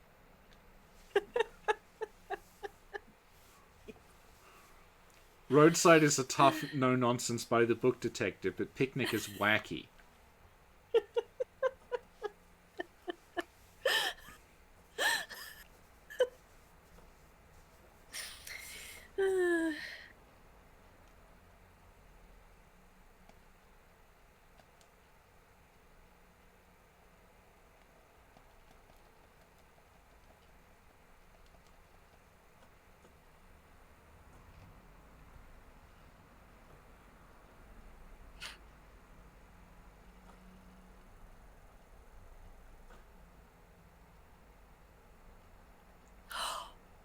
Oh, what is that other book that I asked you about and you gave me the name of, but I forgot already?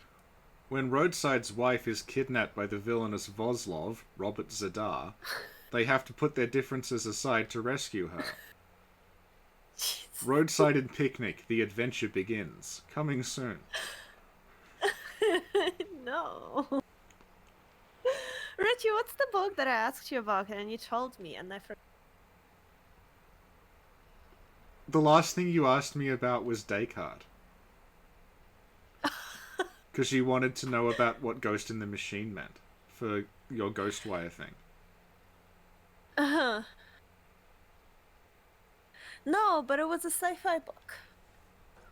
And it was like, it's this and that, and you're like, oh, I think it's this, and I think you were right. I don't know. It's this guy, I think he's a gambler, and for some reason he goes or gets invited on a planet, but everything on that planet is trying to kill you. Like, the birds are trying to kill you, the trees are trying to kill you, but humans live there. Oh, Death And they're in World. conflict with Death World. Okay, I think that's... Yeah. Okay. I've read Death World like a long Well, it time might not have ago. been Death World. It might have been something else. Okay, well, I read something that had that theme a long time ago. I wanted to read it again. The theme of a planet that's full of things that are trying to kill you. Yeah.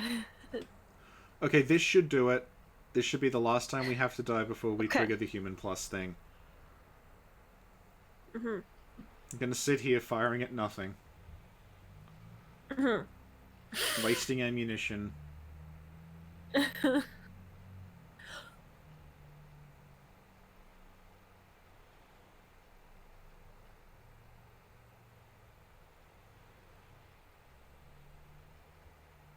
Hellstar Ramina has the same theme. Really? Interesting. That's a Junji Ito comic.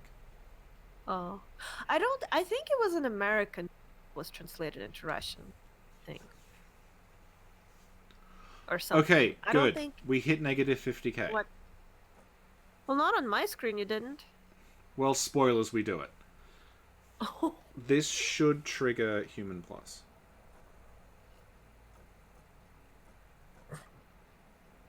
Good. On my screen you're still shooting.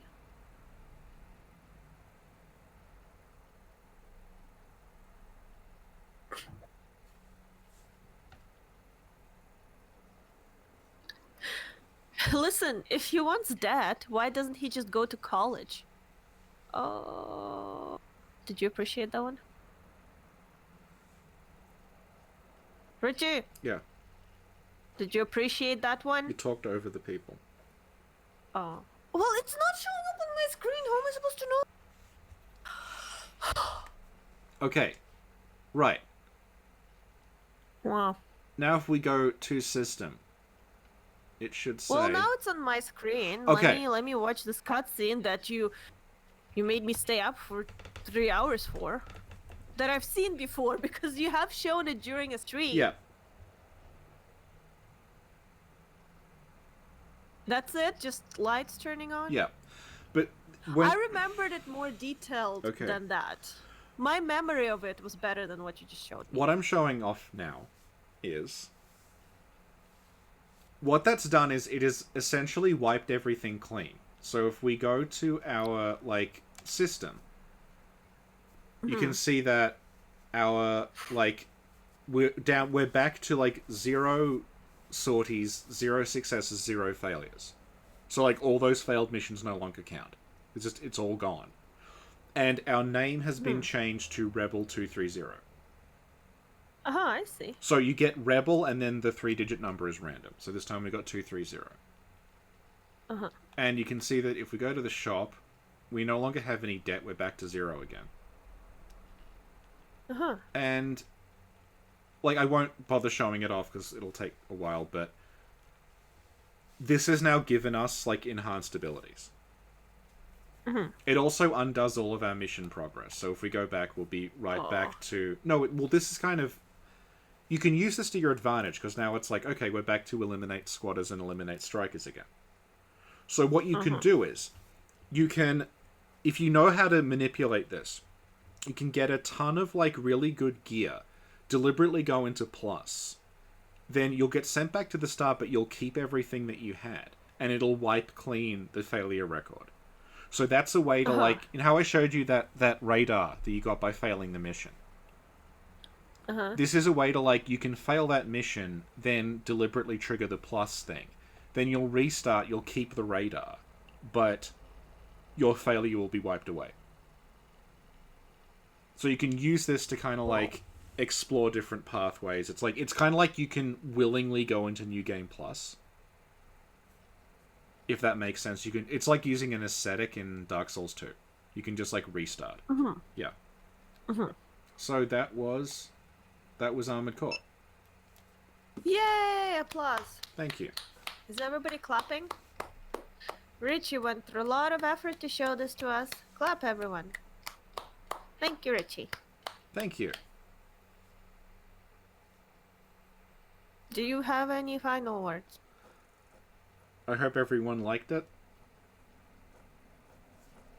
And I Richie hope... hopes everybody liked it.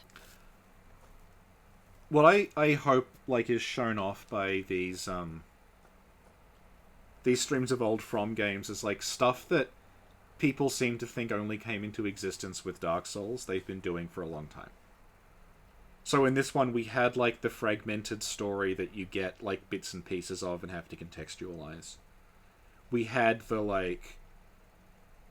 The branches, it's almost like Frampton Carth, where you pick one or the other, but exactly what's going on with them, you won't necessarily find out. So, like, if you want to find out the truth about Chrome, you have to side with Murakumo. If you want to find out the truth about Murakumo, you want to side with Chrome. Like our Frampton Carth work. But, what else? The final boss being this, like, kind of pathetic thing that can't defend itself. That's, like, kind of like Alant in Demon Souls, and also there's a Shadow Tower boss who's kind of like that. You can see the shoulder-mounted grenade launcher looks exactly like Ludwig's rifle, with the, like, the hinged barrel. And also the obsession with, like, very complicated build systems. The way that it uses the energy gauge to control you is it's basically just stamina, like in King's Are you Field. just gonna retell the entire game Yeah, again, I'm Richie? just showing off, like, all these Jesus things. Christ, All I was these hoping things. for, like, 2 sentences, maybe 2 words per sentence. It's been 4 hours and you're still talking about the game which we just looked at for 4 hours for. Good night, everyone.